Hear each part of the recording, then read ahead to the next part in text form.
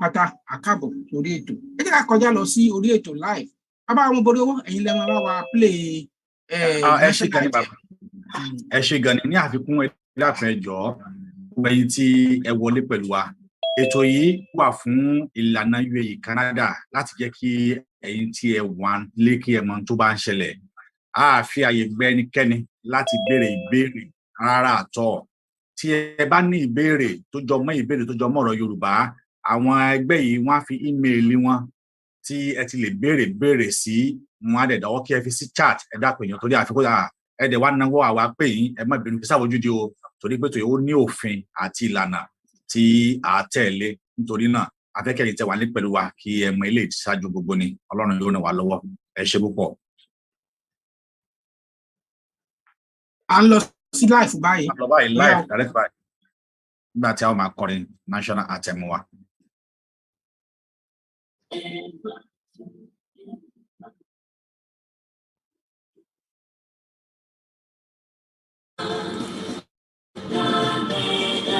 Recording in progress.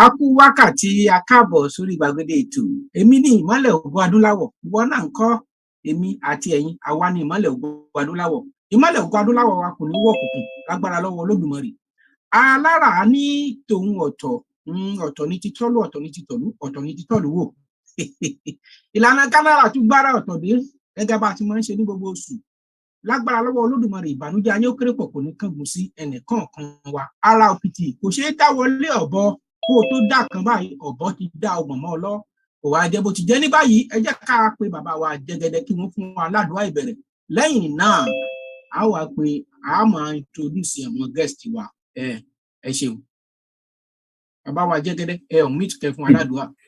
Ẹ jẹ́ ká gbàdúrà.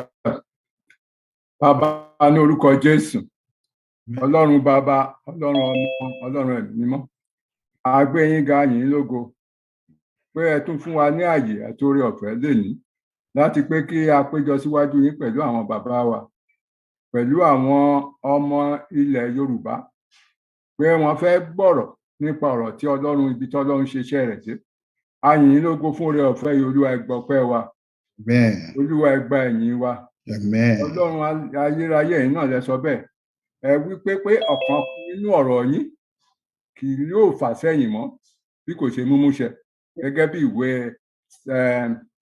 Ezekiel ti wí fún wa a dúpẹ́ pé gbogbo wọn ilẹ̀ òfìṣẹ́ ní orúkọ Jésù ìfàsẹ́yìn kò ní sí lọ́rọ̀ Yorùbá nítorí náà lẹ fi péjọ pé kí ẹ kọ́ wa mọ̀ ọ́ ṣe sí i a dúpẹ́ àyìn lógo Olúwa gbọ́pẹ́ gba ẹ̀yìn wa bẹ́ẹ̀ náà lẹ tún sọ nínú ọ̀rọ̀ yín ẹni ẹ̀yin yóò bà ìmọ̀ àwọn alárékérekè jẹ́ kí èrò wọn àti iṣẹ́ kó má bàa ṣẹ a dẹ̀ dúpẹ́ pé a ti ń rí gẹ́gẹ́ bí àpẹẹrẹ pé àwọn alárékérekè tí wọn kò fẹ́ kí ilẹ̀ Yorùbá kó wá sí ìmúṣẹ a rí pé gbogbo wọn ti ń ṣubú wọn sì ti dẹ̀yìn gẹ́gẹ́ bí ẹṣin àti kẹ̀kẹ́ a dúpẹ́ ní ọwọ́ yín àpògbó fún yín Olúwa ẹ gbọpẹ́ wa Olúwa ẹ gba ẹ̀yìn wa Ọlọ́run ẹ̀mí mímọ́ a fẹ́ bẹ̀rẹ̀ ìpàdé yìí Olúwa ẹ wá bá wa bẹ̀rẹ̀ ní orúkọ Jésù ẹ̀mí mímọ́ ẹ wá kan sí àwọn bàbá wa kẹ̀sì kan sí àwọn ènìyàn tó fẹ́ béèrè ìbéèrè kẹ̀sì kan sí ilẹ̀ Yorùbá ní gbogbo ìbéèrè yìí kí ó lè jẹ́ ọ̀kan nínú wọn tó jẹ́ pé àwọn yóò fi múra sí iṣẹ́ náà tí àwọn tó bá níyèméjì tí ò fi yí padà pé òdodo ni pé káwa padà sí ilé wa. Bàbá yín lógo tó rẹ́ ṣe yìí fún wa ní orúkọ Jésù a gbàdúrà. Amen. Àmín, àmín, àmín. Àdúrà wa gbà o. Àdúrà wa gbà. Nígbà tí a bá fẹ́ parí, bó jẹ́ ti ìṣẹ̀ṣe tàbí ti Mùsùlùmí, wọ́n á bá wa parí àdúrà nígbà tí a bá ń ṣe tán. Èyí tó tòní kò ní pẹ́ rárá. Ní báyìí, gbogbo wa la rí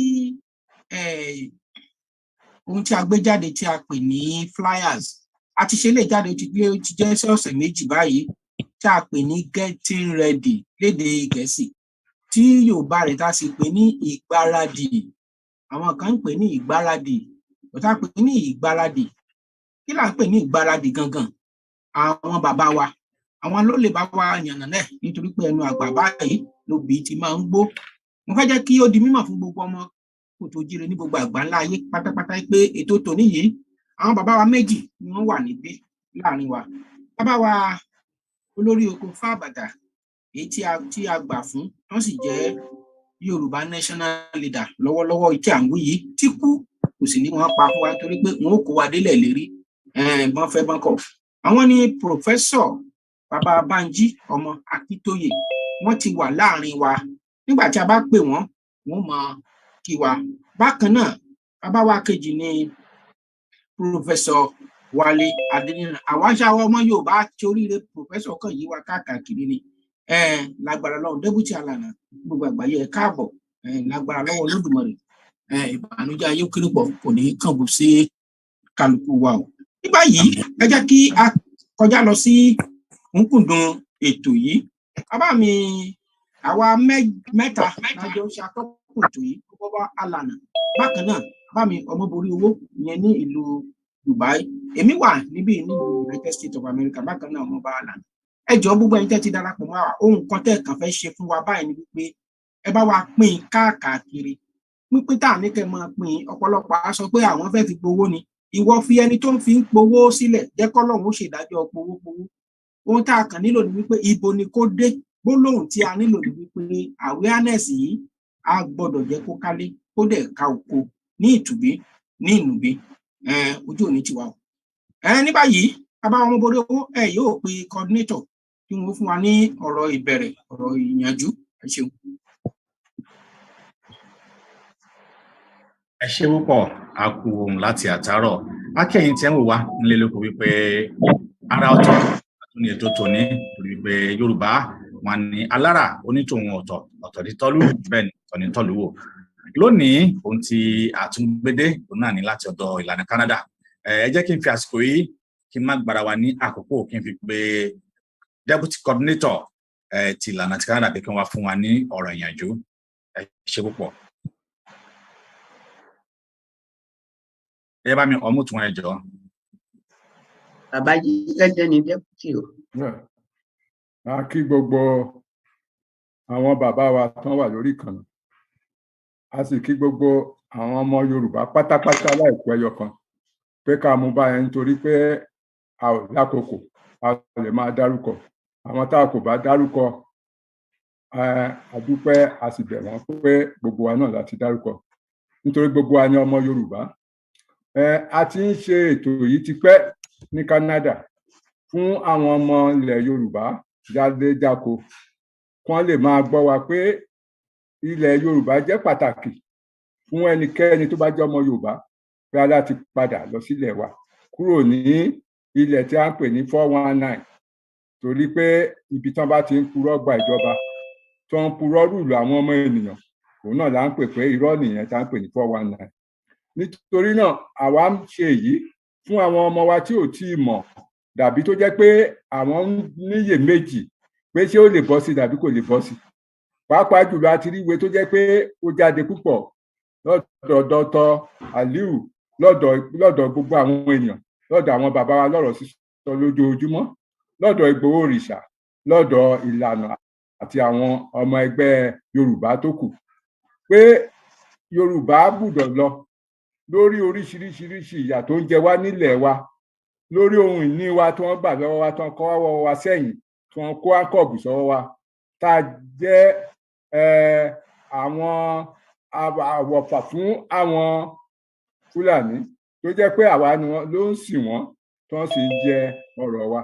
Ìdí tá a fi gbé ìdí síta ni pé kí àwọn èèyàn tí ò tí ì ní ìgbàgbọ́ wọ́n lè ní ìgbàgbọ́ pé àkókò tó pé láti gbáradì pé láìpẹ́ bọ́lọ́run ṣe sọ tó ní ọ̀kọ̀ọ̀kan nínú ọ̀rọ̀ òun kò ní fà sẹ́yìn mọ́ pé ṣíṣe ni ó jẹ́ gẹ́gẹ́ bí ilẹ̀ Yorùbá bá ó ṣe ní gbà láìpẹ́ òun la fi gbé ọ̀rọ̀ wa síta pé àwọn tó bá tí gbọ́ tó gbàgbọ́ wọ́n lè gbàgbọ́ kí wọ́n ní ìgbàgbọ́ wọ́n sì múra ìṣe pé kí wọ́n ní ìgbàgbọ́ nìkan ṣùgbọ́n káwọn fúnra wọn kí wọ́n múra kí wọ́n sì bá wa kó kí wọ́n bá gbáyẹ̀pẹ̀ sí ọ̀rọ̀ yìí pé kí nǹkan kí ó lè dára.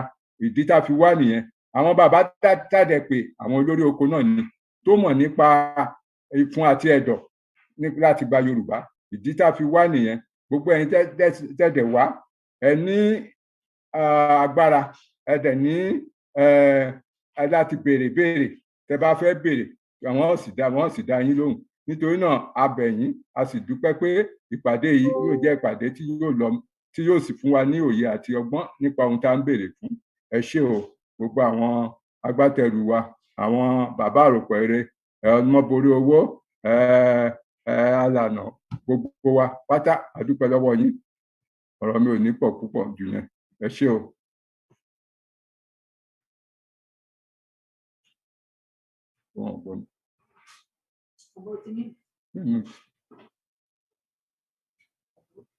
Hello. Nígbà tá a bá ń retí bàbá àròpọ̀ eré. Ẹ ṣeun bàbá wa. Ok. A dúpẹ́ lọ́pọ̀lọpọ̀. Ó yá ẹ sọ̀rọ̀ yín bàbá. Ok. Ẹ ṣé gan ni o lẹ́ẹ̀kan sí a kí gbogbo ẹ̀yin tí a pè tí ẹ rí ìwé wa tí ẹ dìde.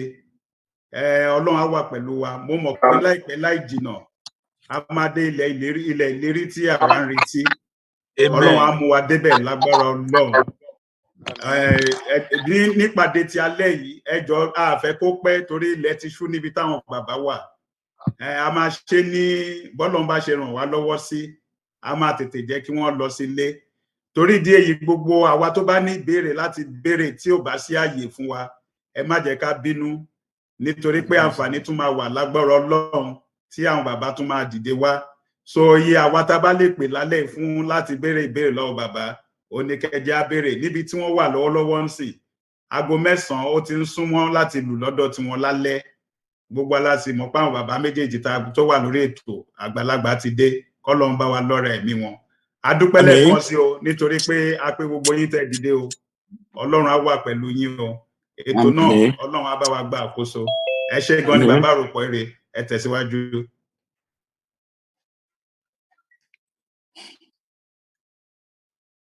Ẹ ṣeun mo dúpẹ́ o mo dúpẹ́ pẹ́ òkun. Ǹjẹ́ olùkùnmí wà ń bẹ̀ àbámọ́borí owó àbí. Bẹ́ẹ̀ mo wà pẹ̀lú yín. Gbígbé ni mo wà pẹ̀lú yín bàbá. Ó dáa ní báyìí ní pàtàkì a wà kọjá lọ sí wọ́n ní egun lálẹ́ máa ń jó kẹ́yìn ìgbàlẹ̀. Bàbá wa Professor bàbá wa Adéníran ọmọọba mo rí àtẹ̀jíṣẹ́ yín a ti kọ atem lákọ́kọ́ fi ń ṣíde. Bàbá wa Professor Wálé ọmọ Adéníran adé ni wọ́n ń dé nílé yín wọn kì í dé akẹ̀tẹ̀ bíi tàwọn ará òkè ọ̀hún. Ẹ káàbọ̀ ẹ bá wa kí àwọn ará ilé ẹ káwọn ọmọ yín lọ́tùn lósì kẹ́sì wàá sọ ní pàtàkì tọ́pìkì tá a gbé jáde tá a pè ní ìgbáradì yìí ẹ̀yin gẹ́gẹ́ bí ọ̀mọ̀wé ọ̀jọ̀gbọ́n tẹ́tí wà lẹ́nu ìjàngbara yìí kí lẹ fẹ́ sọ fún gbogbo ọmọ Yorùbá nípa tá à ń pè ní ìgbáradì. Ká lọ gbáradì ká lọ síbẹ̀ ni àbí ká gbáradì bóyá ká dẹ̀ lọ bóyá ká lọ pẹja àti bẹ́ẹ̀ bẹ́ẹ̀ lọ. Ẹ ṣé ẹ bá mi unmute bàbá wa Wálé Adéníran òkè wọ́n bí báyìí. Ọ̀pọ̀lọpọ̀ la ń fẹ́ kí bàbá ó gbójú jáde o torí tẹ́ bá ti ń sọ̀rọ̀ àwọn èèyàn máa fẹ́ràn kan máa wojú bàbá wọn. Ẹ ṣeun.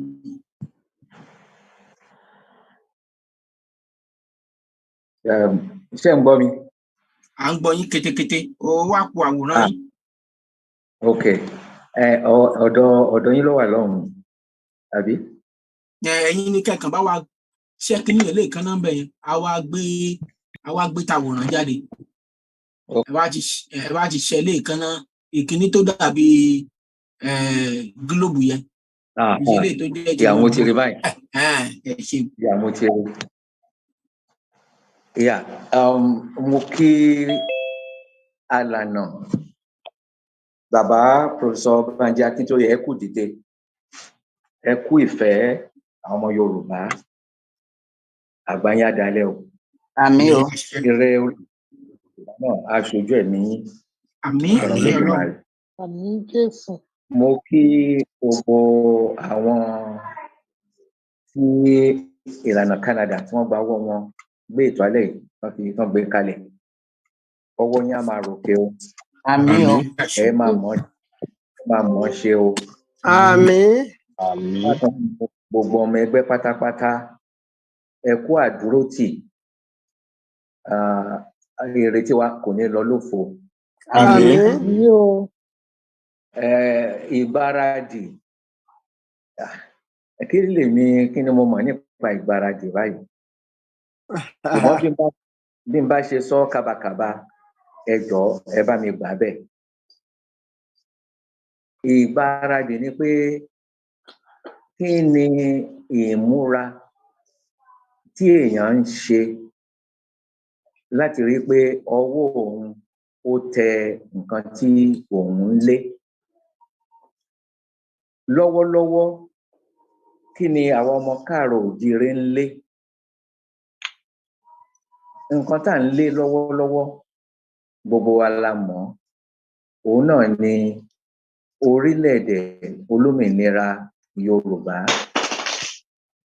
kúrò nínú Nàìjíríà. Pé èmi ò pè ní orílẹ̀-èdè Nàìjíríà nítorí Nàìjíríà ti ń borí Yorùbá orílẹ̀-èdè. Kí ni ìmúra tá à ń múra? Lóòótọ́ mo mọ ipá tí alànà ń sà kì í ṣe pé èèyàn kàn déédéé ń pọ́n ni. Mo mọ gbogbo ìgbésẹ̀ tí wọ́n ń gbé torí ṣàṣà ni ó pamọ́ sí mi. Mo dẹ̀ mọ̀ pé àwọn kọ̀ọ̀kan náà wà bẹ́ẹ̀ yẹn tó yẹ pé àwọn náà ń ṣe nǹkan kan àbí òmíràn láti rí pé orílẹ̀-èdè Yorùbá ó ya kúrò lára Nàìjíríà ó dẹ̀ di olómìnira. Amen. Lójú tèmi ìgbáradì wa kò tíì tó. Kí ló jẹ́ kí n wí bẹ́ẹ̀? Ọ̀pọ̀lọpọ̀ nǹkan ló wà tó jẹ́ pé ó yẹ ká máa ṣe ní ìsìn. Ó yẹ ká ti bẹ̀rẹ̀ sí lé àwọn Fúlàní kúrò ní orí ilẹ̀ wa. Mi ò tíì gbọ́ ibì kankan láti Èkó dé Kogi tá a ti lé Fúlàní jáde kúrò nínú igbó. Ó lè pé mi ò mọ̀ tá a bá rẹ́ni tó mọ̀ inú mi á dùn púpọ̀ tí ẹni bẹ́ẹ̀ bá lè fi tó wa létí ní àṣálẹ́ yìí pé ní ibi báyìí wọ́n ti lé àwọn Fúlàní kúrò ní yálà ìpínlẹ̀ wọn àbí ìjọba ìbílẹ̀ wọn. Kí a tó kúrò nílé kó yẹ pé a sá kúrò nílé. Mo mọ ìgbésẹ̀ kan tí alànà gbé. Wọ́n ránṣẹ́ sí gómìnà kan lórí àwọn Fúlàní tí wọ́n ti gba gbogbo igbó ní ìpínlẹ̀ yẹn. Pé àwọn èèyàn wa wọ́n gbé ètò kan kalẹ̀. Mo rò pé ẹgbẹ̀rún àwọn ọdẹ ó dín 200 ni wọ́n ti kó jọ. Wọ́n sọ pé àwọn ṣetán láti lé àwọn Fúlàní kúrò nínú igbó ní ìpínlẹ̀ yẹn. Ó wá kù nǹkan tán máa lò. Wọ́n ti pinnu pé 30 ọjọ́ ló máa gba àwọn. Wọ́n dẹ̀ sọ báwọn ṣe máa pín ara àwọn sí àwọn igbó wọ̀nyẹn. the various forests pé igba á wà ní igbó tó wà níbí 100 á wà ní igbó tó wà lọ́hùn àti bẹ́ẹ̀ bẹ́ẹ̀ lọ.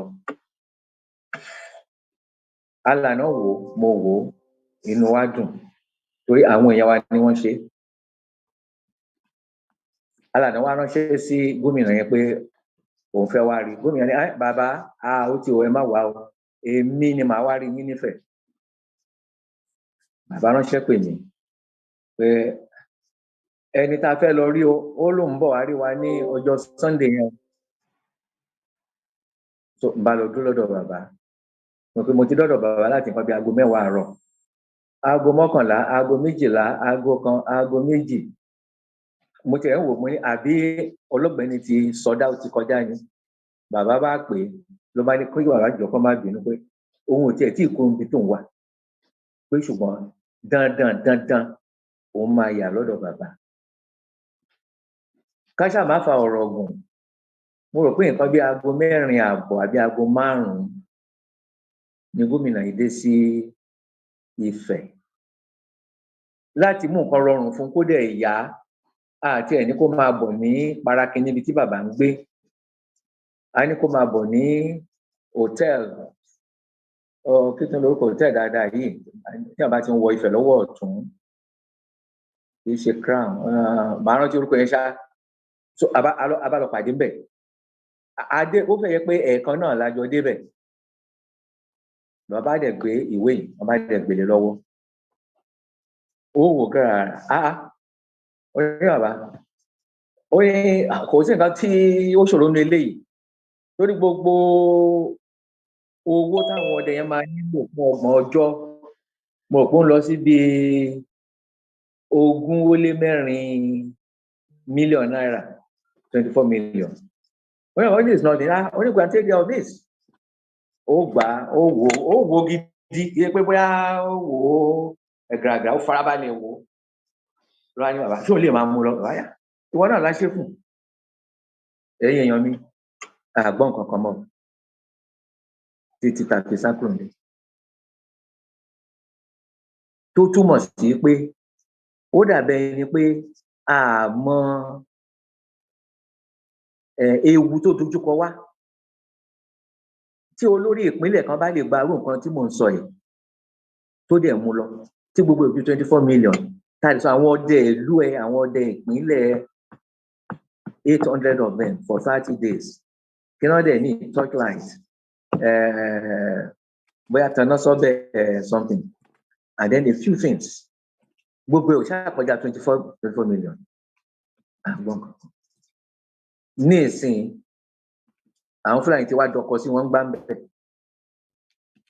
wọ́n ti dọkọ sí wọn gbá ń bẹ̀ mi ò ní sọ àwọn ìṣẹ̀lẹ̀ tó ṣẹlẹ̀ ń bẹ̀ wọ́n wá di pé ẹ bẹ̀rẹ̀ sí wò pé àṣẹ gómìnà báyìí ni mi ò ní sọ wọ́n mo kàn ń fi ṣe àpẹẹrẹ ok eléyìí ṣẹlẹ̀ ní nǹkan bíi tí n bá rántí bàbá ìjẹ́ nǹkan bíi January 2021 kọ́ ni báyìí yes mo rò pé about January 2021 ó kéré tán kan bí oṣù 4 sí 5 tó di pa sákúrò ńlé ni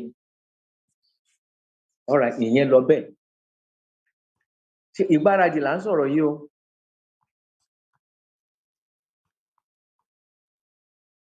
mo wo ẹgbẹ́ wa gan Ìlànà ta ní àwa la wà níwájú ìjàngbara yìí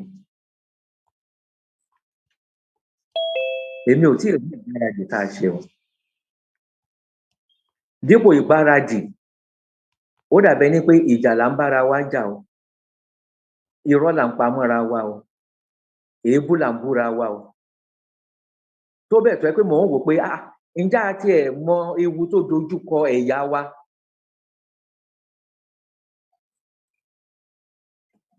ẹ jẹ́ ìṣàpèjúwe kan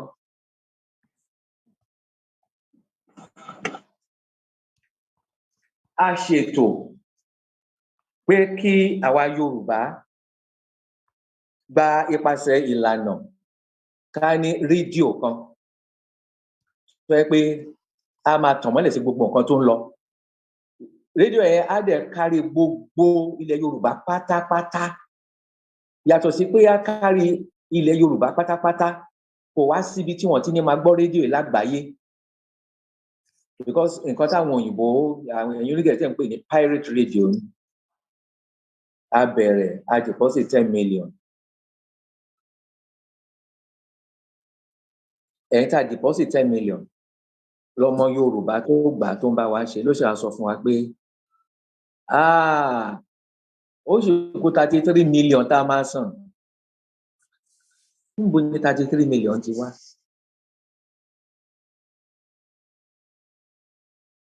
ok ká má fa ọ̀rọ̀ gùn ní nǹkan bí oṣù 5 sẹ́yìn ọ̀gbẹ́ni yẹn wá rí Alànà àtèmi níbi tá a wà ní ìsìn ó ṣẹ̀ṣẹ̀ wá ṣàlàyé láwá bí pé ok kí ló dé tó ti ṣe àlàyé yìí tẹ́lẹ̀tẹ́lẹ̀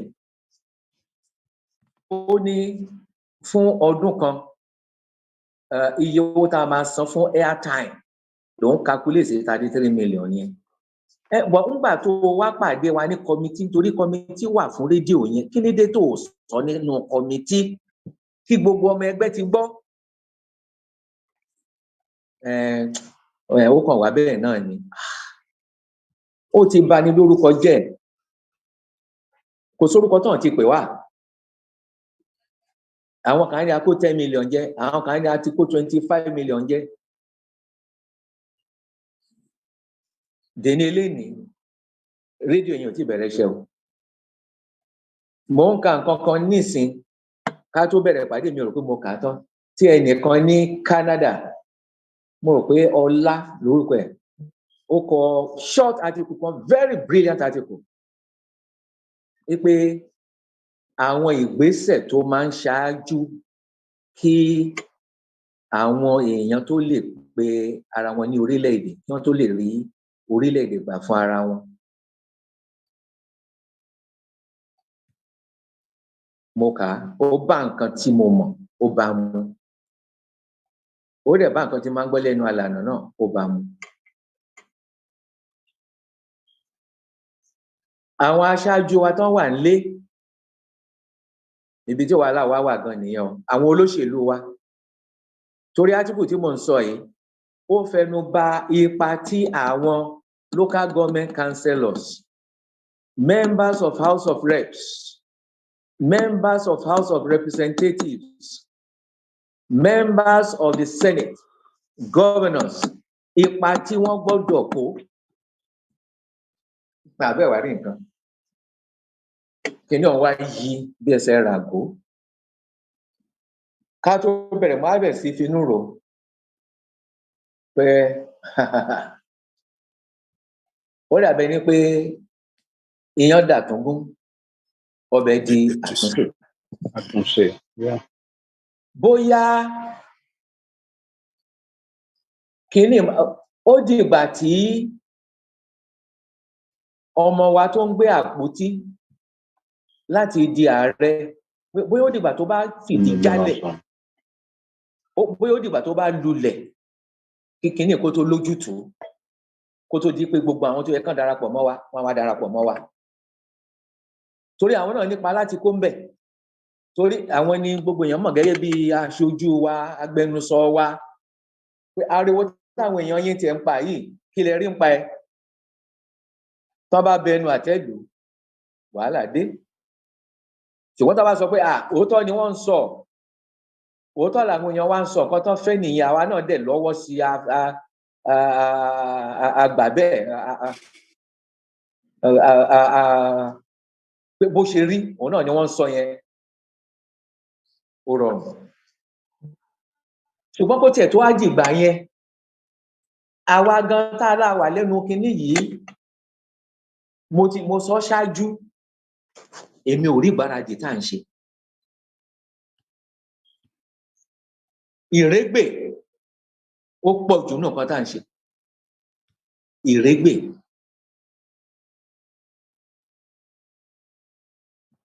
máa sọ kíní kan fún yín lálẹ́ yìí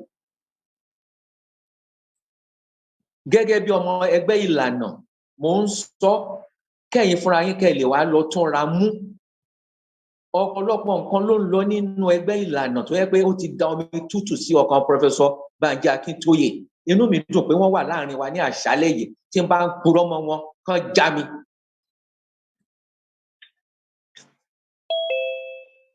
ọ̀pọ̀lọpọ̀ ìgbà ló jẹ́ pé ìhùwàsí àwọn ọmọ ẹgbẹ́ Ìlànà àti ọ̀rọ̀ ẹnu wọn ó ti da omi tútù sí ọkàn bàbá yìí débi tó yẹ pé ó ń rò pé bóyá abẹ́ta kò fẹ́ ẹgbẹ́ ìsílẹ̀ àbí kí ló ń tiẹ̀ dá ẹgbẹ́ ìsílẹ̀ fún. mi ò sọ láti dẹ́rù bà yín, nǹkan tí mo mọ̀ ni mò ń sọ. bàbá tí mo dẹ̀ ń sọ nípa ẹ̀ wọ́n wà láàrin wa. nǹkan bí ọ̀sẹ̀ kan sẹ́yìn àwọn kankan ṣẹlẹ̀ tó domi tútù sí àwa méjèèjì lọ́kàn láti inú ilé ni o. ṣe rí àwọn tá à ń bá sọ̀rọ̀ níta ní gbogbo àwọn orílẹ̀-èdè tá à ń bá sọ̀rọ̀ ló jẹ́ pé èsì tán ń fún wa ó ń dùn mọ́ wa nínú, ó ń wú wa lórí, ṣùgbọ́n ìrẹ̀wẹ̀sì àti inú ilé ló ti ń wá. nǹkan tó mú ni ronú pé kí lèèyàn tẹ̀ wá kó sí kìíní fún, inú ilé gan ló ti wá. kí wá ṣe inú ilé nìkan, láti inú ẹgbẹ́ gan tó yẹ kó jẹ́ aṣáájú. bàbá wa pe èdè kan lọ́sẹ̀ ní nǹkan bí ọ̀sẹ̀ kan àbọ̀ àbí sí méjì sẹ́yìn. wọ́n pè mí, wọ́n wálé, mo ní sà. wọ́n ní báwọn ṣe ń wò ó, ǹjẹ́ èmi àtiwọ ǹjẹ́ àní kúrò nínú ẹgbẹ́ Ìlànà yìí?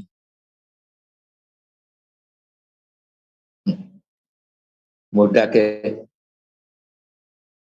mo ní bàbá, wọ́n ní mo ní lóòótọ́ bí nǹkan ṣe ń lọ kò dùn mọ́yàn nínú,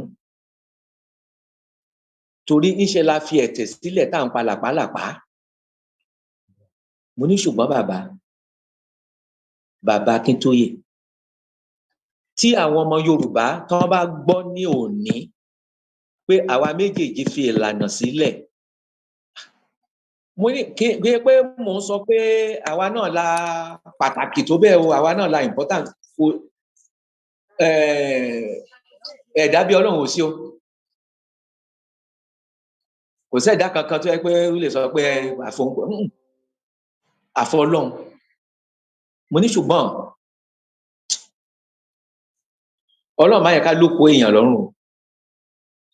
mo ní tó mọ̀ pé ṣe rí àwọn ogunlọ́gọ̀ àwọn èèyàn tó wà nílé, àwọn ìyá lọ́jà, àwọn àgbẹ̀, ọ̀dọ́ tí wọ́n ríṣẹ́ ṣe, àwọn ọlọ́kadà tí wọ́n bá gbọ́, mo ní ẹlòmíì á dijú ọ̀run bó ti máa lajú.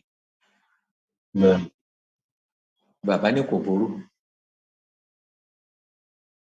so àwọn nǹkan tẹ́mi ń wò ní tí mo fi sọ pé àti ẹ̀ tí ìbẹ̀rẹ̀ sí í múra sí ìgbáradì. mo tiẹ̀ ń wò pé ǹjẹ́ àti ẹ̀ mọ̀ kí ló jẹ́ ìgbáradì gan fún nǹkan tá a fẹ́ yìí. ẹ wò kan tó jáde lánàá, congratulations, Yoruba nation has been recognized by United Nations.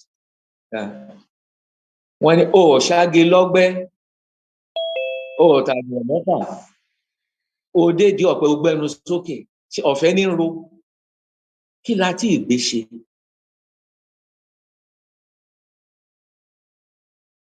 ẹ má bínú, àti ìbẹ̀rẹ̀ àti ìgbáradì, iṣẹ́ pọ̀ níwájú wa o.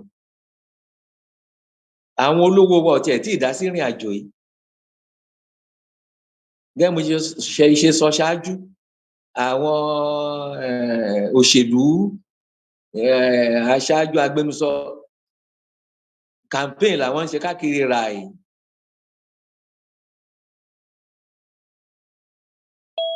àwọn ọ̀jọ̀gbọ́n wa wọn ti ẹ̀ tí ì jáde.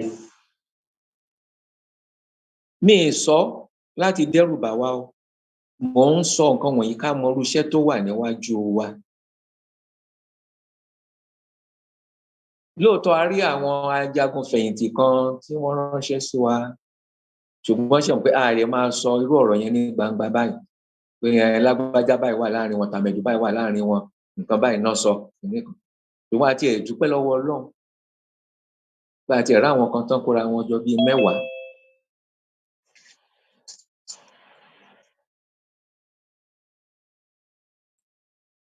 torí náà tẹ́ bá bi mí, ìgbáradì ò tí ì bẹ̀rẹ̀ o. kí n tó parí ọ̀rọ̀ mi níbi tá a wà yìí ìkan náà ọmọ ìyá wa òun ni igbá kẹta ní ìsìn ní lórílẹ̀ tá a wà òun ni igbá kẹta ọmọ ìyá wa ni ọmọ káàrọ̀ oòjíire ló sọ fèmí àti bàbá nìkan bí oṣù méjì sẹ́yìn nǹkan méjì ló sọ màá dẹ̀ sọ fún yín ó ní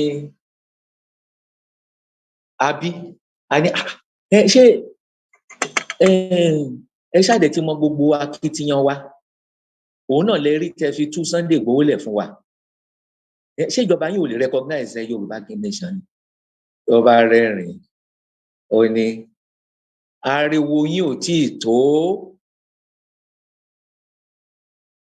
ó ní gbogbo nǹkan tó ń lọ là ń wo ó ní ṣùgbọ́n ariwo yín ò tíì tó ó láriwo gbọ́dọ̀ pọ̀ tó bẹ́ẹ̀ nílé tó fi jẹ́ pé àwọn táwọn wà ń tàwọn a máa bi Buhari pé kí ló ń ṣẹlẹ̀ lẹ́yìn kùlé ẹ̀ à ń gbáriwo kí ló ń lọ kí ló ń ṣẹlẹ̀ kí ló dé ẹsẹ̀ yẹn lé ní. Ìtumọ̀ yẹn ni wípé a gbọ́dọ̀ mobilize àwọn ará ilé kọ́ máa tú jáde lójoojúmọ́ kọ́ máa pariwo orílẹ̀-èdè Yorùbá la fẹ́. Tó bá dẹ̀ ṣe é ṣe kí wọ́n engage in civil disobedience. There is nothing violent about civil disobedience. Okay, ìyẹn lọ bẹ́ẹ̀. A bẹ̀ sí rọ̀ wọ́n pé ṣe bẹ́ẹ̀ ni kò ní pẹ́ tí ọmọ wa tó máa fi bí ilẹ̀ tá lè lọ síbi tó wù yálà kó padà lọ́lé ni àbí kó lọ sórílẹ̀-èdè míì ṣùgbọ́n kó tiẹ̀ wà total liberty tó bá wò wá ó ní ká tiẹ̀ wá ó ní ṣé ẹnìkan ṣoṣo la ní ni ṣáàlẹ́ lòmíì ni ó ṣe pé òun nìkan náà ṣoṣo lẹ́ṣà ń pariwo ẹ̀ ṣé nígbà tó ti kúrò nílé ṣé ẹlòmíì ò lè dìde kán tí ẹ̀ máa ṣe nǹkan lọ kó òun tó dé ni kó dé kó wá darapọ̀ mọ́ wọn láti ìgbà tó ti kúrò nílé àgbọ̀n kankan mọ́.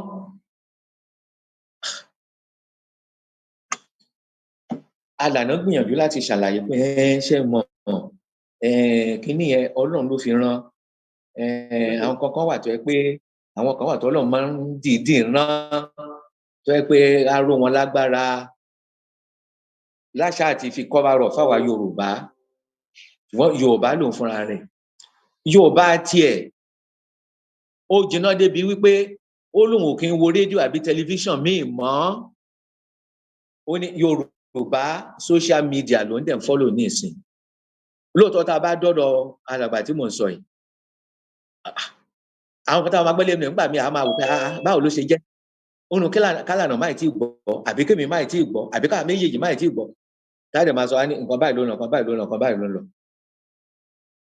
àwọn abiyàn kan á báwo ó lè mi wo tẹlifíṣàn ó ní tẹlifíṣàn bẹ́ẹ̀ ó lè mi wò ìsì gbọ́ rédíò ó ní nǹkan tí ń lọ táwọn ọmọ wa ń sọ ní social media Yorùbá yẹn òun lèmi ń tẹ̀lé níbi tó kalára dé ẹ má jẹ́ ká tanra wa o àti ìbẹ̀rẹ̀ ìgbáradì o èló la ti ní lọ́wọ́ do we have a war chest?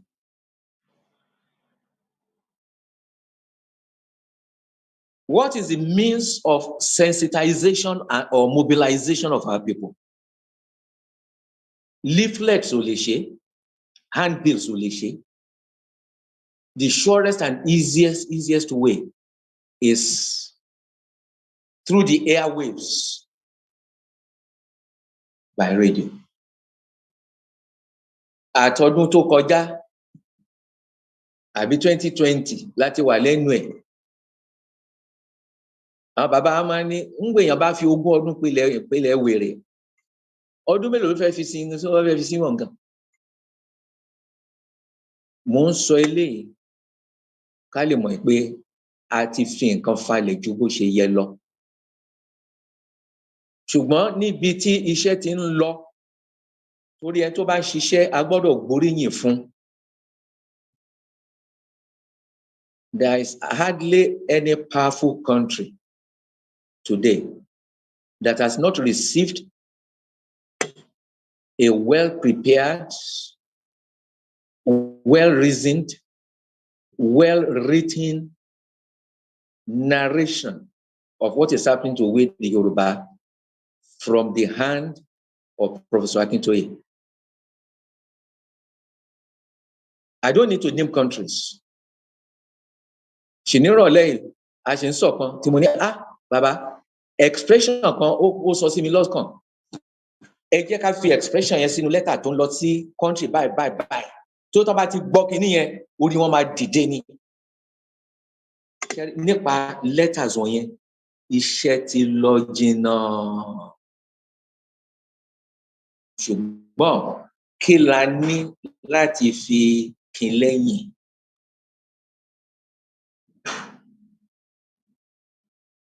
Our intelligentsia, our political elite, our business elite, where are they? Àwa gan tá wá wà lẹ́nu ẹ̀. How seriously are we taking this? UK chapter is in disarray. Ilana Canada chapter is just gathering itself. In the USA, we can't even see exactly what is happening right now. Èmi ò rí ìgbáradì kankan. Kọ́ ló ràn wá lọ́wọ́. Ẹ ṣeun bàbá wa. Ẹ ṣé, adúpẹ́ pẹ́ òkun. Bàbá, ọ̀rọ̀ tí ẹ sọ ó yé wa lọ́pọ̀lọpọ̀. Kó tó di wípé a jẹ́ ká ẹ lọ, màá béèrè ìbéèrè kan. Màá wá pe bàbá wa lànà. Kó tó di wípé a kàn sí question and answer. Ẹ̀yin tẹ́ wà ń ta tẹ́ ń gbọ́ nǹkan tí à ń sọ gbogbo. Torí mo mọ̀ pé àwọn kan wà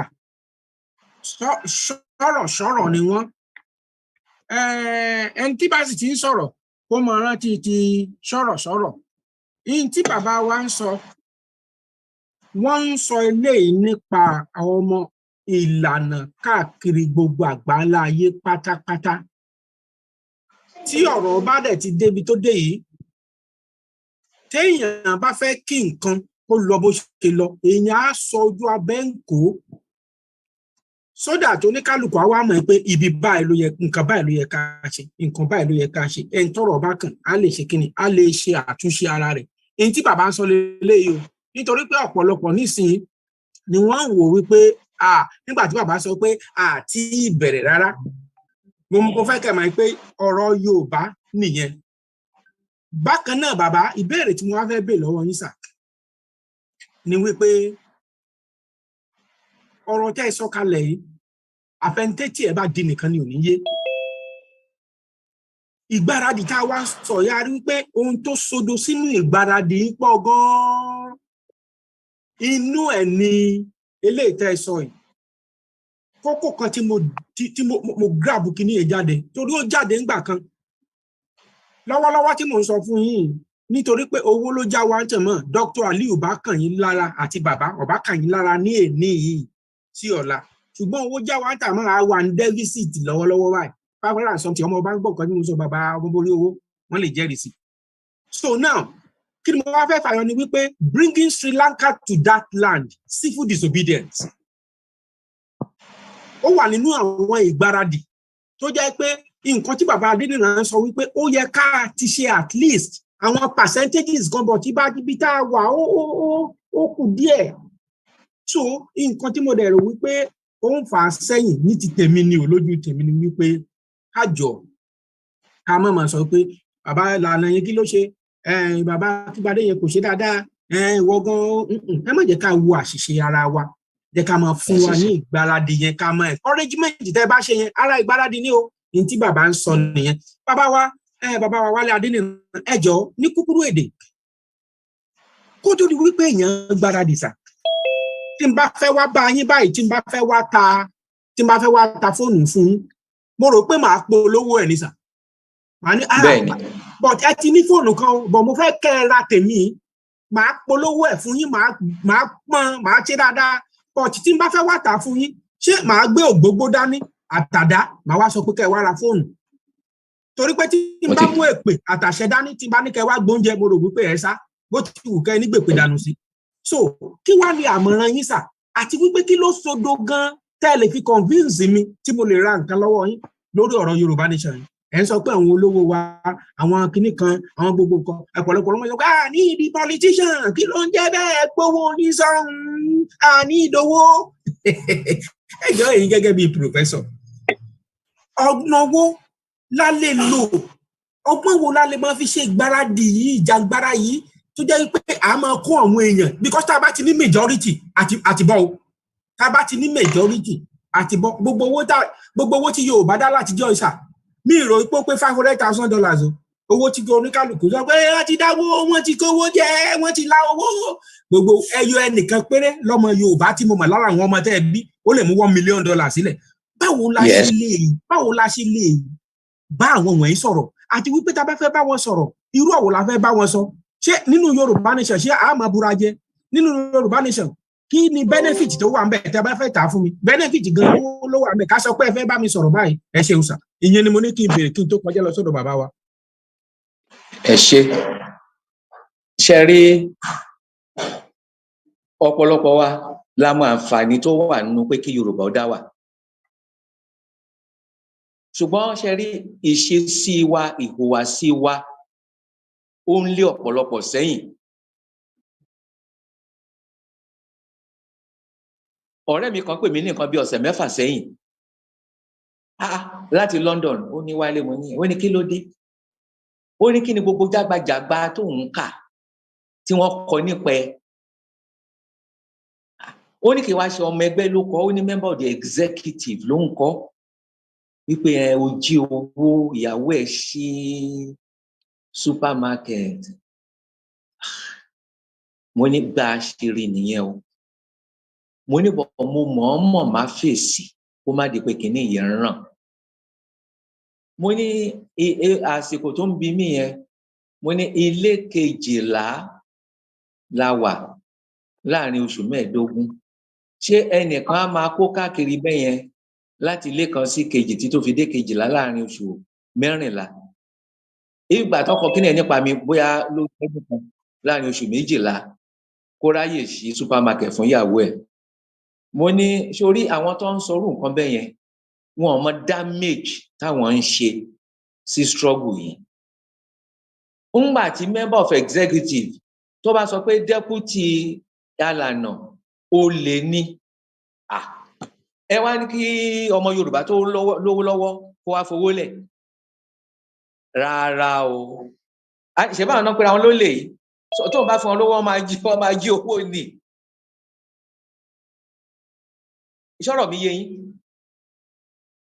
tó fúnra ara wa à ń fẹnu bà nǹkan jẹ́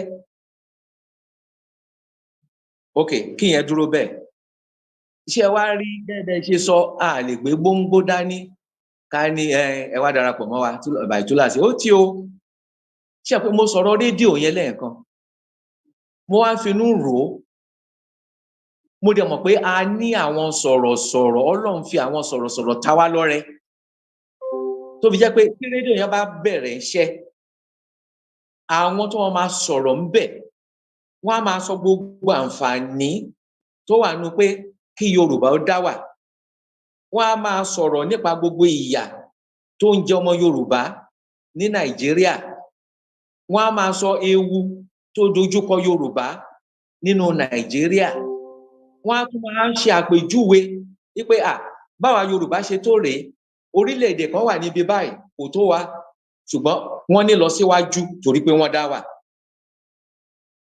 irú nǹkan bẹ́ẹ̀ yẹn lẹ́sẹ̀ rẹ̀ mọ̀ pé airwaves kò síbi tí ò lè wọ̀ ilé ni o oko ni o ó wà ń bẹ̀ so irú yẹn ni mò ń rò wípé tá a bá ní ọ̀pọ̀lọpọ̀ ló jẹ́ pé a lè yí wọn lọ́kàn padà láti darapọ̀ mọ́ wa pé gbígba orílẹ̀-èdè Yorùbá olómìnira yìí ó di ṣíṣe ó di mímú ṣe Awíkóńkó ó ṣe ọ́díò kan ní ìjẹta àbí ìjẹrin ó bù wá ń bẹ̀ o ṣùgbọ́n mo farabalẹ̀ gbọ́ máa ní ó mà ṣe o ká gbà pé rédíò yẹn ti bẹ̀rẹ̀ iṣẹ́ irú àwọn tá a máa gbà síbẹ̀ ní tó máa sọ̀rọ̀ irú ọ̀rọ̀ tóun ṣe ń sọ nísìnyí kò ní máa sọ nítorí ẹnu ẹ̀ dùn kò sẹ́ni tó máa gbọ́ bí Awíkóńkó ṣe sọ̀rọ̀ ní ìjẹta àbí ìjẹrin yẹn tí ò ní máa rò pé ṣé ǹjẹ́ òótọ́ ò sínú nǹkan tí ọkùnrin yìí ń sọ báyìí bọ̀tá dúpẹ́ pé kì í ṣorí rédíò ló ti sọ ọ́díò ṣe ó níbi tó máa rìn mọ́ ṣùgbọ́n ẹ wá wò pé a ní rédíò torí ẹ máa wò pé mò ń ṣàǹtẹnu mọ́ rédíò yẹn tó yẹ pé kò sẹ́ni tí ò ní máa gbọ́ and eléyìí tá a dẹ̀ deposit 10 million fún yẹn is short wave radio not frequency modulated not FM tó bá jẹ́ FM ni ó gbọ́dọ̀ wà nílé ibi tó bá dẹ̀ gbé sí wọ́n láti máa gbé kúrò ńbẹ̀ wọ́n máa gbé káàkiri kó má di pé ìjọba mọ̀ bẹ̀ ìgbà míì wọ́n á gbé sínú mọ́tò wọ́n máa gbé mọ́tò ẹ̀ káàkiri but short wave outside of location 9 ló máa wà tó dẹ̀ máa kọ tó máa kọ tí gbogbo yẹn máa gbọ́ tó yẹ pé a máa wá àwọn èèyàn síbẹ̀ tẹnu wọn dùn tó yẹ pé ọ̀pọ̀lọpọ̀ irú nǹkan tí Dr. Aliu ti kọ yẹn wọ́n á ti study ẹ̀ dáadáa wọ́n á ti mọ̀ ọ́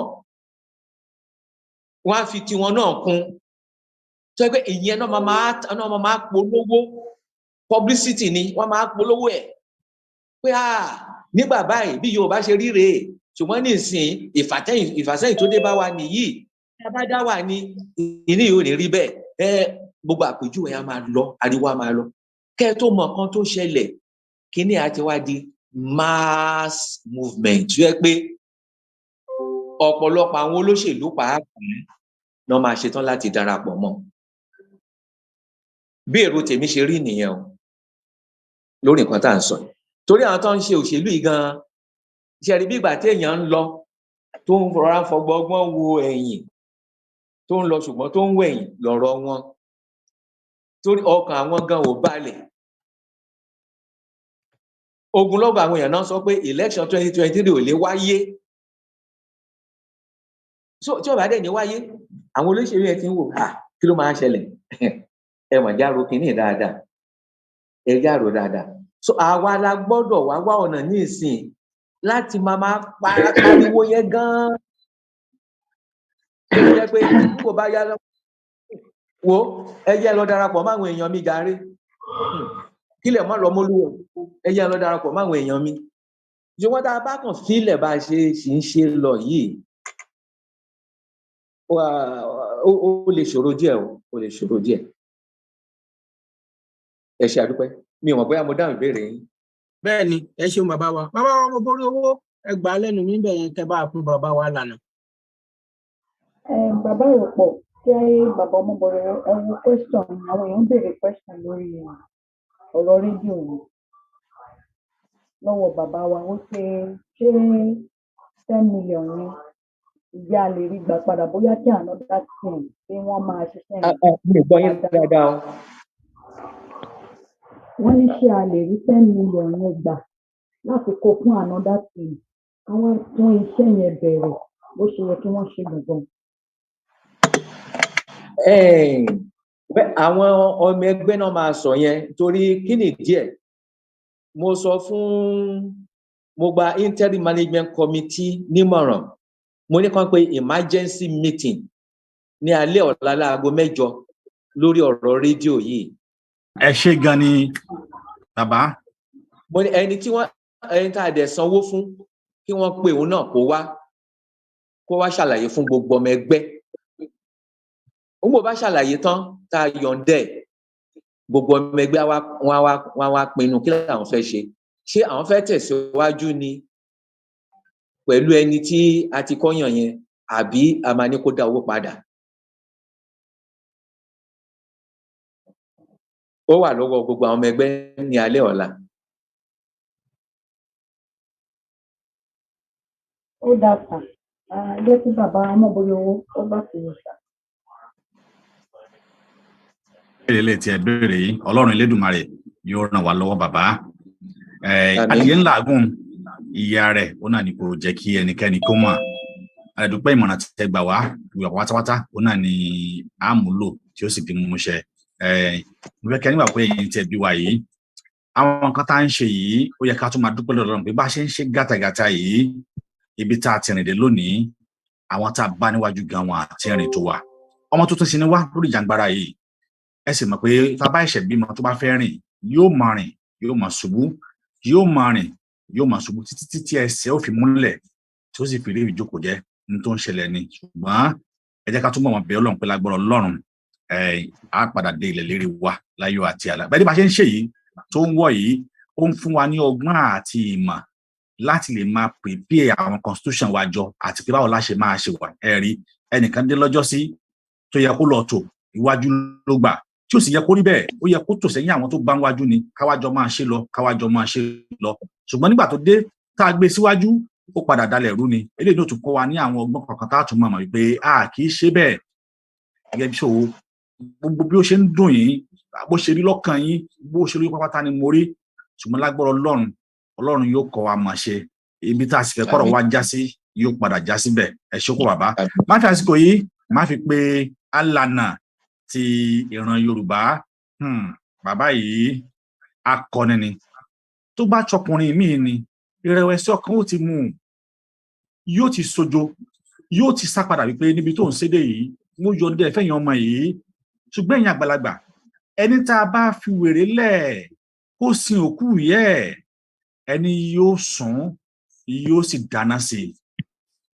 Nítorí yẹ pé àgbà òkè wà lọ́jà kó rí ọmọ tuntun ọwọ́. Nígbà míì sì rèé àgbà máa wà lọ́jà tí orí ọmọ tuntun a máa wọ́. Mú wá pé ìwọ àgbàlagbà yìí tàbí ìwọ ìyá yìí dákun tún orí ọmọ ẹ ṣe. Àwa ni bàbá ẹ mọ̀ ṣe púpọ̀ o, yóò wá tún orí ọmọ ẹ ṣe. Ọlọ́run yóò ràn wá lọ́wọ́. Agbára Ọlọ́run àwọn tó lè dọ̀ mọ́ sí ìgbé wa. Máa ṣe jù báyìí náà lọ. Níbi a bá ti ń ṣe gàtàgàtà báyìí, ọ̀nà á padà wá là fún wa ni. Bàbá wa Lana, mo fi àsìkò yìí mo fi pè yín pé ẹ káàbọ̀ sí orí ètò wa lónìí. Ẹ dákẹ́ bá mi ọmú tó bàbá wa Lana.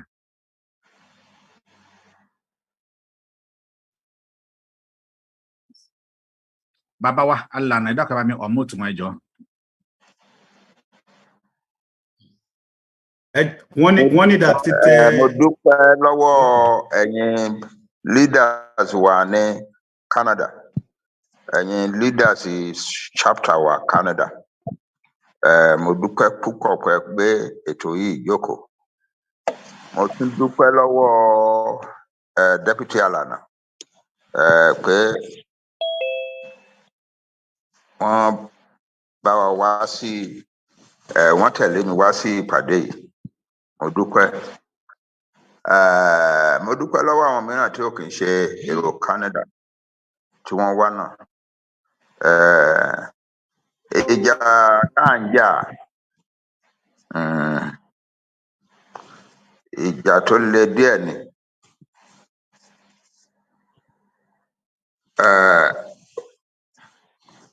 Ìjà tó le díẹ̀ ni. Gbogbo nǹkan tí Deputy Alana sọ wọn yẹn ló jẹ́ òótọ́. Gbogbo wọn pátápátá ló jẹ́ òótọ́. Ṣùgbọ́n àwọn bàbá wa láyé àtijọ́ tí àjàkálẹ̀ àrùn tó bá kọlu ìlú táwọn ọmọdé ní kúrùkúrù tá ń kú tá ń ṣe, àwọn bàbá torí pé ilé olóyè ńláńlá àti ilé ọba náà ti gbé mi, mo mọ nǹkan tó máa sọ. Wọ́n á ní ẹgbẹ́ bàbá a ní fìlú ìsílẹ̀ fún ikú o. That means we are going to fight death himself.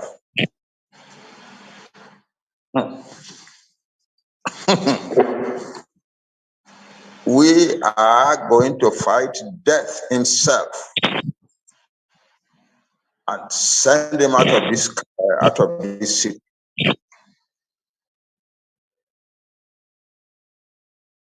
It is true that there have been times or Ilana. Nígbà tó bá ń wẹ ni responsible looking citizen, well educated, well exposed, highly experienced in life, tó wá ń hùwà ọmọdé tó ń gbé irọ́ ńláńlá jáde káàkiri, tó dẹ̀ ń sọ fún pé bàbá rárá tó ń lérí pé òun tó máa ṣe mìíràn sí lọ́la, tó bá dé stage ilé èèyàn bí èmi tí mo ti make up mind because we are going to liberate our nation from Nigeria. Originally, Adede wá sọ sí mi lọ́kàn wípé what am I doing? I'm being realistic,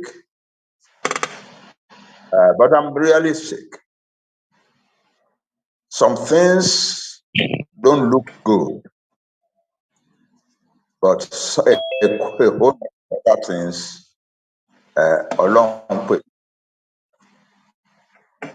Ọlọ́run pèsè. Gbogbo àwọn ọmọ wa tó wà nílé àtàwọn tó wà ní diaspora,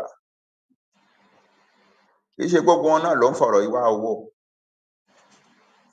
I would say from my own assessment, my contact with people, the kind of people don't pay me, the large number of people who are doing that, and I experience that every day. Wow, there is a massive crowd out there in their own country. I am not wrong. What I'm doing is right. It's God's destiny for the Yoruba people, for my life. And so I become stronger. Tomorrow morning, I'm stronger again, and I want to go forward.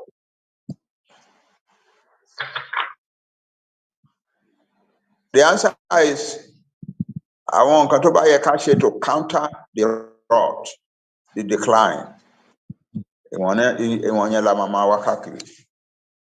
For instance, it can pàtàkì nínú àwọn failure wa ni wípé à ń sọ̀rọ̀ àwọn politician náà ti yan ọ̀nà tiwọn. Àwọn kan wà tí wọn kì í ṣe politician, professionals wa, lawyers, doctors, engineers, accountants, bankers, journalists, etc. Wọ́n wà lẹ́yà, kò sí nation tó wà ní Africa tó ní wọn tó àwa. Kò sí any nation tó ní professionals bíi ti Yorùbá on the African continent. But àwọn professionals àwọn yẹn wọ́n dá sí ọ̀rọ̀ yìí. Wọ́n ò oppose yẹ, but wọ́n dá sí.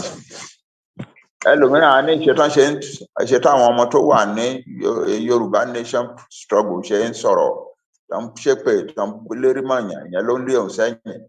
Ẹlòmíràn á ní wẹ̀ẹ́lì yẹn ò tiẹ̀ important. Nǹkan tó wà ń bẹ́ẹ̀ ni wípé federal government lòun ti ń jẹ, ibẹ̀ lòun ti ń gba contract ibẹ̀ ni. But àwọn mìíràn wà tó jẹ́ pé wọ́n gba contract lọ́wọ́ federal government. Tí ọ̀rọ̀ pé àwọn ọmọdé ṣépè káàkiri òde mí ní anything sí wọn tán mọ̀ wípé well, that's a common thing in life. And it's not peculiar to the Yoruba people. Ìgbà tí àwọn ọmọ Israel ń tẹ̀lé Moses lọ kúrò ní Egypt, ìsọkúsọ tó ń sọ sí burúkú tó, ó yẹ kó gbé struggle wọn sọnù ni. Ó dé stage ìjọ kan tí Moses sọ fún Ọlọ́run pé wo bàbá, àwọn èèyàn eléyìí wọn kì í ṣe èèyàn mi, wọ́n ló dá wọn. Why are you hanging them around my neck? Gbà tó ní lára.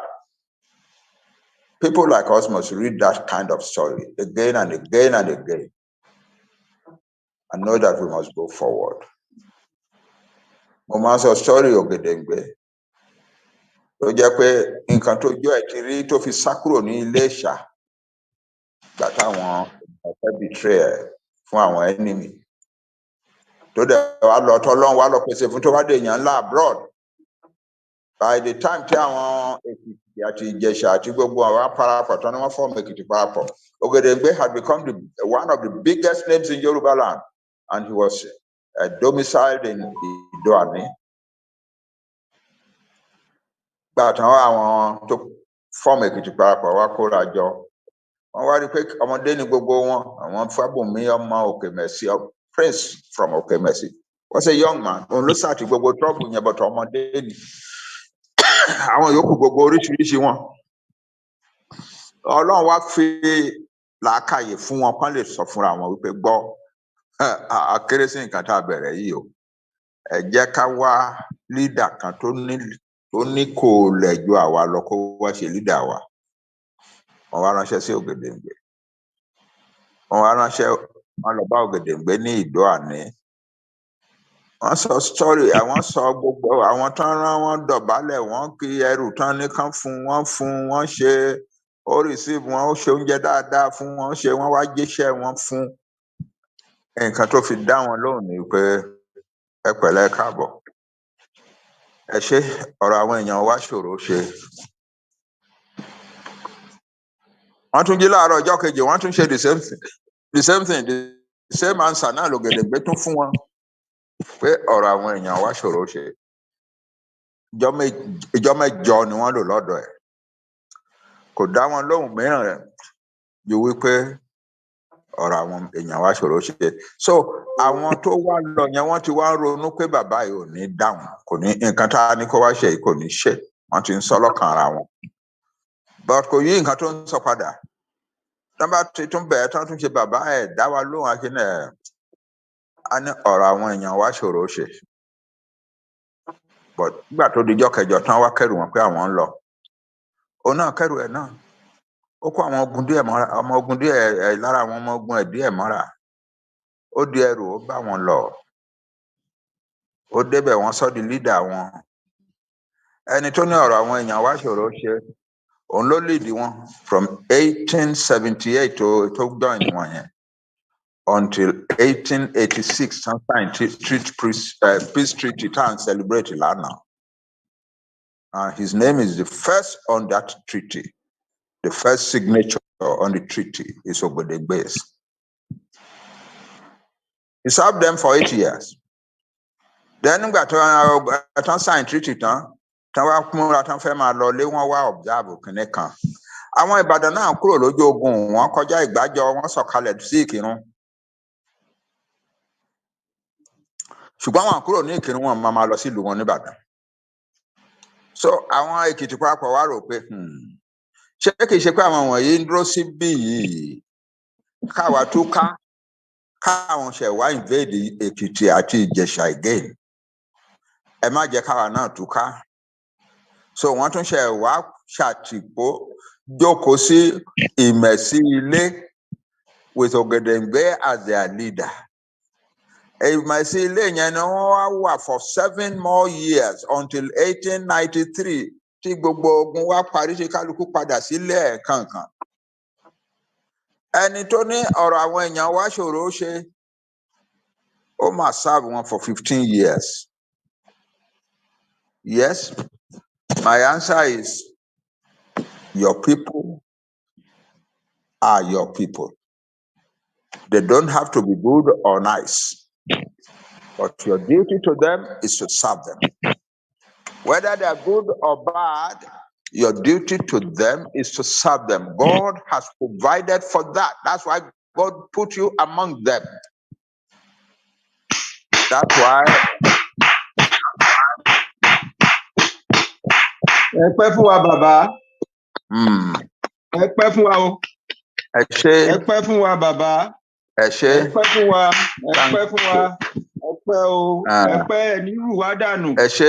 Ẹ máa rù wá gbọ́ ẹ máa rù wá tọ́ ni. Ẹ pẹ́ fún wa bàbá. Èyí tẹ́ ń bá wa sọ yìí ó ṣe bá wa sọ yìí ó ju ọ̀rọ̀ òmìnira lọ eléyìí gan ó tún ń jí wa sára ni eléyìí ó jẹ́ kókó nínú ìrìn àjò tá a rìn yìí ẹ ṣé ẹ pẹ́ fún wa o bàbá.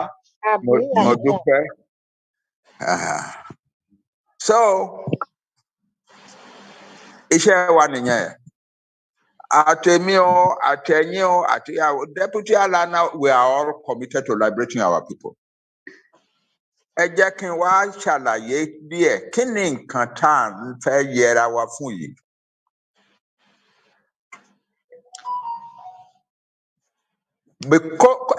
Káwọn òyìnbó tó dé káwọn òyìnbó tó dé rárá ní 1890s pé àwọn wá territory wọ́n fẹ́ establish a colony.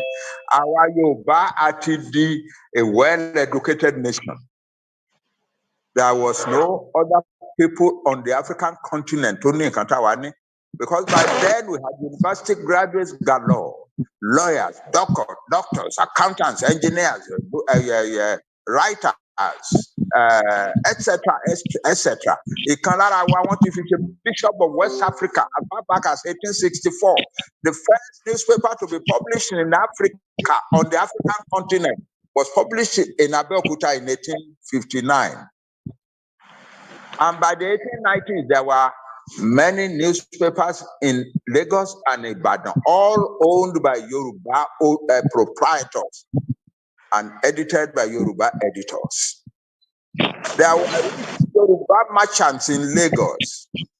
Some of them were so rich that they have shipping lines of their own. So they discovered the Yoruba nation in Africa. Tí ò kì í ṣara Africa.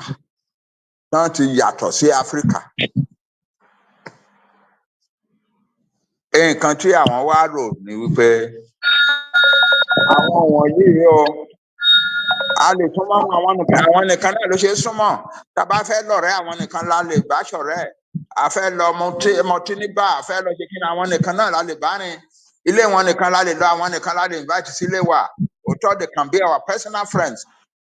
But policy is policy. The policy of the British is to come here to make money for their own country. Àwọn tó ń pè ní Yorùbá yìí, ìdínà ni wọ́n jẹ́ fún wa. We will be socially their friends, but policy-wise, we must be very careful about them. We must watch out for them. In fact, we must not allow their influence to control the affairs of Nigeria. Because about allowing Winston Churchill tell me in 1906, only we did not go to Africa to build countries. We went there to make money.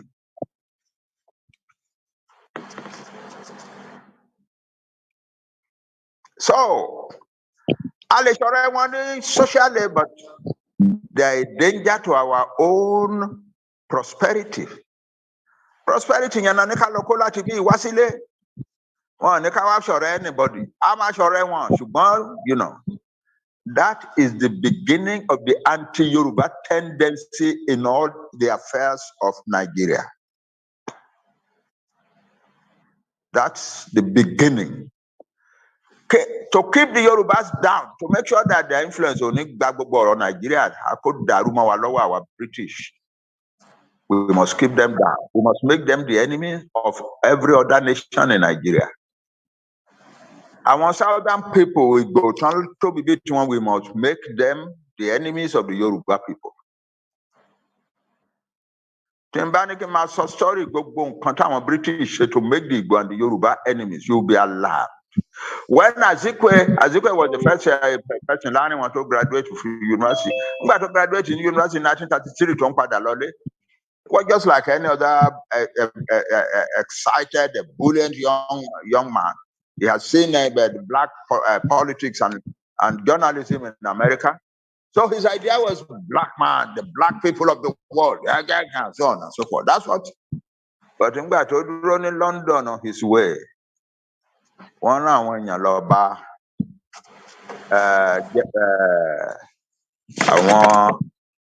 I want to invite them again and again and again until they told him,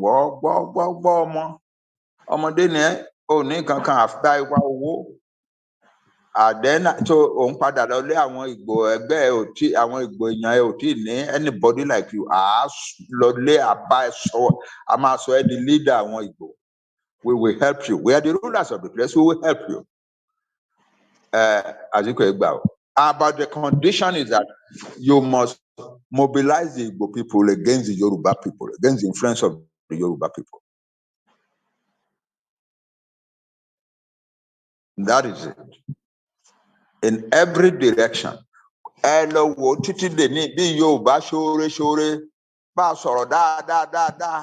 bá ṣe ìrànlọ́wọ́ bá ṣe kinní kan ìgbà tí wọ́n fẹ́ fi ṣe tó yẹ kán mú Jonathan ṣe kó succeed ọ̀gá ẹ̀ tó kú táwọn northerners sọ pé kinní àwa Yorùbá nìkan la dìde àwọn eminent Yoruba people demonstrated for Jonathan in the streets of Abuja but ìgbà tó the president ìjọ wojú Yorùbá kò sóore tí àwa Yorùbá lè ṣe ní Nàìjíríà. It is part of the psychological makeup of Nigeria to be opposed to the influence of the Yoruba people. Ọ̀pọ̀lọpọ̀ ẹ̀yin ọmọ wọn yẹn, no, that's it. It's my duty to know such things because I'm a historian. I look at the fundamentals of things that are happening. The Yoruba people can never have friends in Nigeria. It's as simple as that. Kò dẹ̀ sóore tí Yorùbá lè ṣe fún anybody in Nigeria tí wọ́n máa fi san oore padà fún Yorùbá. We are in bed with enemies.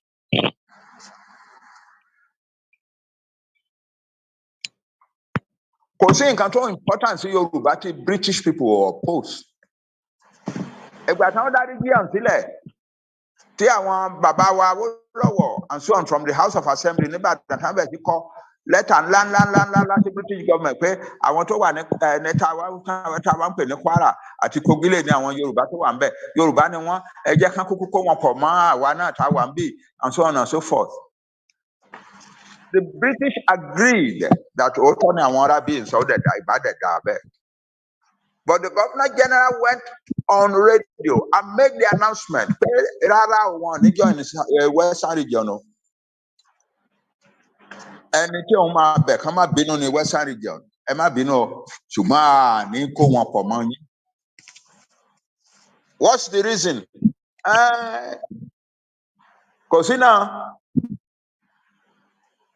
Because the Yoruba must not be empowered.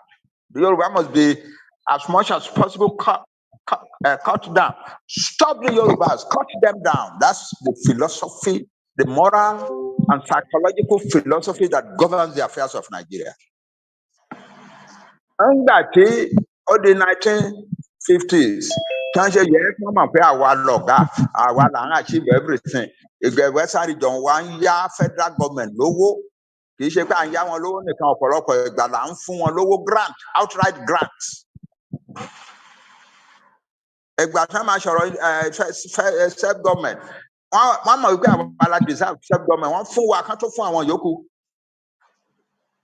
But nígbà tó wá di ọ̀rọ̀ politics pé yes ọwọ́ ta la máa gbé government lé lọ́wọ́. Kò gbúdọ̀ jọ̀wọ́ Yorùbá o. Àwọn Yorùbá ò ní jẹ́ kárí tiwa ń bí ìgbà tá a bá ti kúrò ń bí tán o. We must have influence on the government of Nigeria because that is the way we will have influence on the economy of Nigeria. And therefore, making a people like the Yorubas, the rulers of the country, making a man like Awolowo ruler of the country is a dangerous thing for us. No doubt we know that Awolowo was bright and brilliant, no question.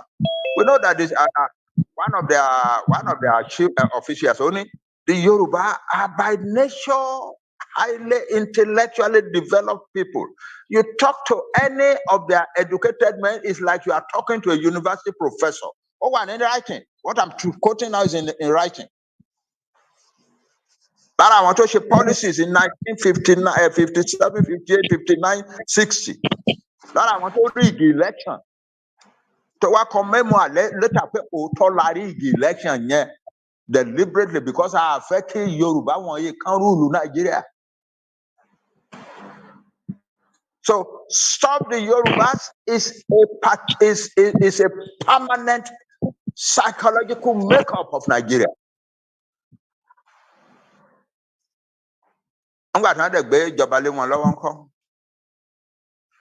They taught the Fulani. Not only did they rig the election for them, which they admit now, there is no argument about that anymore. They taught them, we pay Africa continue Latin rule because they're any friendly people in Nigeria. For you to continue to rule, Nigeria, you must learn certain things. One, election is not the thing that decides who will rule. A good or bad thing, yeah. Election is just a ritual, campaign, to mesmerize the masses and so on. It is the person it is the group that controls power now that will decide the outcome of an election. That's the way it is, and decide who will rule after them. That's what they told the Fulani.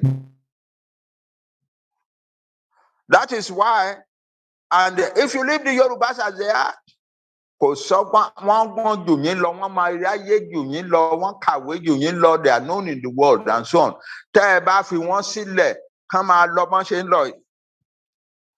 They will catch up with you one day and they will destroy you.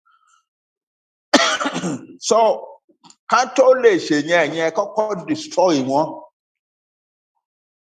That's why a special covert operation was put in action to destroy the unity of the action group government of the Western region, to turn against his own people, to romance his ego to the point that he began to see himself as an enemy to Awolowo and Awolowo to himself. It was Awolowo committed crime. Plan almost all the evidence against Awolowo. And the plan, it is in books that have been written. Their plan was not just to get him convicted and put in prison. Their plan was to get him convicted of treason and execute him.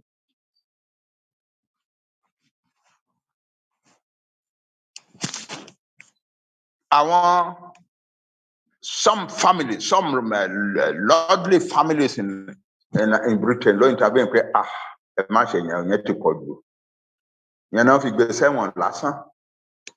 The original plan was not to put him in prison. The original plan was to find him guilty of treason and execute him.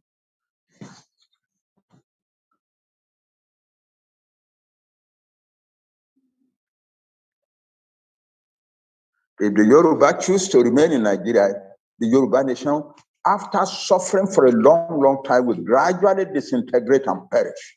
There is no doubt in my mind about that. God, oh Lord.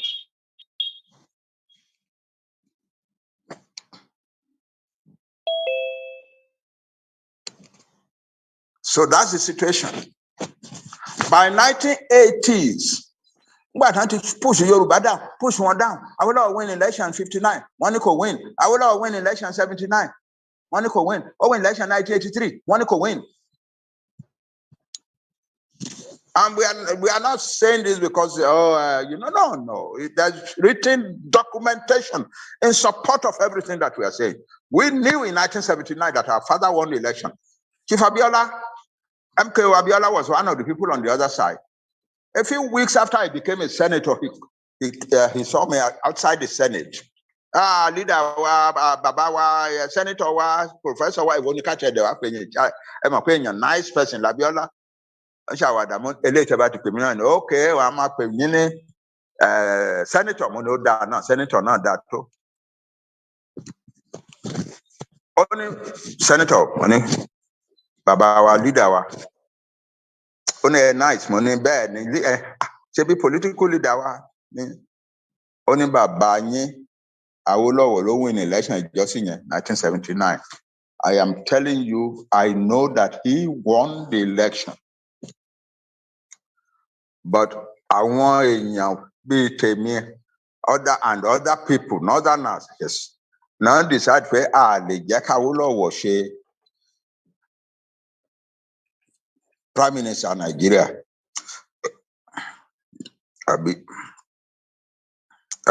President in Nigeria. Because he is going to bring a style of governance that is against the interests of the people whom the British gave control of Nigeria. Only so much invite to enjoy one. Go win election, I just come to president. Only go to Bàbá oníbọn ṣe sọ̀rọ̀ sí mi yìí kò sí ẹ̀mí àkànní náà tí mọ́tò tó ń rà fún òsì níwájú rẹ̀. Oníṣẹ́ mọ̀ pé àwọn Fúlàní wọ́n ní cultural habit kan pé tí wọ́n bá fẹ́ mọ́ ọmọ wọn obìnrin fún ọkọ wọ́n á kó gbogbo ọmọ wọn obìnrin tó ti rẹ́dì fún ọkọ wọ́n á kó wọn jẹ alẹ́ ìjọ kan ṣoṣo náà máa kó gbogbo wọn fún ọkọ different ọkọ. It's a big ceremony ní palace àwọn emirs wọn yẹn. Ó ní kò sí palace emir tí wọ́n ti fẹ́ ṣerú ceremony yẹn tóun Abíọ́lá ò bá tí ì dé kán rí ojú òun báyìí tán máa bẹ̀rẹ̀ wọ́n á dúró de òun ni.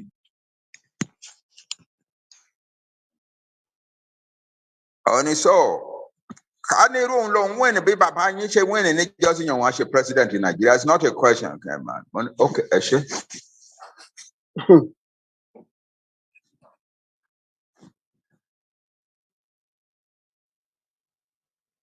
But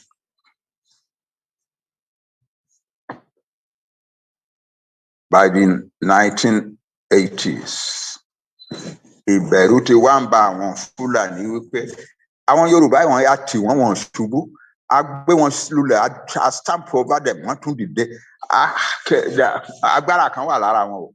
The best thing now is to begin to use violence against them. And I'm not just saying that is my job to make these things known to the Yoruba people. And in fact, I have just finished writing a book that was published. Once of me pay want to finish our book craft, want to finish publishing the book in Ibadan. They have given my assistant 5 copies, and he's hurrying the 5 copies to me here. It's a big book, bigger than my history book. Nearly 900 pages.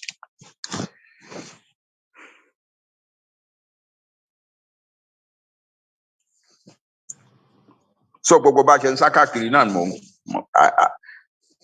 put the ideas together, put it together.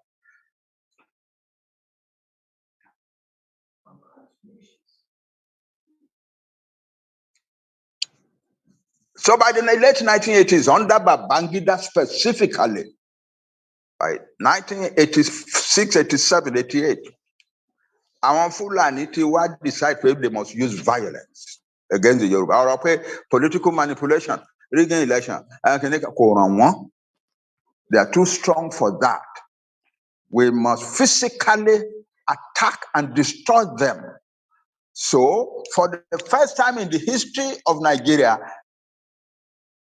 northern youths were selected and sent abroad to go and learn terrorist tactics and strategies abroad. Some were sent to Libya, some were sent to Pakistan, some were sent to Afghanistan.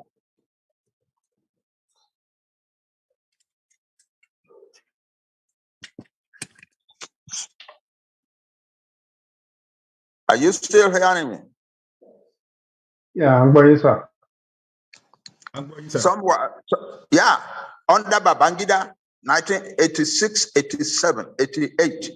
The first group of Yoruba people, of northern Nigerian youths was sent abroad to go and learn jihadist, fundamentalist, terrorist tactics from Libya, from Gaddafi in Libya, from Pakistan, from Afghanistan.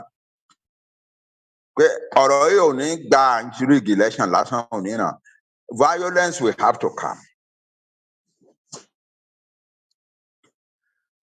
From the 1990s, from the late 1990s, 1980s, various Islamic fundamentalist organizations began to spring up in the north.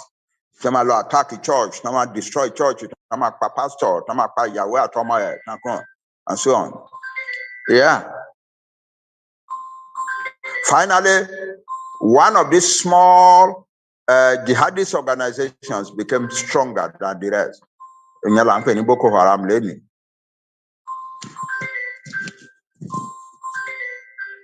But then also, and more importantly than all of that, that is in the area of religion.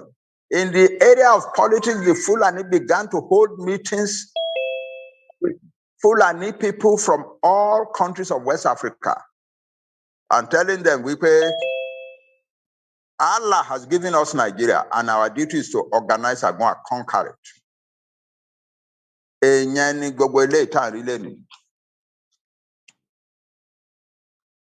Fulani herdsmen, not herdsmen. The herdsmen have been weaponized. First of all, indoctrinated into the belief they are one now in Nigeria and that they are going to take it. Ahmadu Bello said in 1960, 11 days after the celebration of independence, this new country called Nigeria shall be an extension of the estate of our great-grandfather Osman Danfodio. Only we will treat the peoples of the South as conquered territory and never let them rule over us and never let them control their own future.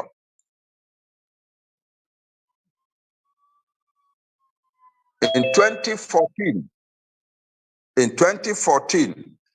one Aliu Guazo wrote something that we Yoruba must begin to read. We must find out, because all the information about these people's plans are there in written form. Only Allah, I'm quoting him, Allah, through the British, gave us Nigeria in 1960 to rule and to do with as we please. We have been doing that since then, and we intend to continue. If any people try to take it away from us, we shall kill, maim, destroy, and turn Nigeria into the bloodiest war zone and refugee camp on the African continent. The Mujahideen already. Who are the Mujahideen? The weaponized Al-Majiri. That's what is happening. I'm going to get restructuring. I mean, I'm supporting restructuring for research before I came to a clear understanding about this. I wrote more than 150 articles on restructuring from America. But then I had created a group called Odua Foundation in 1906. I gathered a handful of people together in Temple University in Philadelphia in 1906, and we founded the Odua Foundation. And then in 2006, and we were determined to really get to understand what is happening to the Yoruba nation in Nigeria. What is the future of the Yoruba people in Nigeria? And we did a great deal of studying. Oh my God, we did a great deal of studying. It reached a point that although we were only a few, by 2014, there were members of Odua Foundation in almost every country of the world. They usually in Wilmington, Delaware, a large crowd from abroad. And after looking at all the information we had gathered, after looking at all the research, we came to the conclusion that the answer for the Yoruba nation is to find a peaceful way out of Nigeria. That the Yoruba nation will stay in Nigeria and prosper, it will never happen. One neighbor, prosper long. Interestingly, one of our highest obas told me, Baba, I haven't read your books, but I know by myself that if we Yoruba stay in Nigeria, our nation will perish. So as a caveat, how did you know that? Only it's obvious. And all the powers of the land are saying so to me. You put Ifa down, Ifa tells you so. You call Muslims to come and pray for you and so on, they say so. So I know. You call Christians to come and pray for you, they say so. So that's our situation. That's why we must get out of Nigeria. Nigeria is all premeditated and planned. The quality of education was deliberately depressed in order to make education, to discourage the Yoruba people about education. Another major thing that they did to discourage Yoruba people about education is to make sure that unemployment among their so-called crowd of educated young people also high. So they will break into criminal gangs and so on.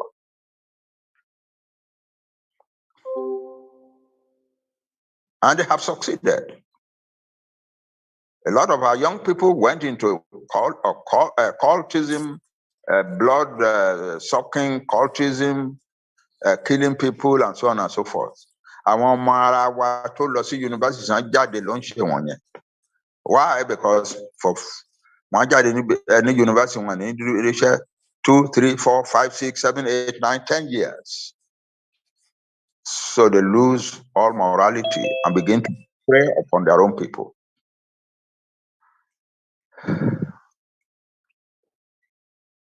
Large numbers fled abroad, and you know who they are. You are living among them. A good number who are desperate to run out, they try to cross the Sahara Desert and then the Mediterranean Sea to get to Europe. Almost every week, some of them in the desert or in the Mediterranean Sea.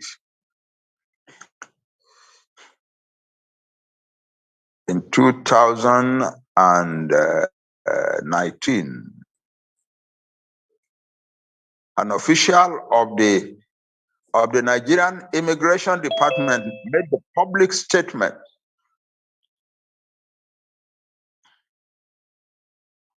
that in the 5 months from January to May of that year, 10,000 boys and girls from Nigeria had died either in the Mediterranean Sea or in the Sahara Desert.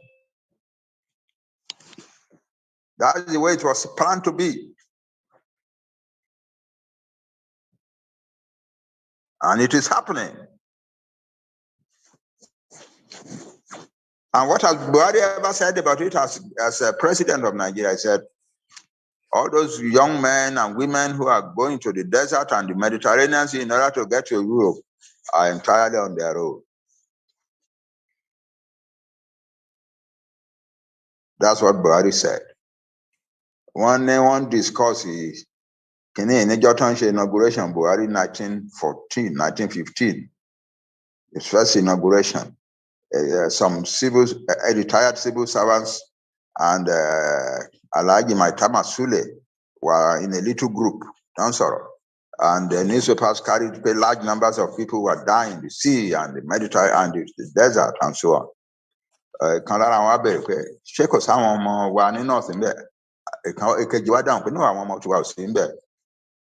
So another one wá dáhùn pé kí la wá ń discuss ẹ̀ fún gbà yẹn.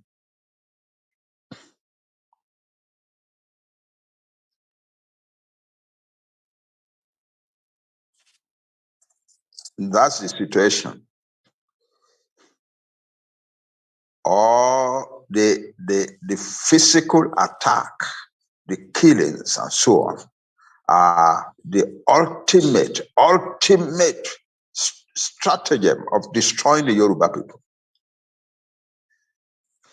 Today, Fulani marauders are in our forests. Fulani marauders are in our streets.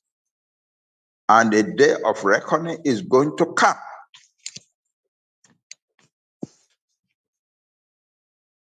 They will feel strong enough at some point to launch an attack. To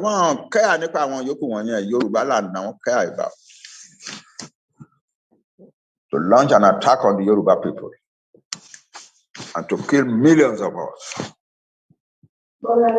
and get the rest to surrender and become slaves in their own land.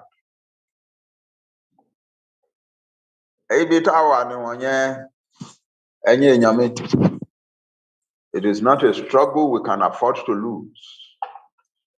And that's why, for me, there is no looking back.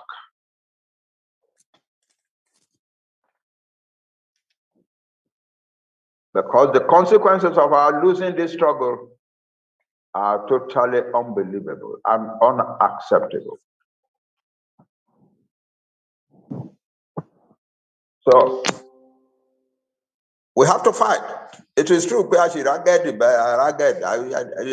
Ilana was right, we are ragged.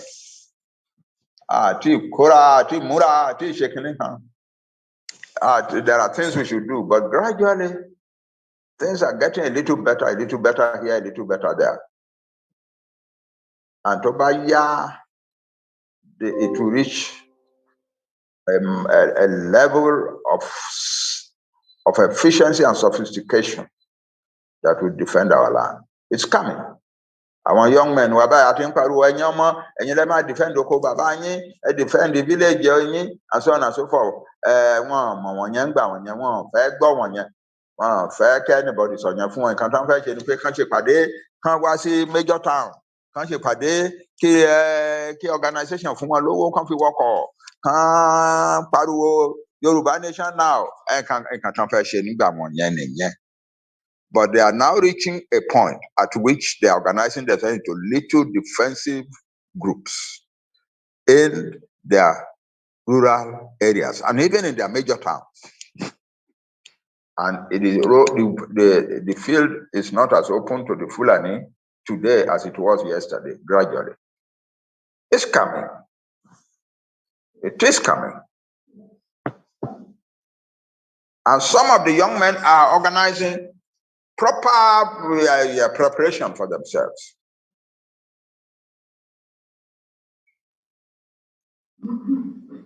In a place in Kwara State, or is it Kogi State, some 5 or 6 weeks ago, I want Fulani they want to courageous people, want to buy their and so on.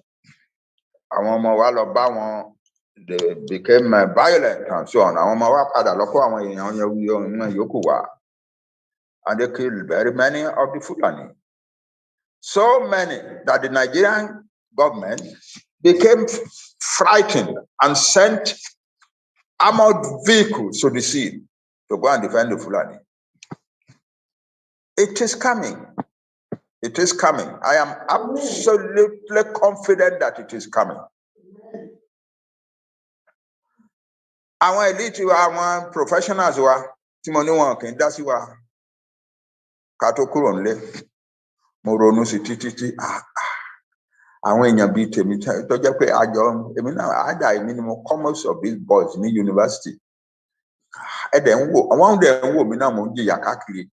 Àwọn ọmọ àjọ ń jẹ́ kí wọ́n ń bú mi, wọ́n ń pè mí lólè, wọ́n ń ṣe oríṣiríṣi yàn, àwọn ọ̀dẹ̀ jókòó wọn tí ẹ̀ dáhùn.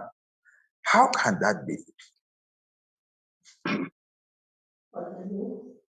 Mo wá dìde mo lọ bá organization of professionals, highly prestigious organization, Voice of Reason.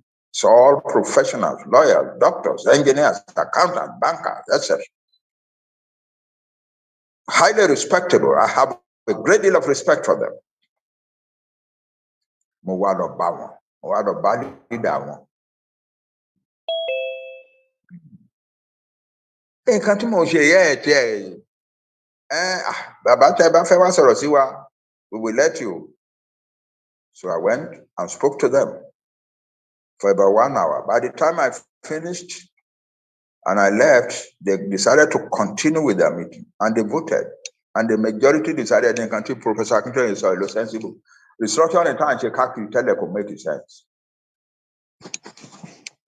But unfortunately, leader one chairman over fall sick, prolonged sickness. Lost in London. I want my one in London.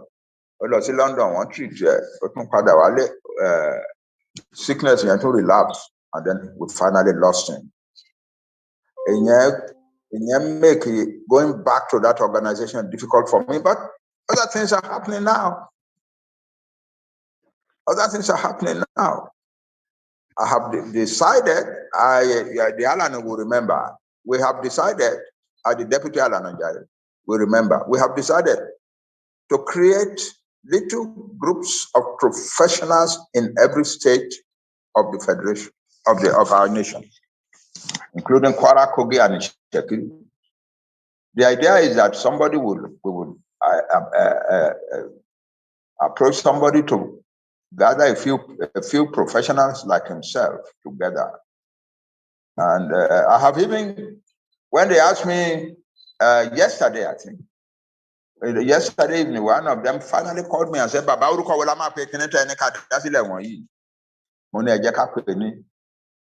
professionals for Yoruba progress. But fine. I think that's a good name. I didn't think of it before, it just came. Professionals for Yoruba progress. So, anything more suffering from Ekiti, understand one occasion when you coordinator Ilana Lekiti, because one believe when somebody say the coordinator Ilana Lekiti, the first governor of the of Ekiti state in the new country. So, but the fellow himself understands now, because he came back and I had a chance to explain to him what we were trying to do. To Professor, I didn't know we had a chance to explain to him. So he's now ready to do what we asked him to do.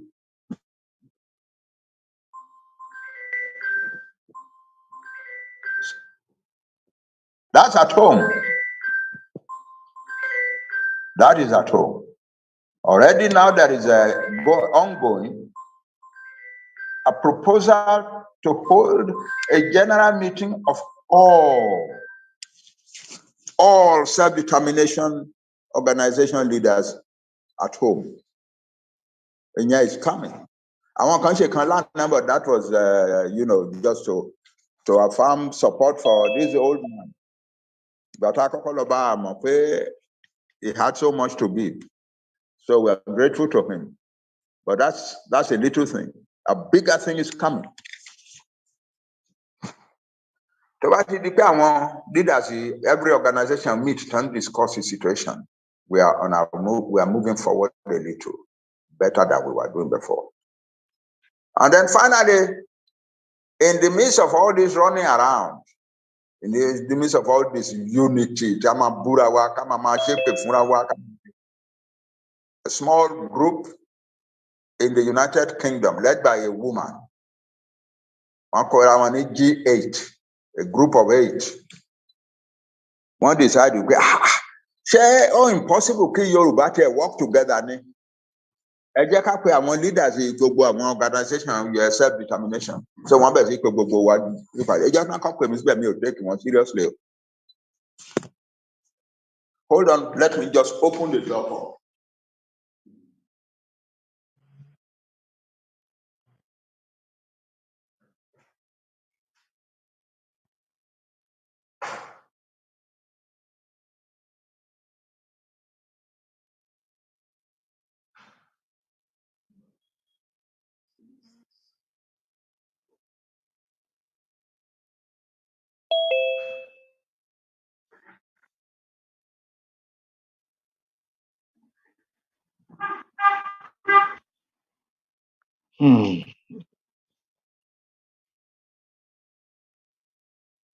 So, are you still listening to me? We are 1,000% with you, sir. We are listening. Yes. We are 1,000% with you, sir. Thank you. So this woman and 2 or 3 other young women and 2 or 3 men, all together 8 of them, they called themselves GH, group of 8, I guess. And they began to call meetings together. But they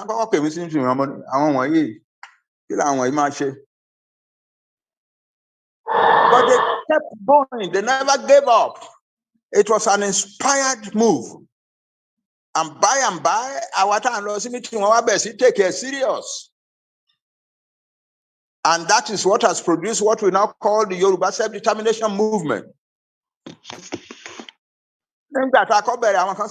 Organization where can join together, can create one single organization, but because then it will take our money seriously.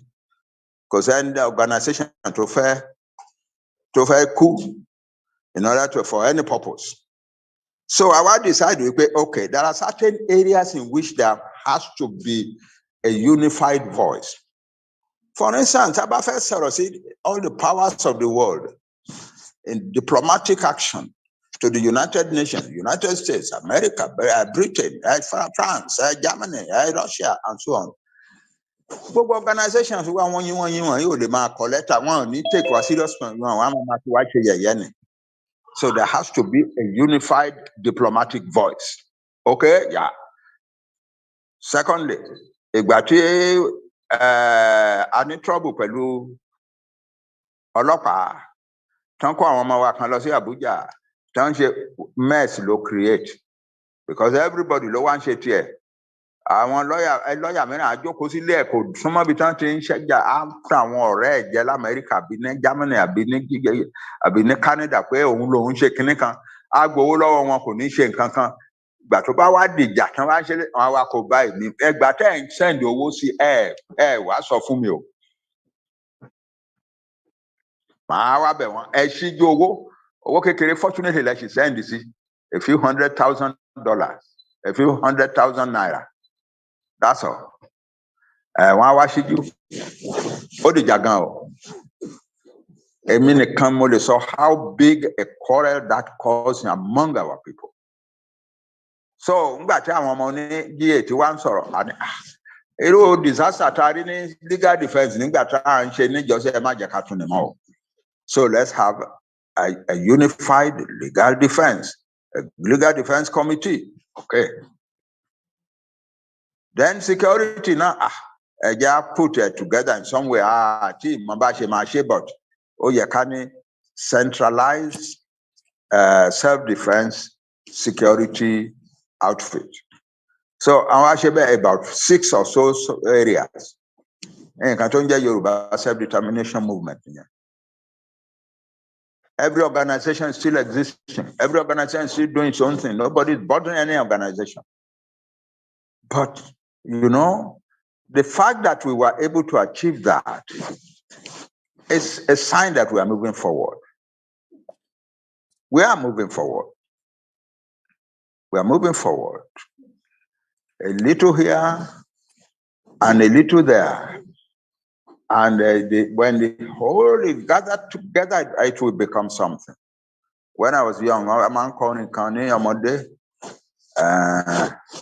ọ̀pọ̀ ìkan omi àti yanrìn kéékèèké wọ̀nyí ló ń dòkun láti ọ̀pọ̀ ìkan omi yanrìn kéékèèké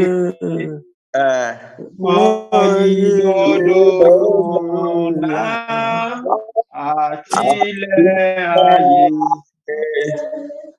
Àwa tá à ń kọ́ wọ̀nyẹn ń jẹ́ wọ̀nyẹn ọmọ Èkìtì àmọ́ nǹkan tó ń jó òkun o. Kàn gbọ́ pé òkun ńlá. Yeah, we are coming forward a little, and a little. The human connections, human contacts within our struggle is still awful. But tí n bá gbọ́ tẹ́lòmíràn bá ń sọ̀rọ̀ mi bíi pé èmi náà mo ti wá dolè tó yẹn. Àwọn tó súnmọ́ mi ló mọ̀ wípé I spend my own money as if I have no private life of my own anymore. I spend my own money on this struggle. You know, the private life can come on because I'm determined that the Yoruba people must win this. Because they say any can't. I'm both prefer Professor Adenina Tismo. And I must say that I admire his statesmanship. We could down one long. In the end, the minimum lati wa down one long. They replied to me the phone. Stop with nonsense and so on.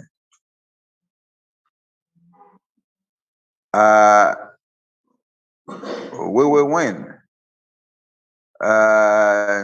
When I was young, our group contemplated Oxford movement.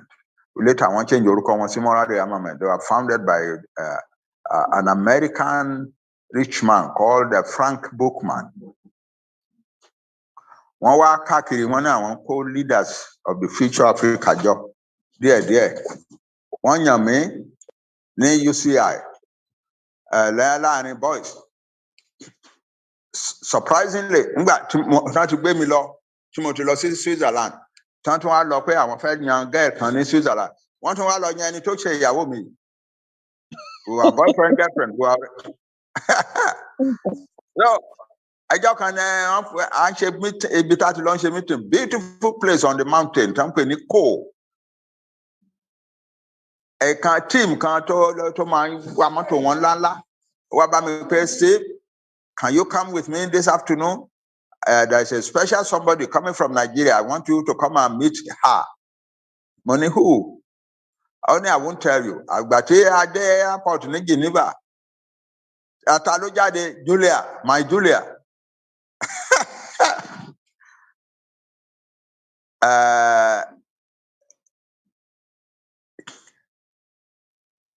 A máa ń kọ́ àwọn orin kan gbà wọ́n yẹn because the idea is work for your people, fight for your people, serve your people, make your own nation a loving, laughing, illuminated family.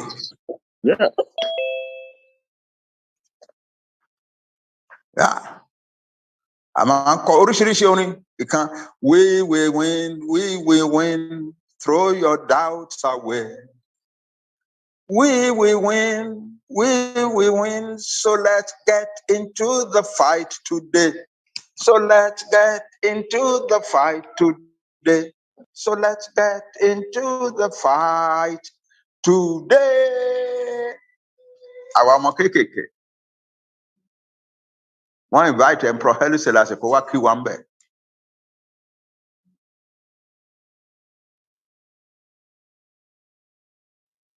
That's the situation. We will win. It is natural for people to have doubts. There is nothing to be ashamed in about that. It is natural to wonder whether I can't serious. It is natural to feel so. And there is no reason to be ashamed for feeling so.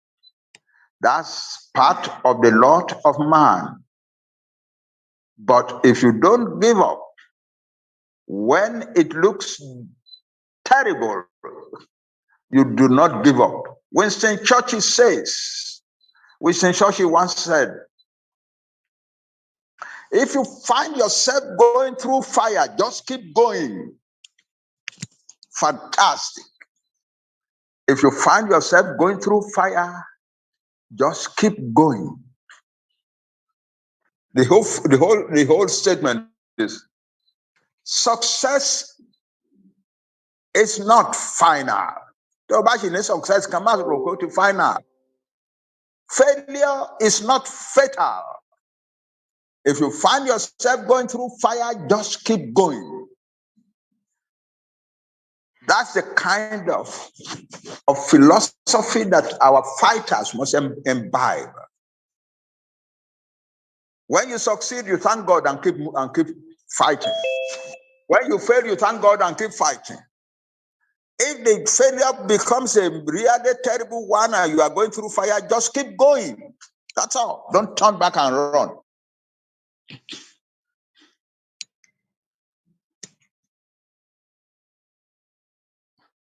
In the midst of all this, we go around the world. As the Deputy Ilana said, I sit in this house in front of my computer, trying to put together the most convincing letter that I can write to country A or B. And the Deputy Ilana is by my side every inch of the way, every second of the time. So we are churning out these letters, and they are achieving marvelous results abroad. One thing, I want to discover from all these activities of writing letters and talking to leaders abroad and so on and so forth. I want to discover and that is the Yoruba nation is popular with mankind, with the people of this world. One respect to us, sir. Gbogbo bí tó bá lọ wọ́n sọ pé ẹ̀yin Yorùbá, you are decent people, you are kìnìkan àwọn ọmọ yín tó wà ń bí, you are all hard-working people in the universities, they are among the best in kìnìkan, so on and so forth. Gbogbo wọn yẹn ló ń jẹ́ káráyé support àwọn tó bá ń fight for their independence. So the Yoruba nation is unbelievably popular, and that is helping our struggle in the world. Wọ́n ní àwọn ọmọ kan sọ pé United Nations ṣe meeting ń gbé kinní kan fún pé Buhari wọn ṣe United Nations does not operate like that. But I guess these are excitable young people. Àwọn náà fẹ́ sọ something to create the excitement and so on. Fine, it's okay. But it is not true. I'm not saying that it is true because I say it's okay. No, it's okay.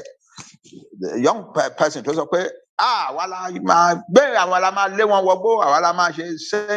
is building up the morale of his friends. And that's okay, but anybody will go. We are not, there is no way the United Nations will call the president of a country and come and say the kind of things. President of Nigeria is not possible. It doesn't happen. The United Nations doesn't have the power or the mandate to do such things. A country that believes in the cause of the Yoruba nation can, of course, send a message to the government of Nigeria to say, àwọn èèyàn yín kan tán ṣe wọn ó impress àwa ò rò pé ó yẹ kẹ́ má listen sí wọn, àwa rò pé ó yẹ kẹ́ listen sí wọn, kẹ́ bá wọn negotiate and so on. There are governments now that are on the verge of saying that on behalf of the Yoruba nation. The totality of it all is that I am sure that we are on the path to victory. We are on the path to victory. Yes, we are on the path to victory. And the Lord, I believe that God has granted us our country. I believe that with a little deal of human mending here and there, we will be worthy of receiving it from the hand of the Almighty God Himself. Amen. And very soon too. So I thank you for organizing this evening. I'm proud that there's still a chapter of Ilana Odua that is behaving with such seriousness and maturity as we are doing. God bless you all. I thank you. Thank you very much.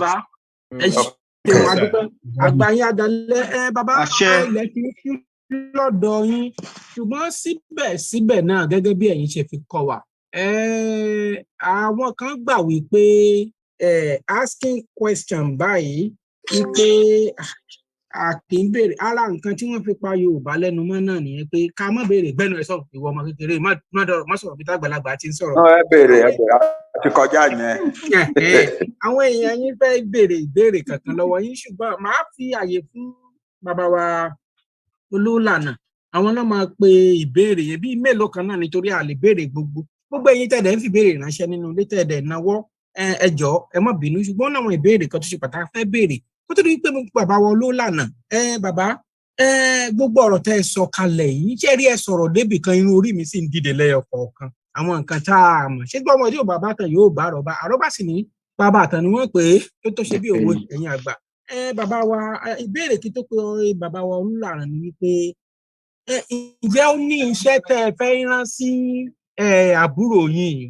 Tí n bá pe àbúrò yín màá dẹ̀ dárúkọ ẹ̀ nítorí pé ẹ sọ̀rọ̀ débi ọ̀dọ̀ bàbá wa Awólọ́wọ̀, ẹ sọ̀rọ̀ débi ọ̀dọ̀ bàbá wa Káṣímọ̀wò Abíọ́lá, ẹ tún gbogbo nǹkan tó wà ńlẹ̀ tán ti sẹ́ẹ̀tì kalẹ̀. Àbúrò yín dẹ̀ sọ wípé òun ló kàn ní ìsìn tóun bá débẹ̀ òun á ṣe ti Yorùbá, òun á yí padà, òun lè sòkè dilẹ̀, òun lè ṣe mọ́jìkì àbí nǹkan bẹ́ẹ̀ bẹ́ẹ̀. A dẹ̀ ti rán wọn méjì tán ti ṣe ṣáájú ẹ̀. Ẹnìkan ti ẹ̀bú wa tóbi ní pé ọdún tuntun jọ o, ẹ̀yin Yorùbá tún ti bẹ̀rẹ̀ tí gbógun tì í o. ẹ̀yin títí sọ pé kinní kan o bóyá tí ẹ ní ìmọ̀ràn tẹ́lẹ̀ fún àbúrò yín ìyẹn Tinubu ni o kẹ́tì ẹ̀ gbà mọ̀ràn ibi tó bọ̀rọ̀ dé yìí ṣe a ti dé point by very soon tá a gbọ́dọ̀ jókòó bá a ṣe jókòó tá a ń káàbù lẹ́tà sí President of America, President of Russia, President of kìnìkan bẹ́ẹ̀ náà la ṣe máa jókòó tá a máa craft lẹ́tà sí àwọn ọmọ tiwa, àwọn èèyàn tiwa, àwọn alàgbà wa, àwọn àbúrò wa, àwọn ẹ̀gbọ́n wa náà ni wọ́n ń ṣe politics ní Nàìjíríà. A fi yé wọn ni tó jẹ́ pé ìgbà tán bá kà á tán ọ̀pọ̀lọpọ̀ ọ̀nù wọn ló máa sọ pé àwọn ò mọ̀ pé nǹkan rí bí eléyìí kán tètè padà. A gbọ́dọ̀ kọ irú lẹ́tà bẹ́ẹ̀, a gbọ́dọ̀ kọ ká dẹ̀ make sure pé wọ́n lọ deliver ilé wọn lọ́wọ́ gangan bí a ṣe make sure pé wọ́n deliver ti Buhari lé lọ́wọ́ gangan. Àwọn tó wà ń bẹ̀ wọ́n sọ fún wa pé ńgbà tó kọ lẹ́tà wa tán ṣe ló bẹ̀ sí gbọ̀n.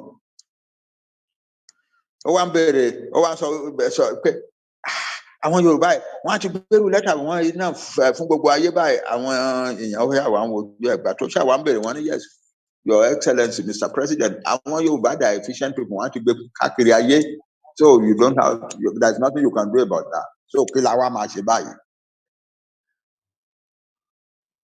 ẹ̀yà ẹ̀ ń gbà tá a bá gbé lẹ́tà lé Tinubu lọ́wọ́ kò ní lè sùn jọ̀yẹ̀ o kò ní lè sùn ní many days.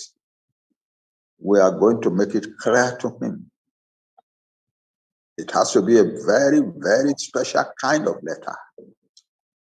And we are going to write to Oshibajo too. We are going to write to every Yoruba senator, every Yoruba member of House of Representatives, every Yoruba governor, every Yoruba member of House of Assembly. We are going to do that. We need it. It must go on record that we explained meticulously, carefully, persuasively, irresistibly to them. So that when the history comes to be written, they will be guilty before the history of their own people. If they don't change. That's all. Ẹ ṣeun bàbá wa ẹ pẹ́ fún wa. Bàbá mi Gbẹ́ngà Olúwalànà. Ọ̀ya ìbéèrè yín ẹ bá pọ̀ wọn èèyàn wa tí wọ́n máa béèrè ìbéèrè lọ bàbá kó tó di pé ajẹ́ kí wọ́n lọ fara lílẹ̀ níra pẹ̀rẹ̀kẹ́ mi múyà ní tèmi. Ẹ ṣeun bàbá Aropo ẹ ṣe gan. Bàbá wa Akíntóyè àti bàbá wa kejì máa ń pè ní bàbá kékeré. Mo kí yín ẹ kú àtàárọ̀ ẹ kú àtótónu látàárọ̀. Ẹ pè fún wa àmì pẹ̀lú mi ṣe yín. Bẹ́ẹ̀ ṣe lọ ń wájú ẹ̀ kó wa délẹ̀ lè ní láyọ̀ àti àlàáfíà. Ẹ ṣé Èdùmàrè. Ọ̀pẹ ti jíjà wa off lálẹ́ pé we must be ready to confront death itself and we are ready. I promise you that. Now, ìbéèrè tí a fẹ́ béèrè tẹ́lẹ̀ àwọn èèyàn wa kọ ìbéèrè tó pọ̀ rẹpẹtẹ bọ́ a ti gé gbogbo ẹ̀tọ́ àmọ́ pé lé o ti sú púpọ̀ lọ́dọ̀ yín níbẹ̀ yẹn. Gbogbo ìbéèrè tá a máa béèrè lálẹ́ ọjọ́ ìbéèrè mẹ́ta. Èmi á béèrè kan, àwọn méjì tó tún tẹ̀lé mi náà tó béèrè kọ̀ọ̀kan. So ìbéèrè tèmi máa béèrè kì í ṣe ìbéèrè kan tó ṣe rẹpẹtẹ tó bẹ́ẹ̀ jù bẹ́ẹ̀ lọ. A ti ń ṣàlàyé fáwọn pípì ìbọn náà pé kò fẹ́ yé wọn. Ó dá lórí àwọn òṣìṣẹ́ wa tó wà ní ilẹ̀ wa nílẹ̀ Yorùbá. Àwọn òṣìṣẹ́ ìjọba, àwọn teachers, nurses, doctors, àti other civil servants. Wọ́n bi wá pé tá a bá ń fi hàn pé ẹ darapọ̀ mọ́ wa, ẹ jáde máa bá kínní yìí lọ. Wọ́n ní nígbà táwọn tí gbogbo àwọn bá darapọ̀ mọ́ yín sìn, tẹ́ ẹ ṣe Yorùbá nation, tẹ́ ẹ declare Yorùbá nation. Níbo lẹ fẹ́ káwọn wà? Ṣé ẹ káwọn fáwọn Haúsá ni? Àbí lẹ́sẹ̀kẹsẹ̀ náà là á gba àwọn. Torí táwọn ń rò ní pé àwọn ò fẹ́ lùsòwò oṣù ẹyọ kan. Wọ́n fẹ́ gba Yorùbá nation lọ́kàn ara wọn ní Monday, Tuesday kí wọ́n lè gba salary. So ló wà láyé táwa ń ṣe fún wọn kò yé wọn. They are thinking about their own money. Tẹ́ bá lọ sí Yorùbá nation tẹ́ pé àwọn ò ní gbowó oṣù méjì owó oṣù kan. Tẹ́lẹ̀tẹ́lẹ̀ náà wọn gbowó bọ̀ wọn ní sọ́sọ́nà bẹ̀yẹn. Kí ni àlàyé táwọn máa ṣe fún wọn pé ẹjọ́ tá a bá ti gba Yorùbá nation? Kì í ṣe pé gbogbo owó tẹ́yẹ ìjọba ní tí wọ́n focus ni pé ìjọba location náà táwọn wà sí wọn ò ní sanwó fáwọn mọ́. Táwọn ready láti sanwó fáwọn. Èsì wọn ní ká máa fún wọn. Yes, èsì tá a máa fún wọn náà nìyẹn. The more we have our country today, say, I declare our country whereby, but overnight, I create a transitional government because I illustrate to the final government of the new country. We have to have a transitional government.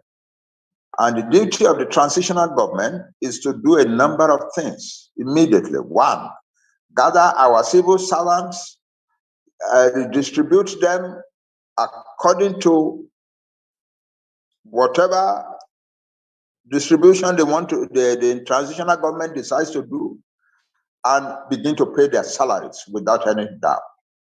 About finding money to pay the salaries cannot be difficult at that point anymore. We are a country. If we go out and borrow money, we borrow it on the assurance of the new country. The transitional government is an acceptable government in the world. It can go to the International Monetary Fund and raise trillions of naira in order to be able to run the affairs of its country. Yeah, that's the situation. Nobody is going to go without a salary. Not a single person is going to go without a salary. There are many other things. The transitional government must launch a moral campaign, a moral rearmament campaign of the Yoruba people.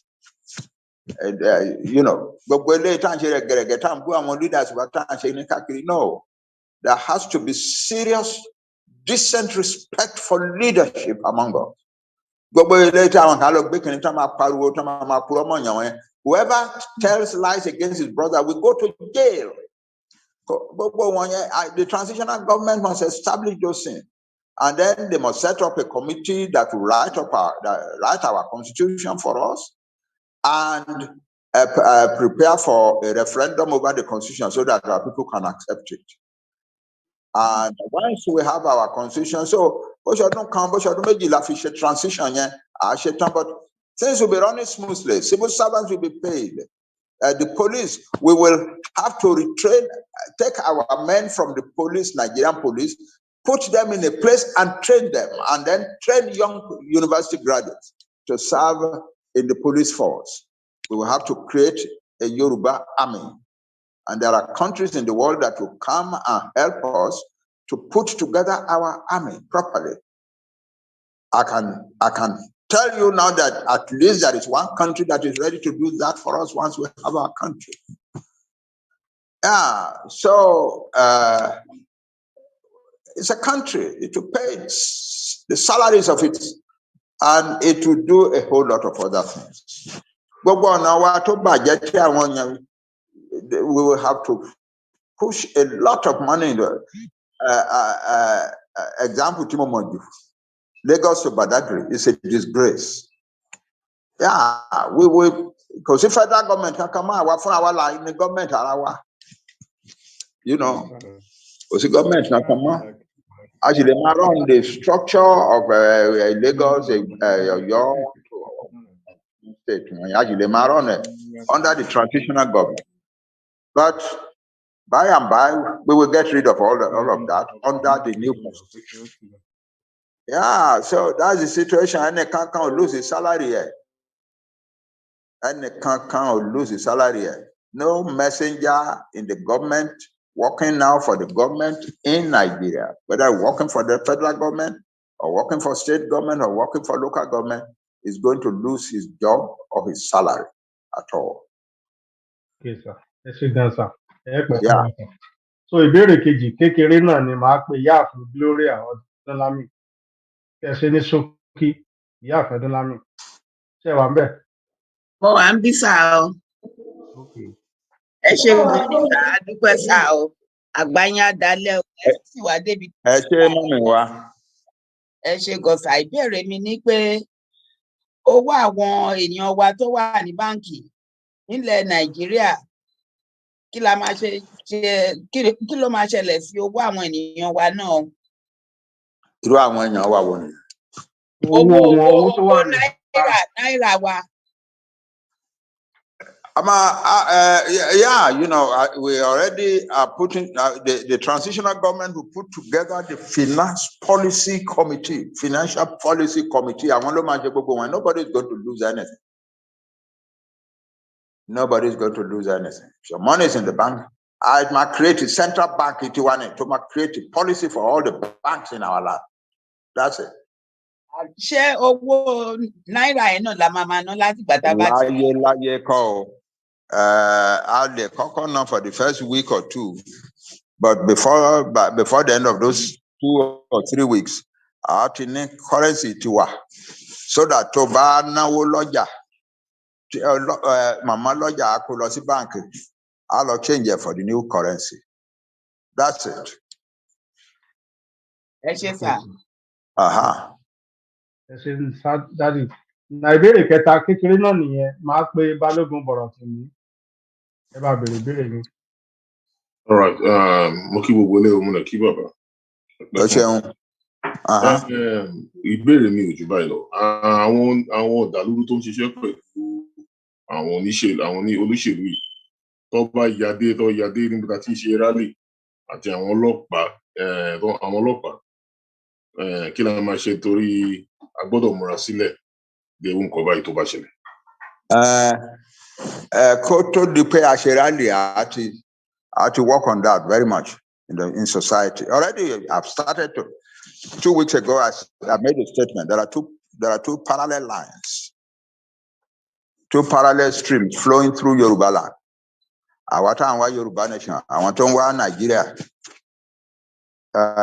ìkan nídìí láti attack ìkejì. By the time we are ready to go into the streets and rally, gbogbo wọ̀nyẹn. And in any case, irú rally tá a fẹ́ ṣe kì í ṣe irú rally eléyìí tá àwọn ọmọdé akànkúrò àjọ láàárọ̀ ọjọ́ kan gbùrùgbùrù ní Abẹ́òkúta àbí Òṣogbo tó bá di ìrọ̀lẹ́ gbogbo àfíìsùlà kálukú á padà sílé ìyá ẹbí àti máa pa wọ́n ti lọ. Rárá o, ìṣerú rally tá a fẹ́ ṣe nìyẹn o. Rally tá a fẹ́ ṣe mo máa ń pè ní the mother of all rallies. Ẹnìkan kan ò nídìí láti kúrò nílé ẹ̀ lọ sílùú mìíràn lọ́jọ́ ìnà àwọn onírally. Your own rallies in your own town and your area of rallies in front of your house. And we are going to be there for the next 2, 3, 4 days until the world says Eleito. And we will then be imagine so you who could do one. But that's the kind of rally we are thinking of. It's not a rally. 3 million people look at us here. Do it in rally. Sunday, the whole lot of but gbà tó dìrọ̀ lẹ́ kálukú padà síbi tán ti wà. Eléyìí ẹnì kankan ò padà síbi kankan o.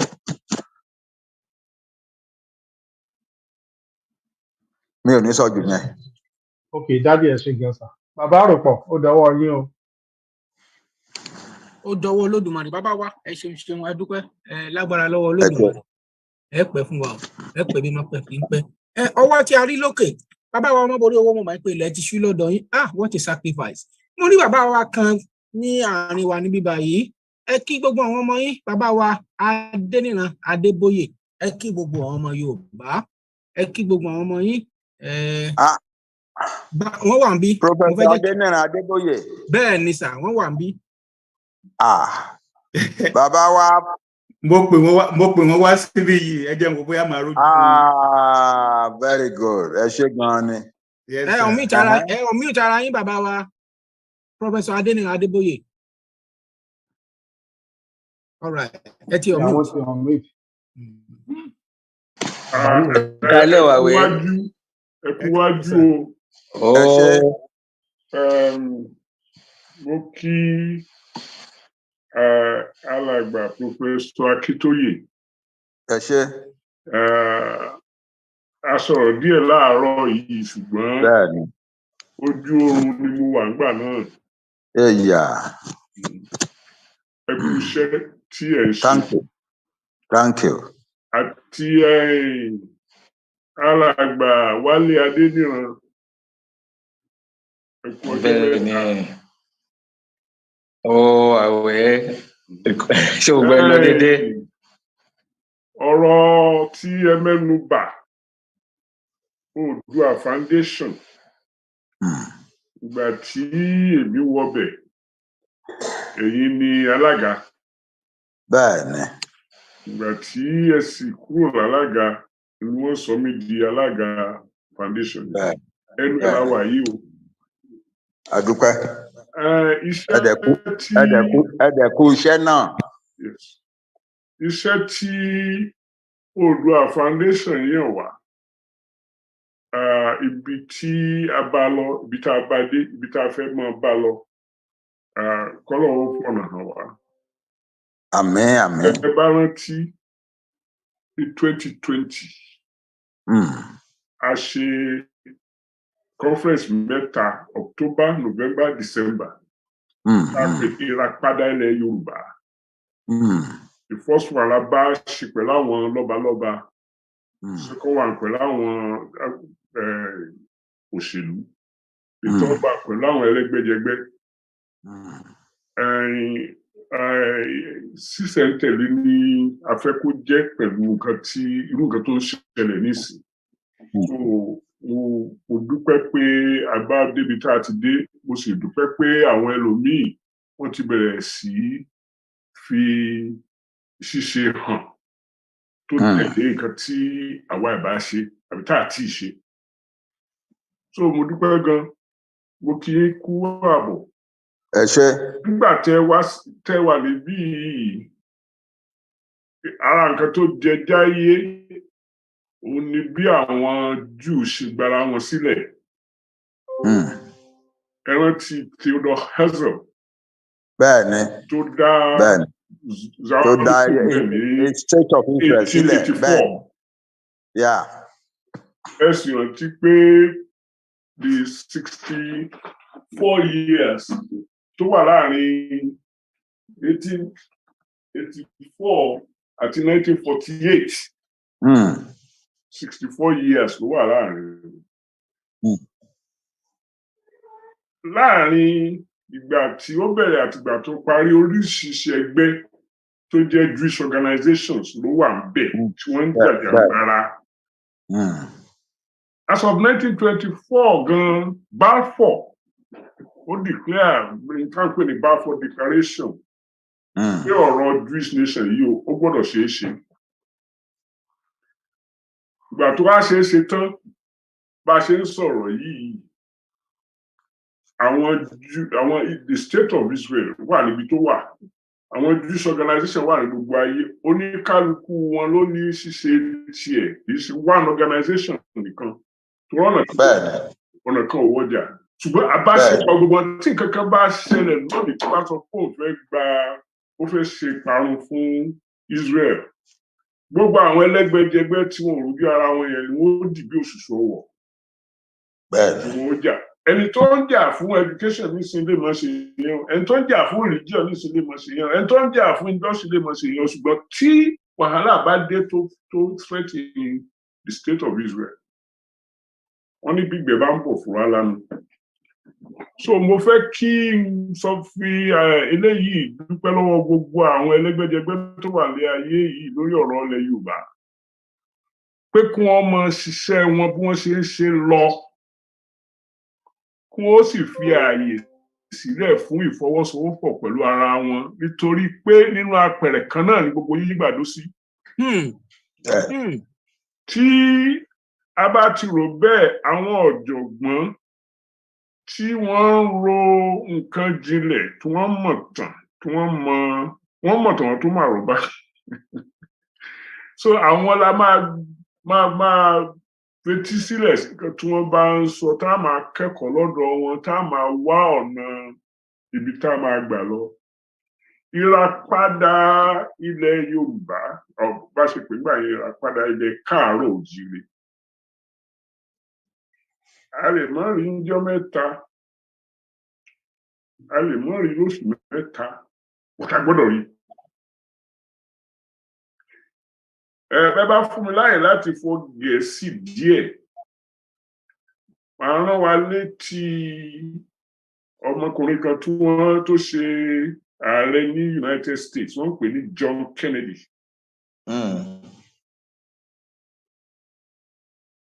Ó ní gbogbo nǹkan tí àwọn ń wá in the new government may not be achieved in 1 100 days of the administration might not even be achieved in the first 1,000 days of his government. But we must begin. That's what he said. When he died in when he was killed in November 1963, his successor, Lyndon B. Johnson,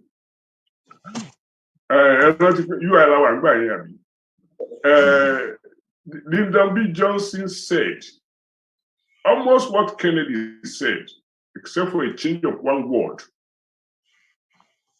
Well, the president by you, gbogbo nǹkan táwọn ti bẹ̀rẹ̀ táwọn ò tí ì parí, wọ́n lè má parí rẹ̀ in 100 days or even 1,000 days. But we must continue. So nǹkan tí ó jẹ mí lógún tó jẹ gbogbo wa lógún lọ́rọ̀ Yorùbá, ó ní pé ká má jẹ́ kó rẹ̀ wá.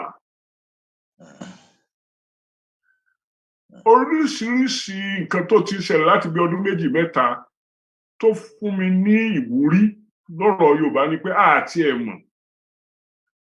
Á tó gbà àwọn káwọn èèyàn tó mọ ibi tí bàtà ti ń ta wọ́n lẹ́sẹ̀. Wọ́n ti mọ̀ ní ìsìn o.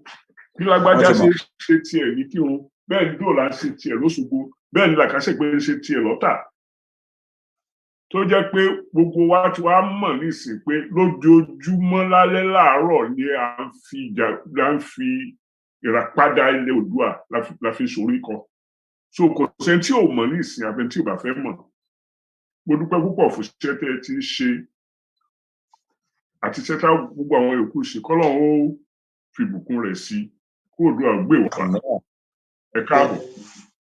Thank you, Prof. Ẹ ṣé o. Ẹ kú dòdì mú lọ́wọ́.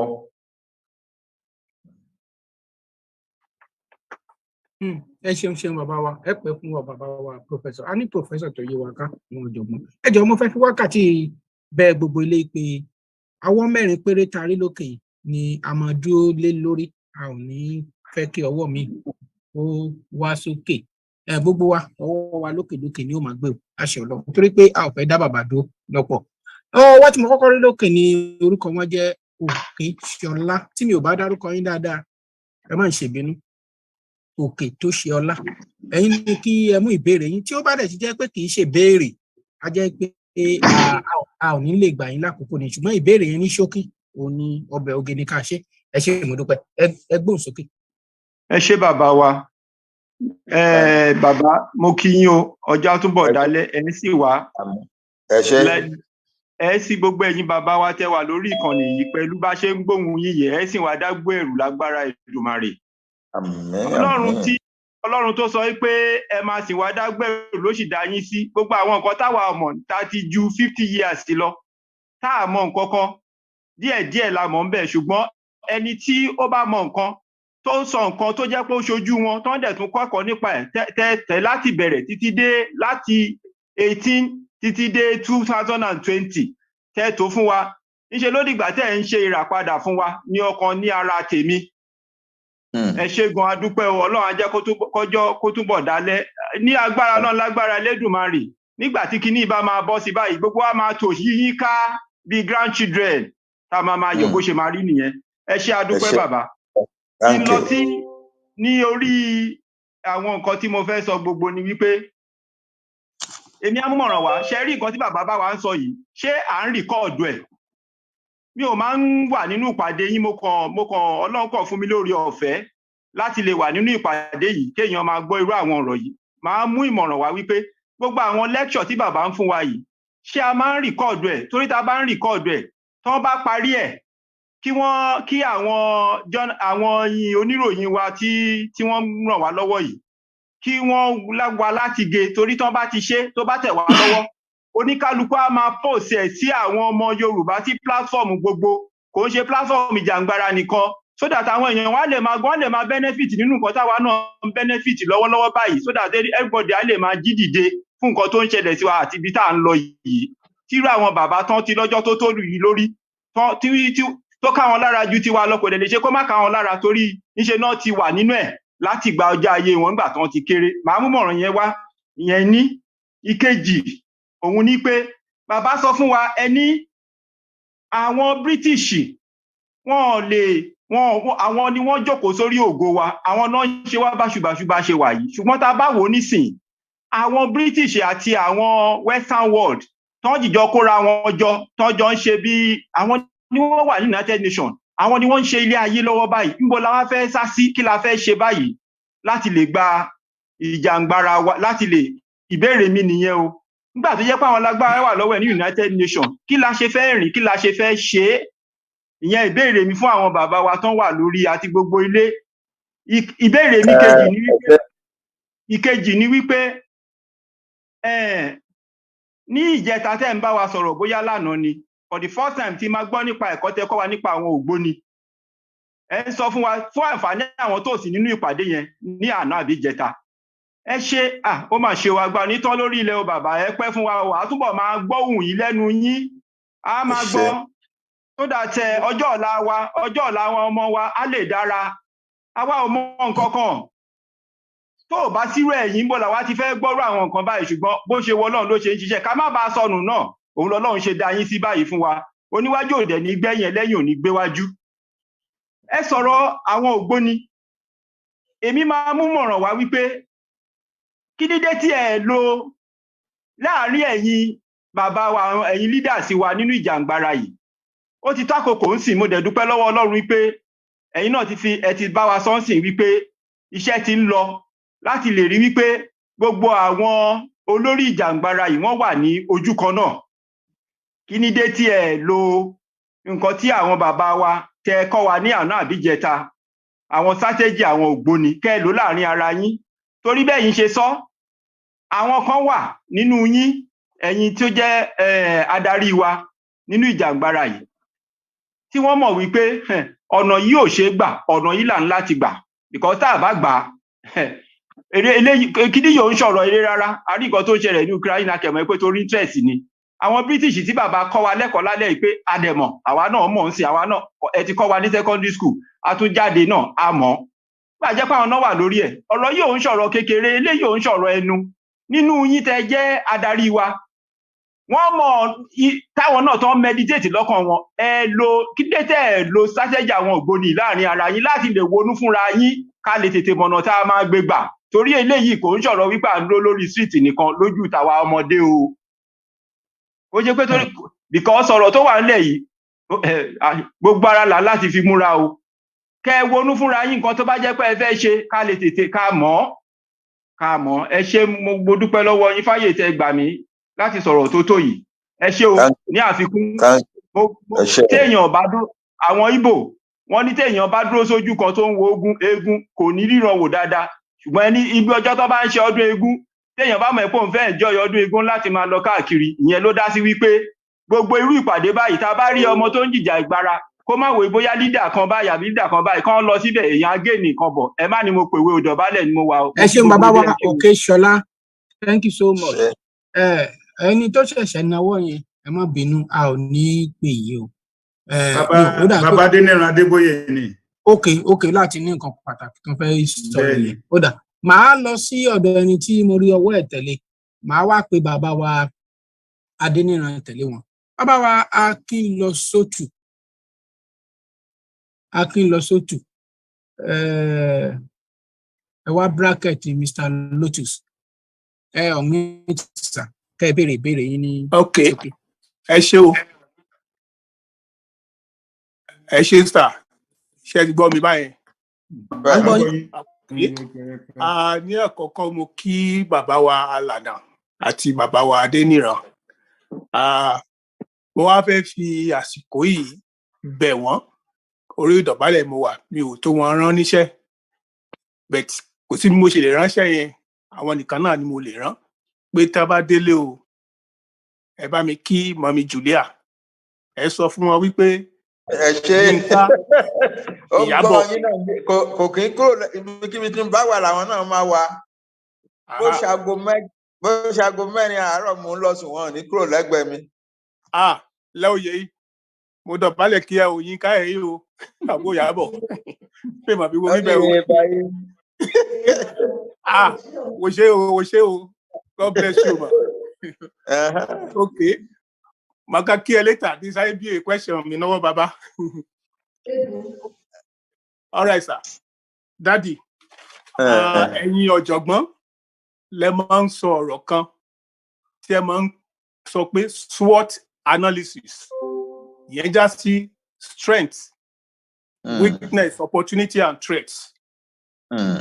Pẹ̀lú gbogbo bí àwọn Fúlàní ṣe bẹ̀rẹ̀ ní tí wọ́n ń ṣe kódà kó tó di pé a bẹ̀rẹ̀ Yorùbá nation lèmi tí máa ń wò wọ́n ní títí ara mi mo wá ń wò wọ́n pé àwọn arábì yìí ní tí wọ́n ń ṣe bọ̀ díẹ̀díẹ̀ yìí ó lágbára. Ṣùgbọ́n láti ìgbà tá a ti wá bẹ̀rẹ̀ ìjàngbara wa yìí tá a bá wo gbogbo ìgbésẹ̀ àwọn Fúlàní láti ìwáṣẹ̀ àti ìtàn tẹ́ tó sọ fún wa pàápàá a rí i pé strategy táwọn fúnra wọn lò fún wa nìyẹn. Wọ́n ti mọ strength wa, wọ́n mọ weakness wa yẹn náà wá lò láti máa fi destroy strength wa. Ṣùgbọ́n bó ṣe wá ń ṣe yẹn wọn ò ní strategy láti destroy opportunity tá a ní. Opportunity tá a ní yẹn ló gbé wa dúró di òní sìn.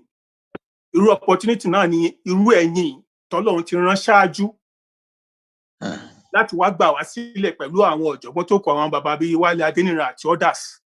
So àwọn tá a ní nísìnyí ni àǹfààní yẹn ẹ̀yin tí a ń pè ní opportunity lání lọ́wọ́ sí táwọn Fúlàní fún ẹ̀dẹ̀ ń threaten yẹn gẹ́gẹ́ bí mo ṣe sọ SWOT analysis. Láti ìgbà tá a ti wá bẹ̀rẹ̀ ǹjẹ́ a ti ní ìgbà kan rí torí èyí máa ń rò fúnra mi pé kí ni weakness àwọn arábì yìí láti ìgbà tá a ti máa ń sọ̀rọ̀ àwọn Fúlàní strength wọn la máa ń sọ nípa ẹ̀. Ǹjẹ́ a ti take time ẹ lè má ráyè sọ fún wa ń sìn ibẹ̀ tó jẹ́ nǹkan tí màá fẹ́ sọ pé àti ẹ̀yin àti àwọn bàbá wa àtàwa pàápàá fúnra wa ká jókòó ká wo kí ni weakness àwọn arábì yìí. Bá a ṣe ń bá lọ yìí strategy tiwa làwa mọ̀ àmọ́ ti tiwọn. So a gbọ́dọ̀ jókòó ká wo ohun tó jẹ́ weakness tiwọn yẹn náà tó yẹ pé tọ́wọn náà bá fẹ́ gbé ọwọ́ kọ́wọ́ lọ́la àwa náà lo weakness wọn yẹn láti takù wọn.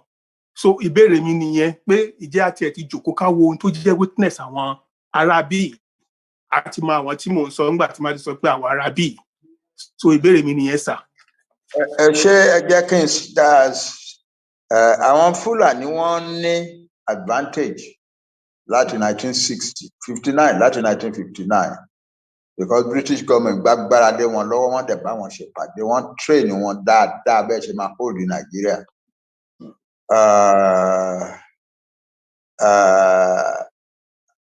Àwọn dẹ̀ decide because they are not educated and they don't want education and they don't really understand the modern world. They decided pé power wà lọ́wọ́ wa.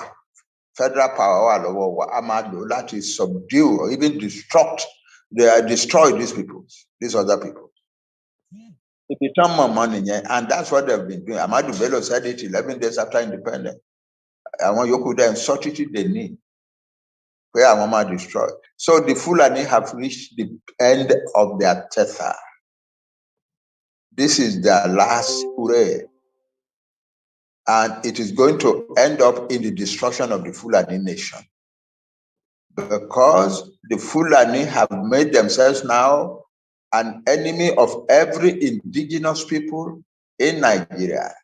And that is spreading to indigenous people in other countries of Africa. Gbogbo àwọn ibi tá à ń lọ wọn yẹn là ń sọ story àwọn Fulani tá à ń sọ fún wọn wípé the indigenous people are in danger. And the indigenous peoples everywhere are horrified. So the Fulani have taken a step, an ultimate step that will lead to their destruction. I'm a witness in one. Àwọn èèyàn wa ní òkú tètè respond. Àwọn Fulani ò ní ability láti form àmì kan wá báyàn kankan jà. Nǹkan tán níní kan wá lóru. Kan fọ́lé yín kan pààyàn kan dẹ̀sá lọ. Èmi ló kó lórí oko gan wọn kì í dúró ká fáàmà wá bá wọn jà. Wọ́n kọ́ màlúù lọ sóko ẹ̀ lóru wọ́n jẹ́ wọ́n dẹ̀ sá lọ jìnnà by the time tilẹ̀ mọ́ wọ́n á ti rìn jìnnà. That's their strategy. That's their way of life. And people are getting to know that now. You understand? So the Fulani have set themselves up. Can you advise on Fulani today? Màá sọ fún wọn wípé self-destruction today. This is their last school. What we need to do is just to stand up and fight them back and push them away. As I have said in one place, not only are we going to push them out of our land if they don't take care, we will push them beyond our land. And I want how certain things so the root not to pomole. I want to have a city divide. I want to answer a sita. They are more Fulani, they are Hausa, and they are not cattle herders, they are farmers.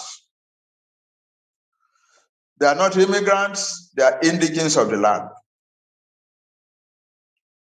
And they want to revive their nation. The Hausa nation was the largest single nation north of the Niger. Come on, Fulani today. And they can still revive their nation. Our good of Mabashima help one. Our strategy one. How do we help the Hausa to have confidence to rise and begin to re-establish their nation against the Fulanis?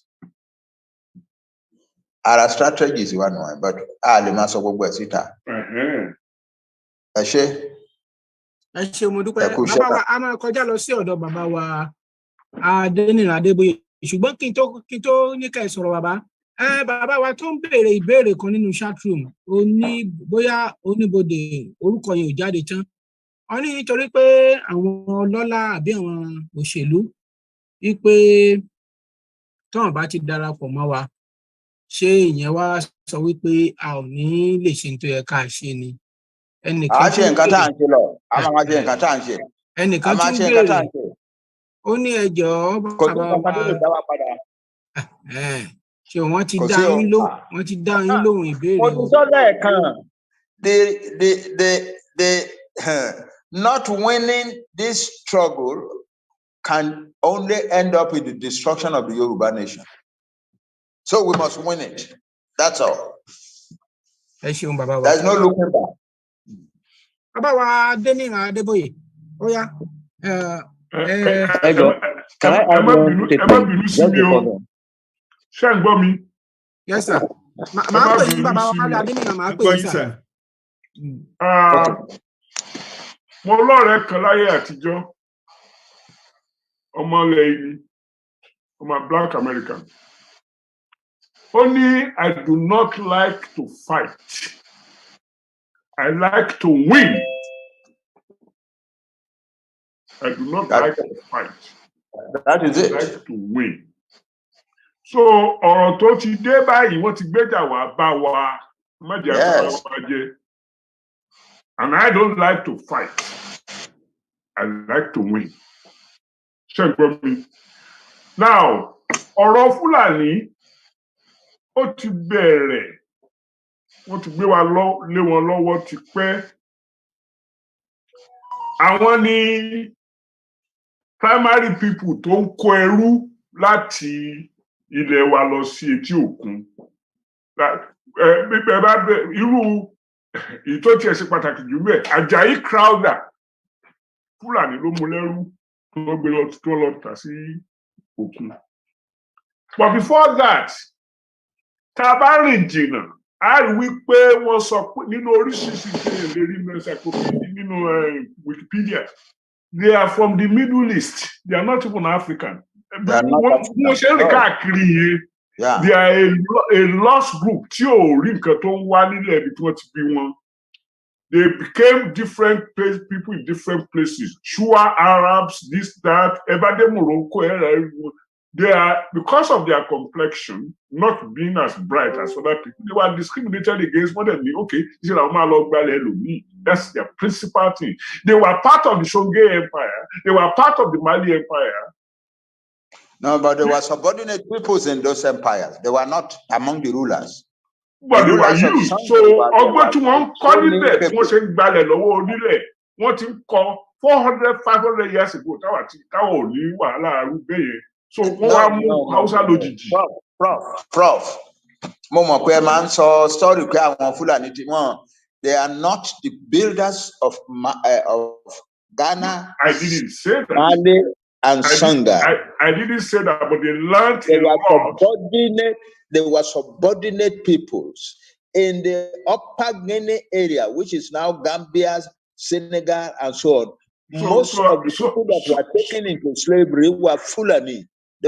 It's only in part of the southwest, what is now the southwest of Nigeria, that some Fulani were engaged in the slave trade. Yoruba people were the main slave traders, mostly women. Okay.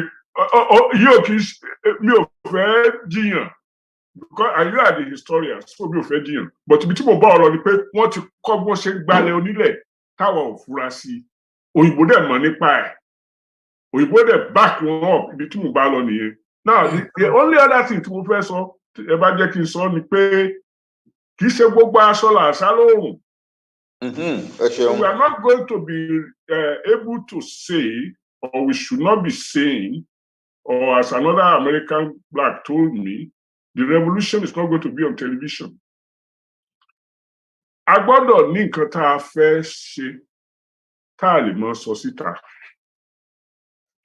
The method by which the Chinese got themselves autonomy in 1949 and Cultural Revolution in 1956, that method may not be available to us because it has been used and people can guard against it.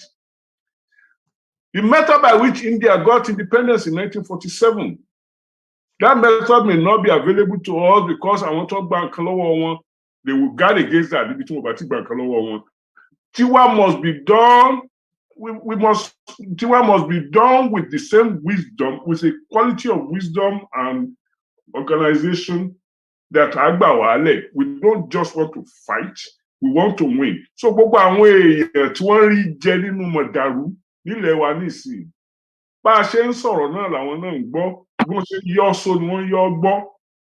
So mo fẹ́ kí àwa tá a wà lẹ́yìn àwọn alàgbà wa ká mú sùúrù kó wọ́n jẹ́ pé gbogbo nǹkan tí èèyàn bá rò pé ó ṣeé ṣe láàmú béèrè lọ́wọ́ wọn ní gbangba tí wọ́n mọ̀ sọ fún wa ní gbangba pé nǹkan táwọn ò ṣe nìyí. Bí wọ́n bá ṣe bẹ́ẹ̀, you are really revealing your own strategy.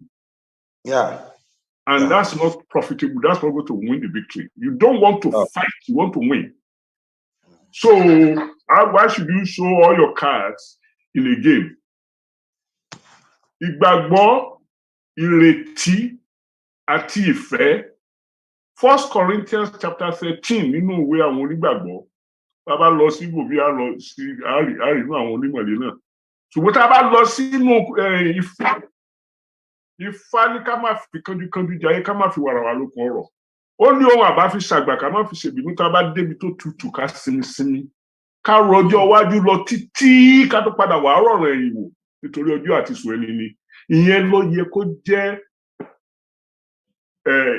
iṣẹ́ fún wa láti ṣe pé yes, we want to win, but if we must win, all strategies that have won before, not all of them will be available to us because because all our enemies have learned those tricks already from the past experience.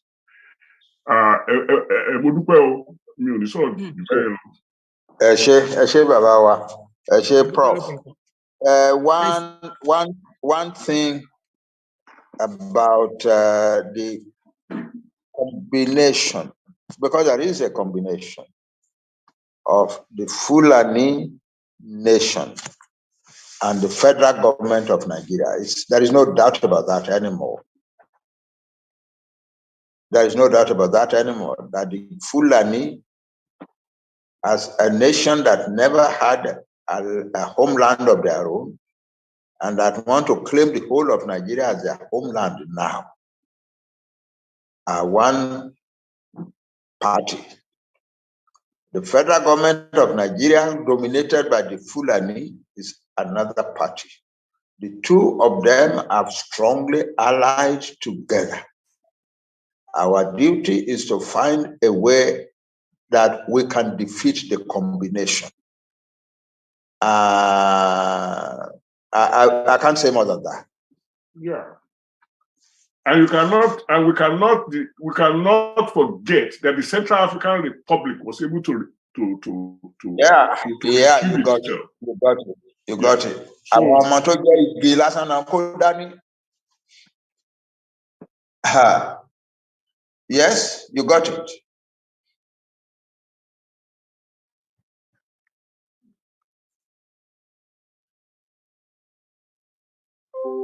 Bàbá Aropo orí lọ́wọ́ yìí.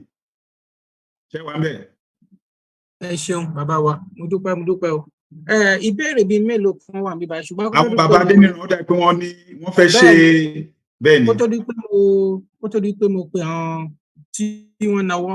Bàbá wa Àlàbí ẹ máa múra sílẹ̀ lẹ́yìn tí bàbá wa Adéníran bá shipping. Ẹ ṣe gbogbo ìyànlẹ̀ wàá fẹ́ pè ní ṣebí mẹ́rin péré lẹ pè é nísìn. Bẹ́ẹ̀ ni mẹ́rin náà dẹ̀ ni o, mẹ́rin ni bàbá ò sílẹ̀.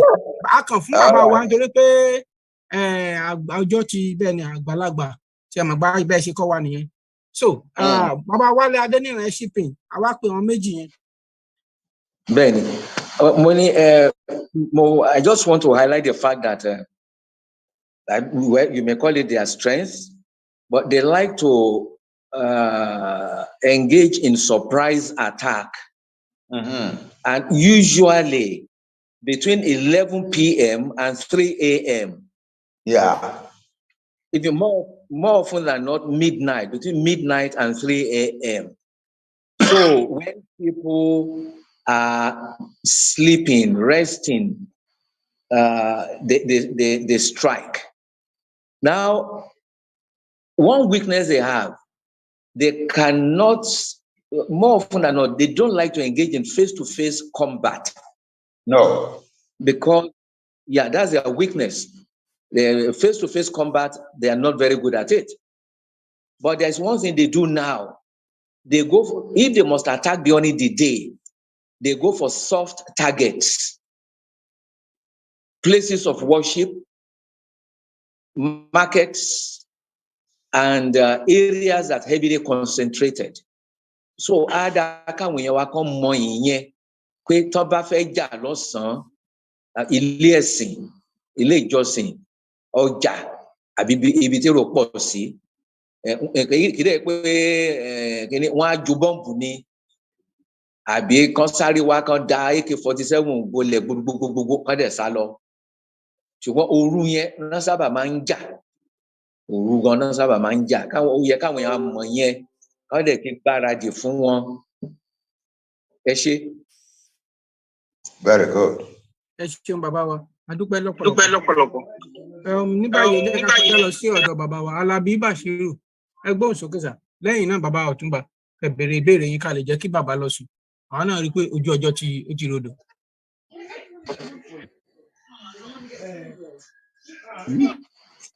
Ṣé wà ń bẹ̀ bàbá Alábí Bàṣírù? Mo kí ẹ̀yin àgbàlagbà. Bàbá wa, as a historian, ẹ jọ̀ọ́ nítorí Ọlọ́run, mo fẹ́ tí ọ̀rọ̀ bá kàn bó ṣe kàn yìí, because àwọn ọba wa lè ní wà particular bá, because wọ́n lọ́ba ló ní ìlú. And àmọ́ gbogbo ala ti gbọ́ pé a fẹ́ kó nu Nàìjíríà, but ọ̀tọ̀ ni kéèyàn gbọ́ nǹkan, ọ̀tọ̀ ni kó yé èèyàn. Èmi ò rò pé ó yé àwọn ọba wa tó. And tí nǹkan bá ṣẹlẹ̀ báyìí, historical, because a gbọ́dọ̀ gbé kínní, wọ́n nígbà ogun jálù ni Aláàfin Ọ̀yọ́ mú Òṣùré Ṣàngó láti lọ bá àwọn ọba wa sọ̀rọ̀. Ẹlẹ́ẹ̀kejì, nígbà tí àwọn ẹlẹ́pẹ̀ àti ọba agbára Aláàfin àbí Ọ̀ọ̀ni fi jáde nùgà, kí là ń ṣe láwọn ọba wa?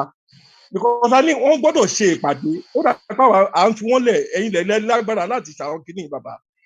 Èmi rò pé àwọn ọba wa a gbọ́dọ̀ nípàdé pẹ̀lú wọn, wọ́n gbọ́dọ̀ ṣe ìpàdé káwọn náà jọ, ká wojú ara wa, káwọn náà dẹ̀ pè fún òkú tàbí fẹ́ lẹ́rìí. Ó bá lè kó bóyá ọ̀rọ̀ ẹ̀yìn, àná àwọn olówó wa, because Ọlọ́run yọ̀ǹda fáwọn kan nínú wa. Báwo la ṣe fẹ́ rán wọn lọ síyàn gbogbo ìwé àwọn global com kankan, because nǹkan tí à ń ṣe yìí náà ó involve wọn. A lè sọ pé bóyá àtòrí pé ibi tó wà ọ̀rọ̀ gbà mí bí ò bá yé èèyàn máa ń ṣòro dá sí. Kí là ń ṣe láti ṣàlàyé fún wọn láti yé wọn gidigidi? Ìyẹn lórí àwọn awareness lórí ibẹ̀ yẹn, because ó jí yá àwọn tó wà nísàlẹ̀. Kò pé àwọn ọba wa ń gbọ́ o, but kò yé wọn púpọ̀. A lè láti ṣàlàyé fún wọn nítorí ìrọ̀júwájú ara wa, láti ṣàlàyé bẹ́ẹ̀ bí Fúlàní ṣe jẹ́. Ìyẹn lẹ́ẹ̀kejì, bàbá ẹ máa ń sọ bìkan tábà ló máa ya lórúkọ máa ya níbo, ẹ máa ń sọ pé ká defend ara wa. Kí là ń ṣe láti organize àwọn tó wà nílẹ̀ la fẹ́ jà o bọ̀ tó bá ya bò wá kí la fẹ́ ṣe ìjà àwọn tó wà nílàlẹ̀ ìjà àwọn ìṣàlàyé fún wọn dáadáa ọ̀nà tó lè gbà àwọn pòfẹ́sọ̀ sọ̀rọ̀ ń sì pé aago mọ́kànlá ló wà nǹkan kan ẹni táwọn ọ̀pọ̀ lè wà láago mọ́kànlá if káà bá declare tó bá yá lóru ń sìn yẹn kí là ń ṣe lóru ń sìn àwọn ta ló ń ṣàbùbò wa láago mọ́kànlá yẹn sáago mẹ́ta kó báyìí pé nǹkan tó ṣẹlẹ̀ lóńdó ó ṣẹlẹ̀ lákọ̀ọ́kọ́ tó ṣẹlẹ̀ lẹ́ẹ̀kejì ó tún máa ṣẹlẹ̀ lẹ́ẹ̀kẹta wọ́n dẹ̀ sọ pé fool me once is my fault tó bá ti fúlù mí lẹ́ẹ̀kejì àbí ó ti di ọ̀rọ̀ tèmi nìyẹn lóyìn tẹ́ fẹ́ sọ ni bàbá wa ẹ kó wa jìnnà pẹ́. ẹ ṣeun. ẹ ṣe rí díẹ̀ à ń kọ́ àwọn èèyàn wa àwọn Yorùbá people are easy to teach nǹkan tí alàgbà wa Dr. Aliu tó ń ṣe ẹ lè rò pé nǹkan kékeré kì í ṣe nǹkan kékeré o it's a lot ọ̀pọ̀lọpọ̀ náà àwọn young people wa náà ti wá mọ̀ wípé àwọn Fúlàní máa wá wọ́n máa attack how do we defend ourselves against them so vigilante groups ti emerge here and there still rugged still not coordinated but it is there.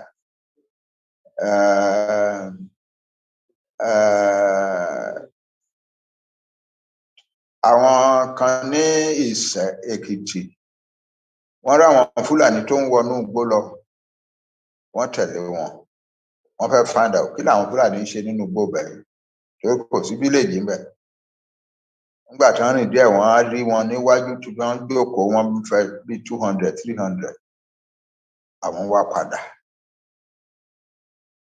àwọn wá lọ wá àwọn àgbààgbà wọ́n sọ fún wọn pé àwọn Fúlàní wà ńbẹ̀ àti màlúù wọn àṣọ àwọn àgbààgbà wọn yẹn ò lè jà ṣùgbọ́n wọ́n ní nǹkan àgbà lọ́wọ́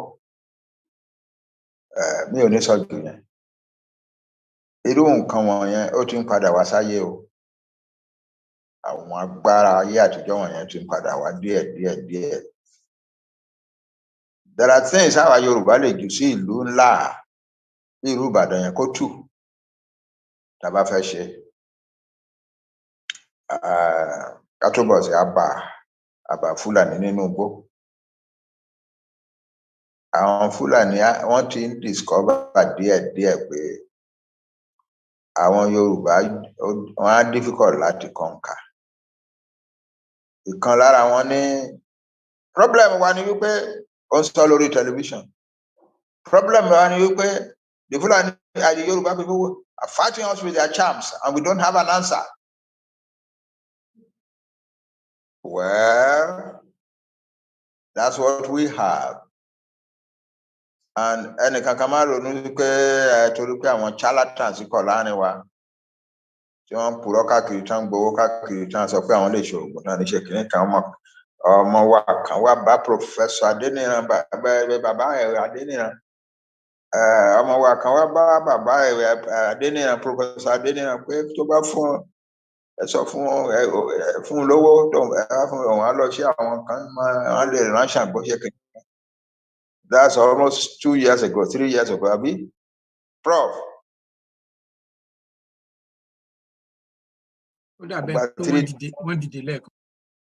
Ó gba 350,000 lọ́wọ́ bàbá wa. Bàbá wa bá mi yẹ pé ọmọ wa lágbájá ó dá. The answer is not to say no. Money is not the important thing now, but the knowledge. And the fact that that's knowledge. You are shrinking the area of the charlatan. You are gradually pushing towards the truth. And we are reaching the truth now. Àwọn ọmọ tó pa Fúlàní rẹpẹtẹ ní Kogi ní kìí ṣe ìdà àti ìbọn àti nǹkan kan náà fi jà tó bẹ́ẹ̀ náà wọ́n ní nǹkan tó wà lọ́wọ́ wọn ni táwọn Fúlàní ò ní ánsà sí tí AK-47 is not an answer to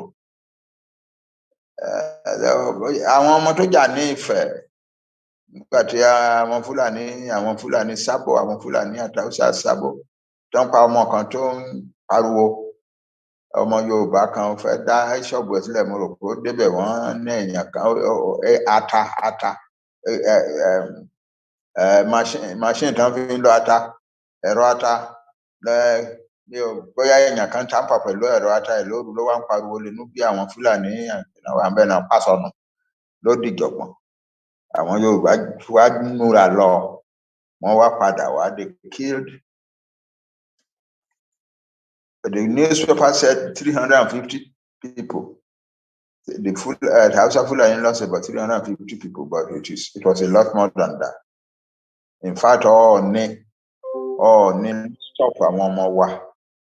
They were going to Hausa Fulani community in Ife.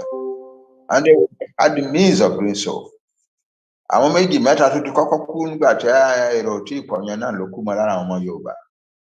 Àwọn tó kú láàrin àwọn Hausa wọn lọ bí 1,000. Agbára wà lọ́wọ́ Yorùbá. Tán bá get enraged, tán lò it can be very effective.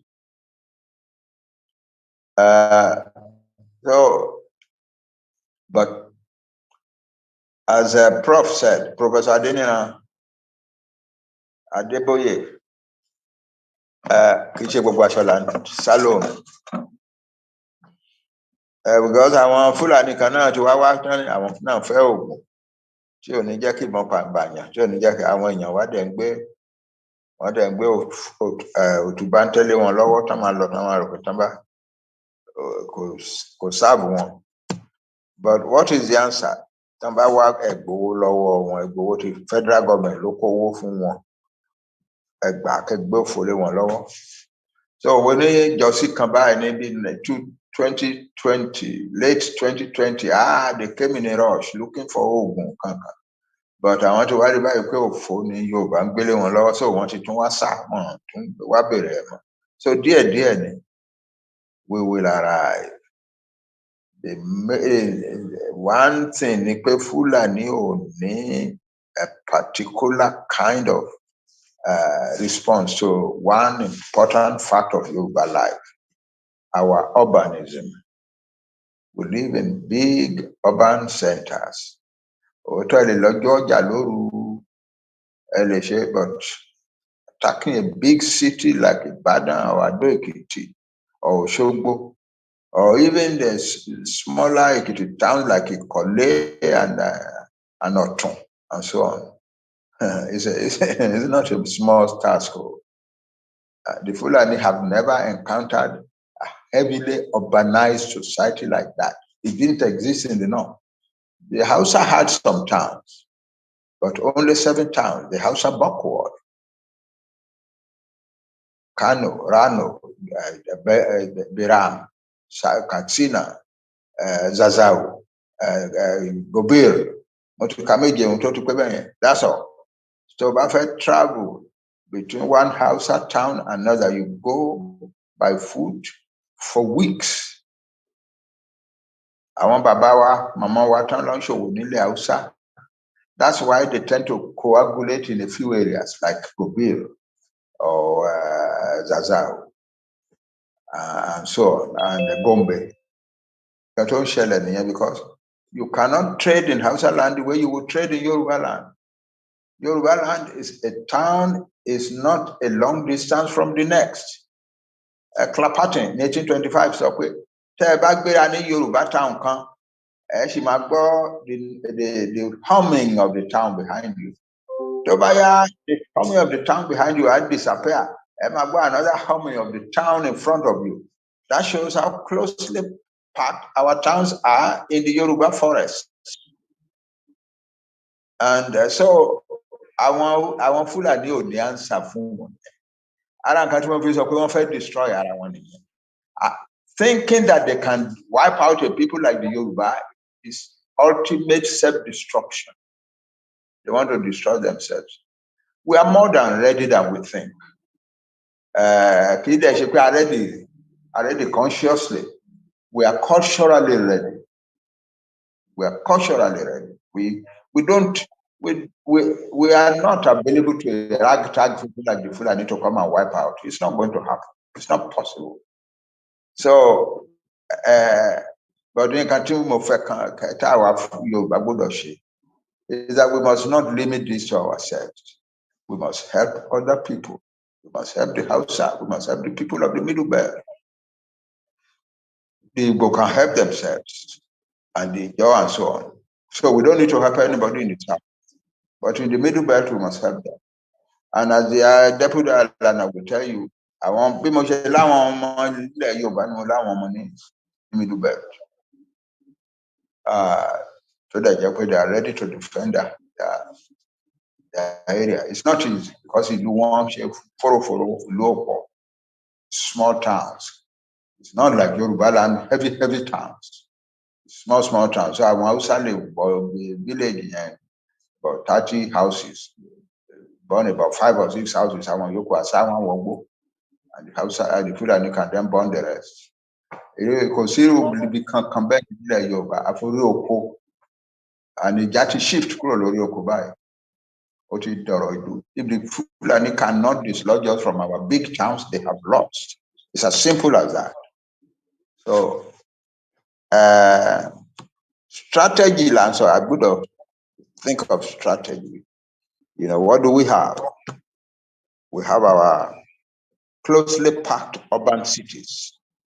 And there's no way the Fulani kind of thing can dislodge us from our towns and cities, or possible.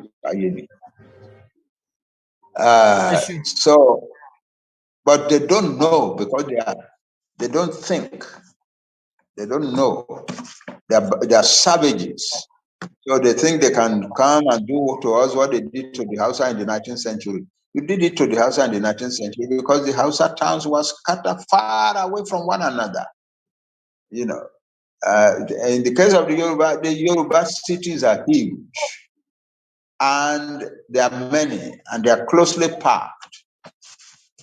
Because if I attack it, look, I want can area Oshu, where one fetch can Oshu and so on. Teba attack Oshu, I want you to respond in the area and Yapogani. Bongon Wambe, Ikire Wambe. Ilé Ifẹ̀ fúnra rẹ̀ bàbá wọn wà ńbẹ̀. Ká máa sọ àwọn ìlú tó wà ní Orígbó. The Yoruba country is impossible for people like the Fulani to come. So ẹ má jẹ́ ká rò pé wọ́n lè kill èèyàn o. Irú eléyìí tó ń ṣe ní Ifẹ̀. Wọ́n lè pààyàn bí wọ́n ṣe pa àwọn ọmọ kan ní ọ̀nà Ọ̀rẹ́. Tí ọmọ bàbá wa Fáṣọ̀rántì wà lára wọn. Wọ́n lè ṣe yẹn, yes, but dislodge the Yoruba from their big cities, attack people like the Fulani come and do that is impossible. You can't make confidence in you. The Fulani have chosen the wrong people to attack. They have chosen the wrong people to attack. They have chosen the path of self-destruction. They have chosen the path of suicide. Okay, Jenny, all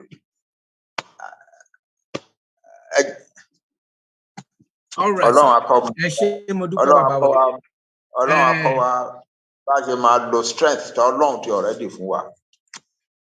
Ẹ ṣeun bàbá wa, a dúpẹ́ lọ́pọ̀lọpọ̀.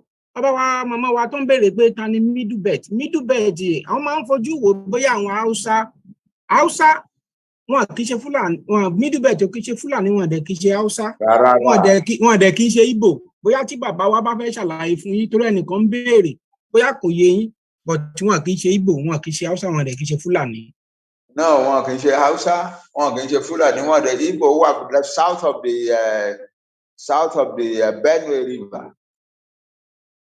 Àwọn Middle Belt, wọ́n bẹ̀rẹ̀ from just below the southern borders of the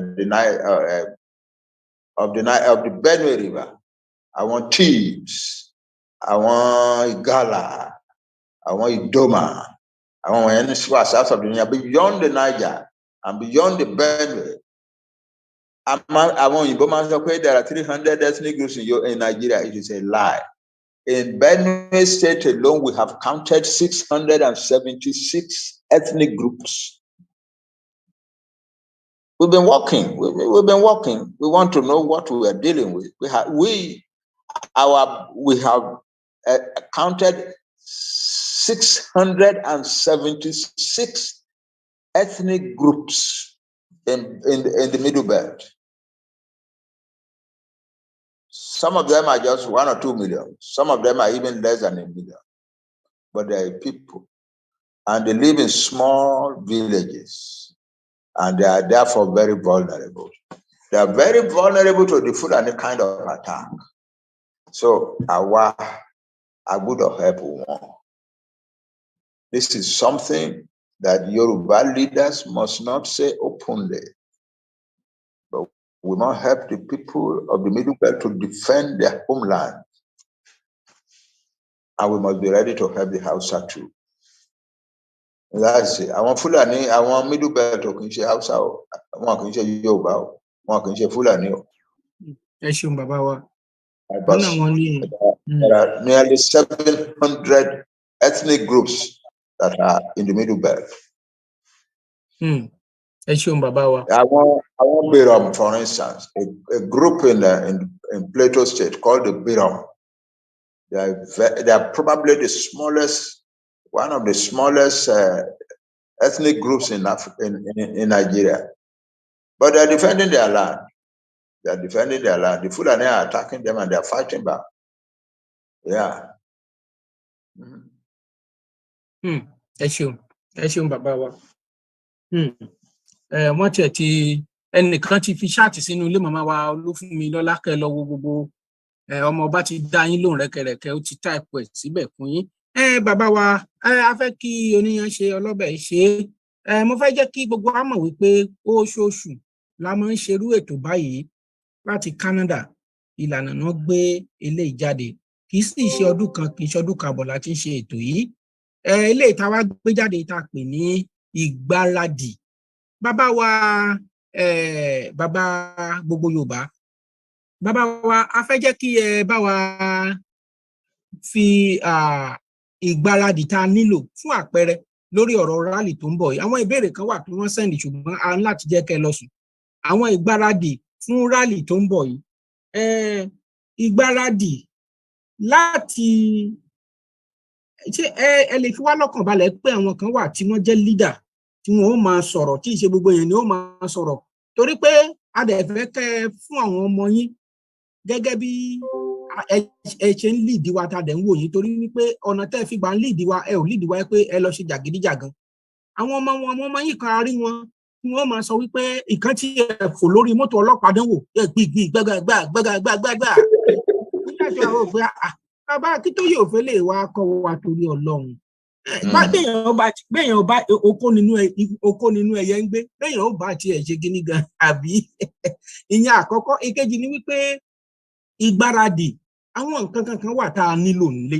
Báwo lẹ ṣe lè encourage àwọn ọmọ yín tó wà lókè òkun kí wọ́n ó gbáradì nípa ti ọ̀rọ̀ finance? Ẹ wò fún àpẹẹrẹ bàbá, mo ní ọ̀rẹ́ kan sílùú Èkó ń bẹ̀ yìí. Ìránṣẹ́ Ọlọ́run ni. Ó wá ń lọ lọ́jọ́ kan ló bá rí obìnrin kan òjò fẹ́ máa rọ̀. Ó wá ní kó ràn án lọ́wọ́. Ó gbé àpamọ́wọ́ dání pé madam ẹ wọlé kójò wọ́n ń bọ̀ lẹ́ ń lọ. Ó wá wọlé ó wá wojú ẹ pé òun ò lọ́bì kankan òun rò pé ẹ fẹ́ gbéṣẹ́ ni. Gbéṣẹ́ kẹ̀. Òun ò ṣiṣẹ́ kankan tóun fẹ́ gbé. Òun kí ló dé kí ló ní ó yá sọ̀kalẹ̀. Ẹ jọ̀ọ́ sà ẹ má bínú. Ìránṣẹ́ Ọlọ́run lòun sọ̀kalẹ̀ ara. Ẹ sà ilé gan òun ṣẹ̀ṣẹ̀ bẹ̀rẹ̀ ní nǹkan bí ọ̀sẹ̀ méjì bí tó máa dúró sí tán ti ń gbé òun nìyẹn. Ọmọ 5 lòun ní. Yorùbá dẹ̀ ni. Ó dẹ̀ kàwé dáadáa tó kàwé gidi. Ọmọ 5 lòun ní. Àwọn ọkọ tóun sì ní rèé bí ìgbà téèyàn ní òkú àyè ọkọ ni. Ó ní ẹ̀wà wò pé kàkà kóun ó lọ jalè kóun kúkú máa gbéṣẹ́. Mo rò pé ẹ má bínú ẹ̀yin ìyá wa. So kí ni mo wá bá lọ àbábọ̀ ni wípé gẹ́gẹ́ bí ọ̀rọ̀ tẹ́ sọ lẹ́ẹ̀kan wọn tó ń kú sí Mediterranean Sea. Ẹ pè lórúkọ tó ń jẹ́ èwo níṣẹ́ aṣẹ́wó. Bẹ́ẹ̀ ni sà. So kí irú àwọn nǹkan báwọn ẹ̀kọ́ mọ̀ bá ṣẹlẹ̀ tá a bá ní kí àwọn tó wà nílé kí wọ́n lọ máa ra fúláàgì ó yá ẹ lọ máa ra pure water fún ara yín tẹ́ fi ṣe rally a rí wípé kí ẹni tó ń gbéṣẹ́ pẹ̀lú ọmọ 5 ni ó lọ ṣe kíni encouragement tẹ́ fẹ́ fún àwọn ọmọ yín tó wà lókè òkun fún ìgbáradì rally torí a sọ wípé rally tẹ́ ṣe sọ yìí nígbà tí yín ó bá ṣe rally lọ́jọ́ 2-3 bóyá kókó bẹ̀lẹ̀ lẹ fẹ́ gbé sí ojú títì ká máa roka ní ẹ̀bẹ̀ làlátẹ̀ ń bẹ̀ yẹn ẹ máa tí ó máa roka bóyá bàbá wa Akíngbadé yín ó sọ pé òkè o àpò èlùbọ́ kan lòun á donate o fún Ẹ̀gbá àpò èlùbọ́ ó yá ẹ̀yin tí ẹ máa roka lọ ẹ̀yin tí ẹ lè gbé gbohùngbohùn kalẹ̀ àwọn ìgbáradì wọ̀nyí mo rí wípé téèyàn bá fẹ́ ṣe nǹkan bẹ́ẹ̀ yẹn ẹni tó lè gbé jẹnẹrétọ̀ lẹ̀ àti bẹ́ẹ̀ bẹ́ẹ̀ lọ bàbá wa kí lẹ ṣe báwo lẹ ṣe bẹ́ẹ̀ encourage àwọn ọmọ yín láti ṣerú àwọn nǹkan báyìí fún ìgbáradì. Ó tó time báyìí kábẹ̀sí wa máa prepare for the big ride and as you have said ọ̀tọ̀ ní nǹkan táwọn tó wà nílé máa ṣe nǹkan tí a fẹ́ káwọn tó wà nílé máa ṣe báyìí ni pé kábẹ̀sí ṣe small rallies ká máa fi kọ́ra ìyẹn ti lé tí àwa abroad tá a bá help wọn á ṣòro therefore orí owó tá a ti ìdarí a gbọ́dọ̀ máa dà báyìí ready for that rally owó gbọ́dọ̀ pọ̀ but you see kó má bàa tún wá di rẹ́kẹrẹ́kẹ́ pé àwa kówó jọ àpò ránṣẹ́ sábúrò wa àmọ́ nǹkan tó fi ṣe nǹkan kan it may be better pé ká kúkú encourage àwọn èèyàn wa ká máa kó gbogbo wọn ránṣẹ́ sí central account Yorùbá maybe better that way because that is a well organized account àádẹ necessary account yẹn dẹ̀ ti ṣe kinní kan tó dáa wọ́n ti compartmentalize donations tó bá fẹ́ donate owó tó fẹ́ designate ẹ̀ pé fún security ni defence security ni àwọn section security tó bá àti create section kan fún the coming rally the big rally maybe we should ask them now àwọn experts wọn bẹ̀ pé kánjọ kan create a section for the big rally so that tó bá mówó ẹ̀ tó fi ránṣẹ́ tó designate ẹ̀ pé for the big rally inú account big rally yẹn ló máa lọ so that we create a welfare group a welfare team or a series of welfare teams that would have access to such money for taking care of particular areas of Yoruba land. For instance, they say gbogbo area Ìjẹ̀bú, area Remo, Kosile, 20 something different sub-ethnic units of the Yoruba people. Kama fi sọ̀rọ̀ state yẹn is nebulous. Ká fi sọ̀rọ̀ ethnic group. Tá bá fún èèyàn kan pé àwọn group yìí committee yìí ló wà in charge of Remo. Àwọn Remo ò ní jẹ́ kí anybody di owó yẹn. Tá bá sọ pé ẹ̀yin Èkìtì, ẹ̀yin owó báyìí wà, àlà committee báyìí ló dẹ̀ wà láti tọ́jú yín. Kò sẹ́yìn kankan tó máa lè di owó yẹn. Ṣùgbọ́n tá bá dé lọ sọ pé state, ọ̀rọ̀ state ò wúlò rárá o. So I need láti jókòó kájọ rò náà ni. I need láti jókòó ká rò dáadáa.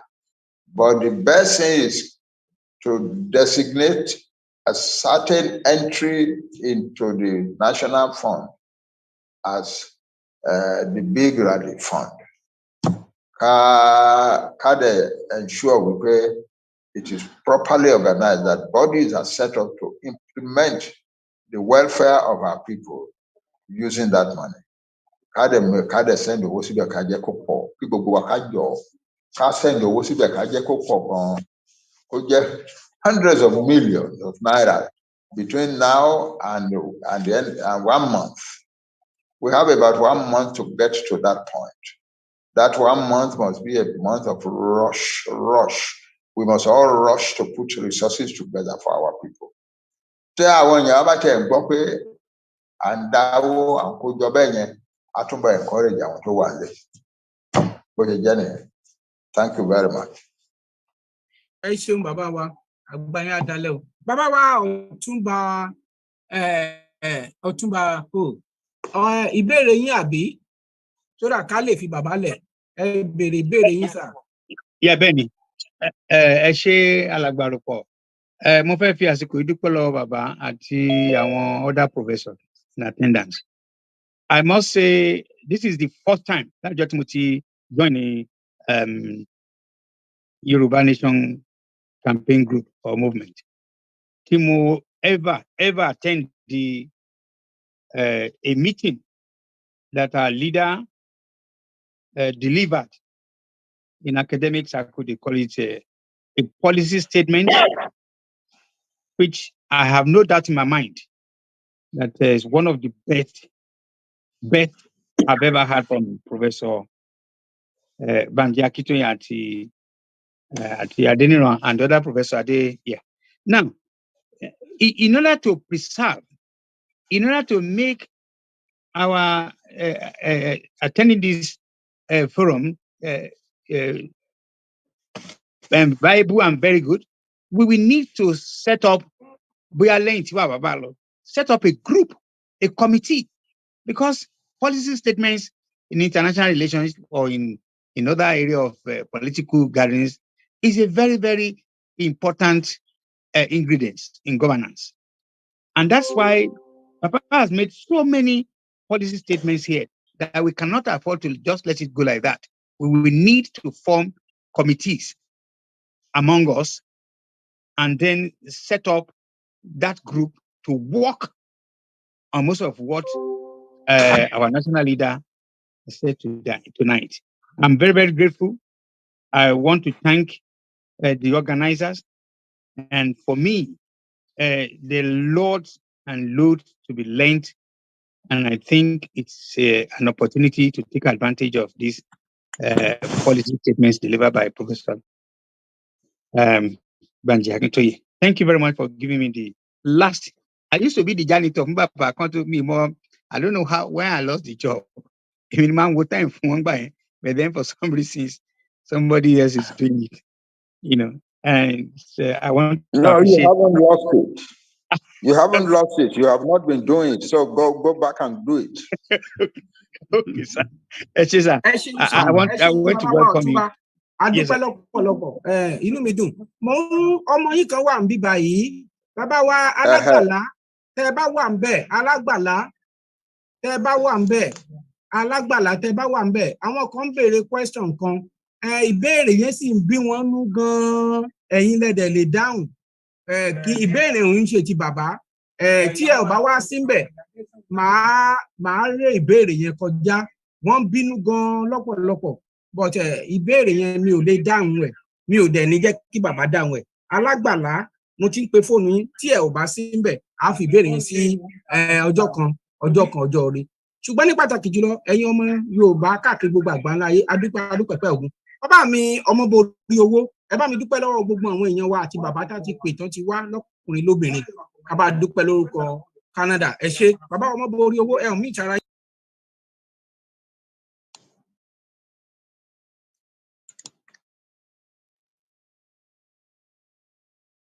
Ẹ ṣé gan ni adúpẹ́ lọ́wọ́ wa láti àtàárọ̀ tí a ti bẹ̀rẹ̀ tó yìí wọ́n fàṣípẹ́ dúpẹ́ lọ́wọ́ bàbá wa Ilana pé wọ́n kó láti àtàárọ̀ bí wọ́n ṣe ń sọ yìí bẹ́ẹ̀ ló ń wọlé sí mi gan ní akínyẹmí ara pé ọ̀pọ̀lọpọ̀ wa òun ni a ti gbàgbé ìtàn làrán tí mọ̀ bẹ́ẹ̀ mo fi àsìkò yìí kí bàbá wa Professor Adeniran náà tí wọ́n jẹ́ igbákejì Ìlànà pé Ọlọ́run Elédùmarè yóò máa fi ààbò ẹ̀ ìṣọ́ ẹ̀ àlékún ara tó péye Ọlọ́run yóò máa fi fún yín mo kí gbogbo ẹ̀yin tí ẹ darapọ̀ wa lónìí pé àpò ètò ẹ̀yin tí bá wa dá sí náà àdúpẹ́ lọ́wọ́ yín wípé àdúpẹ́ lọ́wọ́ wa pátápátá mo kí àwọn Ìlànà Canada bí wọ́n ṣe máa ń yọ bí ọmọ tuntun náà rèé gbogbo Saturday tó bá ti parí oṣù mọ̀kànlá Ọlọ́run tó bá tún di oṣù tó ń bọ̀ ara tuntun ọ̀tọ̀ òun náà nìyẹn ó tún máa mú ní ẹnu wọn ojú ni wọn ò kì í ṣe àbàpẹ́lẹ́ kódà wọ́n máa ń yọ bí ọjọ́ ni mo kí wá pé a kú ètò látàárọ̀ Elédùmarè ọba wíwá pẹ̀lú wa mo kí bàbá mi àròpọ̀ eré pé ẹ kó wọn Ọmọọba Ìlànà mo kí ẹ̀yin náà wípé àjọṣe ètò tó ní ní agbára Ọlọ́run ilé tó tún bọ̀ náà a ó jọ ṣe ọ̀pọ̀lọpọ̀ ẹ̀ ní ayẹyẹ ní agbára Ọlọ́run ṣáájú kí a tó mú ètò tòní wá sí òpin máa fẹ́ kí ẹ fún wa ní àdúrà ìparí gẹ́gẹ́ bí ó ṣe wà ní ọ̀rọ̀ máa fẹ́ bóyá kí ẹnìkan ní ara wọn tí wọ́n wà nínú ilé ẹ dákun ẹ bá wa fún wa ní àdúrà ìpàdé yálà nílànà ti mùsùlùmí tàbí ti ẹlẹ́sìn kan àbáláyé torí pé àwọn ti kìrìsìtẹ́nì ni wọ́n gbà ní àkọ́kọ́ ẹ dákun ẹ fún wa ní àdúrà ìparí tàbárẹ̀ tó lè fún wa ní àdúrà ìparí torí pé akọ national anthem wa àdúrà ìparí. ṣé mo lè gbàdúrà o. Bóyá kí n pe bàbá wa bàbá wa dé bàbá wa ọmọbìnrin owó kẹ tó lọ ṣé ń gbọ́ mi. mo ń gbọ́ yín. Vote of thanks ó máa wá láti ọ̀dọ̀ bàbá wa coordinator fún ìlànà Canada vote of thanks lẹ́yìn yẹn ni wọ́n máa gbàdúrà. Okay, ẹ ṣeun ọmọọba Ìlànà ẹ ṣé gan ni vote of thanks mo dúpẹ́ lọ́wọ́ gbogbo ẹ̀yin tí a pè tí ó wá àwa Ìlànà Canada àwa la dúpẹ́ lọ́wọ́ yín o inú wa dùn pé ẹ dìde a mọ̀ pé ọjọ́ míì tí a bá tún pè yìí ẹ máa dáhùn àwa tó bá ní ìbéèrè tí a ò ráyè pè ní ọjọ́ òní gẹ́gẹ́ bí àkókò tí àwọn bàbá wa a ti gba more than 3 hours mọ́ wọn lọ́wọ́ báyìí. In fact, this is almost going to 4 hours nísìn. A rí pé ilẹ̀ ti ṣú lọ́dọ̀ tí wọn ẹ má bínú sí wa pé a ò lè pe ọ̀pọ̀lọpọ̀. Ẹ jẹ́ kí n wá dúpẹ́ lọ́wọ́ àwọn bàbá wa Akíntóyè àti bàbá wa Adéníran tí wọ́n dìde wá. Inú wa dùn pé ẹ jẹ́ wa sà. Àjíǹde ara máa jẹ́ fún yín o. A mọ̀ pé ilẹ̀ Yorùbá náà tí àwa ń sọ ilẹ̀ olómìnira Yorùbá tí a fẹ́ Elédùmarè á mú wa débẹ̀ lágbára Ọlọ́run ó máa ṣojú yín kò ní ṣẹ̀yìn yín lágbára Ọlọ́run kò dẹ̀ ní ṣẹ̀yìn ẹnìkankan wa tó wà bí náà. Mo tún dúpẹ́ lọ́wọ́ bàbá wa Adéníran Adébóyè tí wọ́n wá tí mo ju invitation sí wọn tí wọ́n dẹ̀ dìde. Mo dúpẹ́ lọ́wọ́ bàbá wa Adéníran Adébóyè ẹ ṣé gan ni sà. Àtúnmárí yín bá o àti àwọn àgbààgbà wa tó wà ń bí tí mi lè dárúkọ gbogbo wa pátápátá inú wa dùn pé ẹ dìde o ẹ ṣé gan ni àwa Ìlànà náà Canada ń bí ẹ ṣé ẹ kú àtìlẹ́yìn tí a jẹ́ kí ètò yìí kí ó ṣeé ṣe a dúpẹ́ lọ́wọ́ yín ẹ ṣé gan ni ọmọọba Ìlànà ẹ ṣeun. bàbá rúpọ̀ lọ́dọ̀ yín àti ọmọbìnrin owó. Ó dáa ẹ ṣé gan ni bàbá àwa náà dúpẹ́ lọ́wọ́ yín pé ẹ pè wá ọpẹ́ ni fún Elédùmarè yóò ní jẹ́ kí ìfẹ́ tó bẹ láàrin wa Ọlọ́run ní jẹ́ kí ó dìbàjẹ́. Lẹ́yìn ìgbà yìí màá fẹ́ kí bàbá wa bí àwọn náà ni màá padà pè bàbá wa Adéníran bí àwọn ni màá pè kí wọ́n fún wa ní àdúrà ìparí. Mo fẹ́ bá mi unmute wọn. Bàbá wa Adéníran Adébóyè torí Yorùbá wọn ní ẹnu àgbà báyìí òun náà ni òbí tí gbó fẹ́ kẹ́ fún wa ní àdúrà ìparí ká tó kásẹ̀ tó lẹ́sà ẹ ṣé púpọ̀. Mo ti unmute yín sà.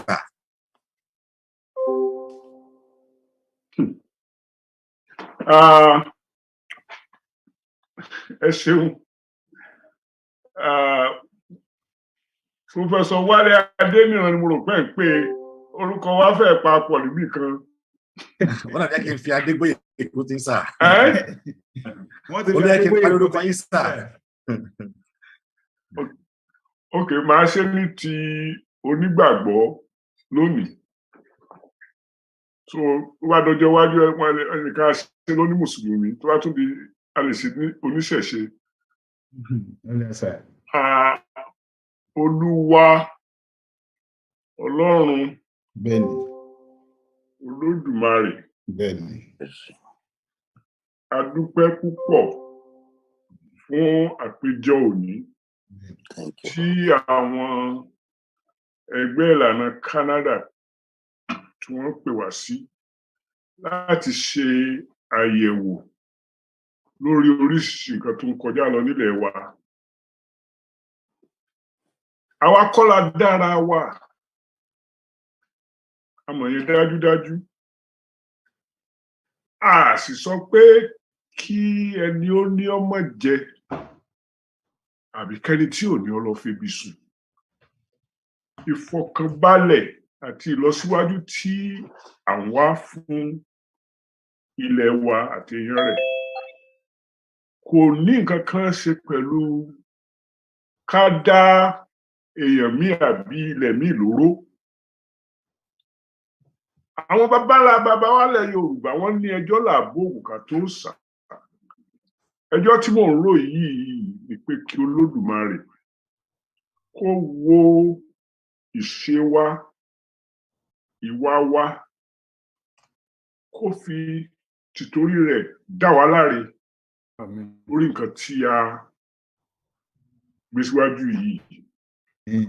Kí inú dídùn, àlàáfíà, ìfọkànbalẹ̀ àti ìlọsíwájú kó jẹ́ ti àwọn èèyàn wa ní orúkọ àwọn tó ṣẹ̀ wá àti lórúkọ àwọn Ọlọ́run tó dá wa. Wọ́n padà lọ síbi tó ti wá láyọ̀ àti àlàáfíà. Káwa tá a wà ní ilé àjòjì kárí ilé padà sí. Báwọn abala wa lórí odidẹrẹ kú sóko wa jẹ́ àfẹ́ kú síta. Àṣì ní kọ́ mẹ́lò ní kú síta. Àdúrà wa ó ní pé kí ẹ ṣíjú àánú wo àwọn ọmọ yìí. Kẹ́ni tí ó jẹ́ láàrin kó mọ̀ délẹ́bi. Nítorí pé ẹlẹ́ni tó délẹ́bi fẹ́ dá láàrin. A dúpẹ́ púpọ̀ fún àlàáfíà àti tàmúdé bíi lónìí. A sì fẹ́ mú àlàáfíà lọ kẹ́ fàṣẹ sí. Kí ọjọ́ ọ̀la kó dáa ju ọjọ́ òní lọ. Kí ọba bí wa ó sì ti ṣe lọ. Ká lè fi ògo fún orúkọ yín. Láé àti láéláé. Ẹ ṣe jẹ́ ní bàbá. Ibi tí a bá ti wá rí ẹ̀yin bàbá wa tí a bá rí obìnrin, àwọn ìyá wa náà kí wọ́n fún wa ní àdúrà. Kò tí ì pẹ́ rárá torí pé ọkùnrin ló gba àdúrà bẹ̀rẹ̀ ló tún gba àdúrà parí. Ká má wá rí àwọn ìyá wa kan bí ẹni tí ò tí kò pé ni. Ní báyìí màá tún wá fún ọmọ wa Beatrice olówó òkèrè pé kí àwọn náà kí wọ́n fi ẹnu àgbà ẹnu tí wọ́n fi bí ṣẹ̀wá bá tún fi gba àdúrà sí ọ̀rọ̀ Yorùbá nation yìí. Mo sọ fún màmá wọn mọ̀ sí wọn bá wá gbà dáadáa àtàwọn ọmọ mọ́nà náà máa ń gbà fún màmá bí lè tẹ́ bá tún gbà lónìí Ọlọ́run yóò tún mú lọ sí ilé àṣẹ. Màmá Beatrice ẹ fún wa ní àdúrà. Praise the Lord. Hallelujah. Lákọ̀ọ́kọ́ mo dúpẹ́ lọ́wọ́ Ọlọ́run ọba Olódùmarè èyí tó dá pé ó dá àwọn bàbá wa sí, bàbá wa Akíntóyè, bàbá wa Alànà kejì àti gbogbo àwọn bàbá tá a ní. A dúpẹ́ irú ẹ̀mí àti ìlera tẹ́ ẹ fi fún wọn because ẹni tó bá fẹ́ pé 90 kò yí sí o torí à ń rí àwọn tó ń pé 90 yẹn bẹ̀tọ̀ Ọlọ́run dìídì ó gbé ẹ̀mí gígùn ara líle ó gbé fún wọn. A dúpẹ́ bàbá, a dúpẹ́ ọmọ, a dúpẹ́ lọ́wọ́ Ọlọ́run ẹ̀mí mímọ́. A tún wá dúpẹ́ níbi tí Ọlọ́run ràn wá lọ́wọ́ dé. Ọlọ́run la máa dúpẹ́ lọ́wọ́ ẹ̀. A dúpẹ́ níbi tó ràn wá lọ́wọ́ dé torí tó bá jẹ́ pé báwọn Fúlàní ṣe plan ẹni kò yẹ ká tẹ̀ gbọ́ nǹkan tó ń jẹ́ Yorùbá nation mọ́.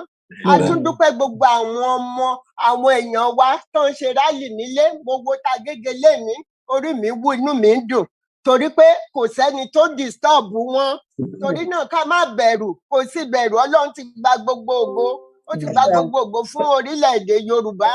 A dúpẹ́ bàbá, a dúpẹ́ ọmọ, a dúpẹ́ lọ́wọ́ yín bàbá, a dúpẹ́ Ọlọ́run fún yín ṣe, a dúpẹ́ nítorí ẹ̀mí okun àtàgbára tọ́lọ́run gbé wọ̀nyí. A tún sì sìn arántí bàbá wa Ìgbòho náà. A dúpẹ́ irú ẹ̀mí tọ́lọ́run gbé wọ̀ náà. A dúpẹ́ gbogbo àwọn àgbààgbà tó ń ṣiṣẹ́ náà bàbá wa Adébóyè náà tó tún wá. A dúpẹ́ ní gbogbo àwọn ti Canada. A dúpẹ́ ìfẹ́ tẹ́ ń fi hàn torí pé àwọn Canada branch Canada Ìlànà Canada wọ́n ní ìfẹ́ sí Yorùbá gidigidi. Wọ́n ní ìfẹ́ ká tètè gba kínní gbogbo wa là ń ṣiṣẹ́ òǹtọ̀sán tòru. Amẹ́ríkà ni mò ń gbé ṣùgbọ́n ìyàtọ̀ wà nínú ìṣe. A dúpẹ́ gbogbo bẹ́ẹ̀ ṣe ń ṣe iṣẹ́ náà tó ń yọrí sí rere. Ọlọ́run á sì jẹ́ kí gbogbo ẹ̀ kó yọrí sí rere.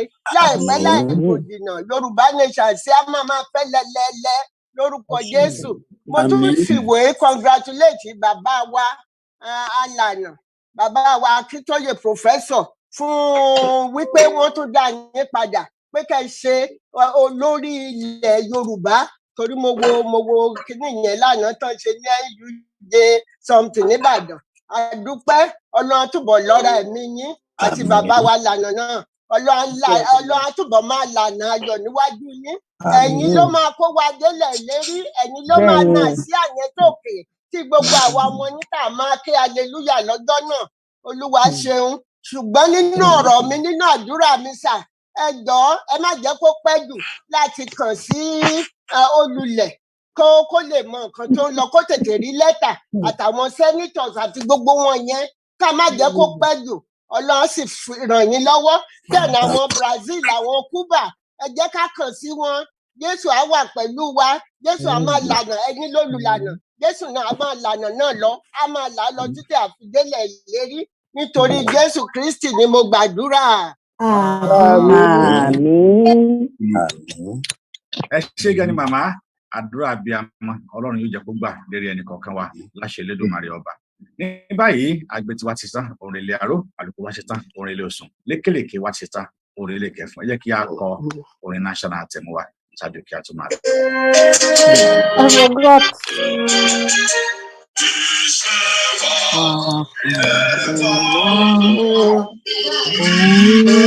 Orílẹ̀-èdè wa Adéga sáyé rẹ̀ ìgbàgbọ́ wípé láti bẹ̀rù dàpọ̀ mọ́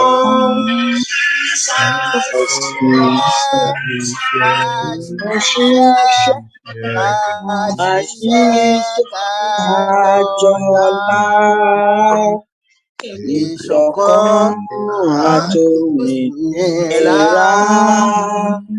ní kẹ̀kẹ́ ká máa lépa tẹ̀síwájú ire àtòhun tó dára. Olúwa ìdè ọ̀sìn ẹ̀kọ́ rẹ̀ wọ́n ní ìmọ̀lẹ̀ gbogbo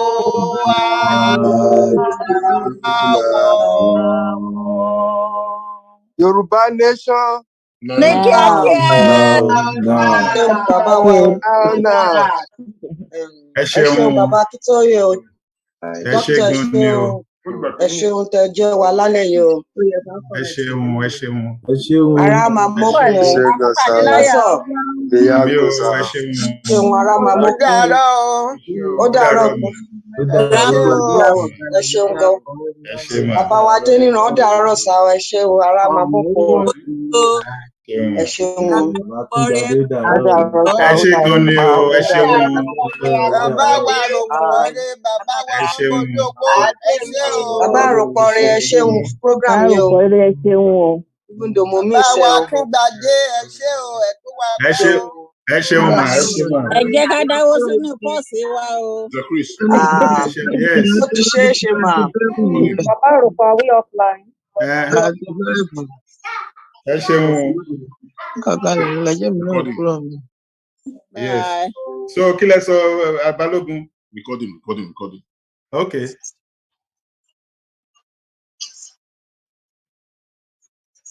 Recording stopped.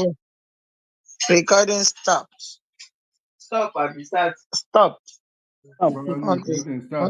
Stop. Báyìí ìgbà tó stop ló start. Ẹ ṣé o báyìí.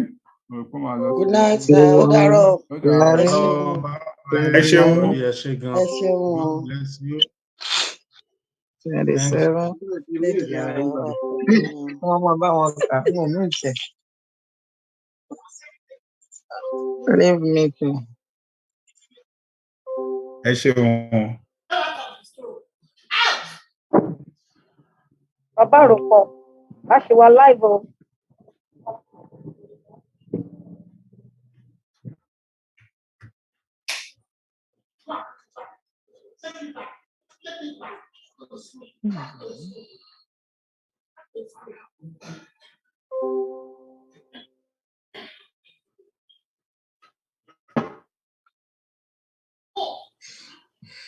ẹ ṣe ọmọọba lànà ẹ ṣe gan ni o ẹ ṣeun.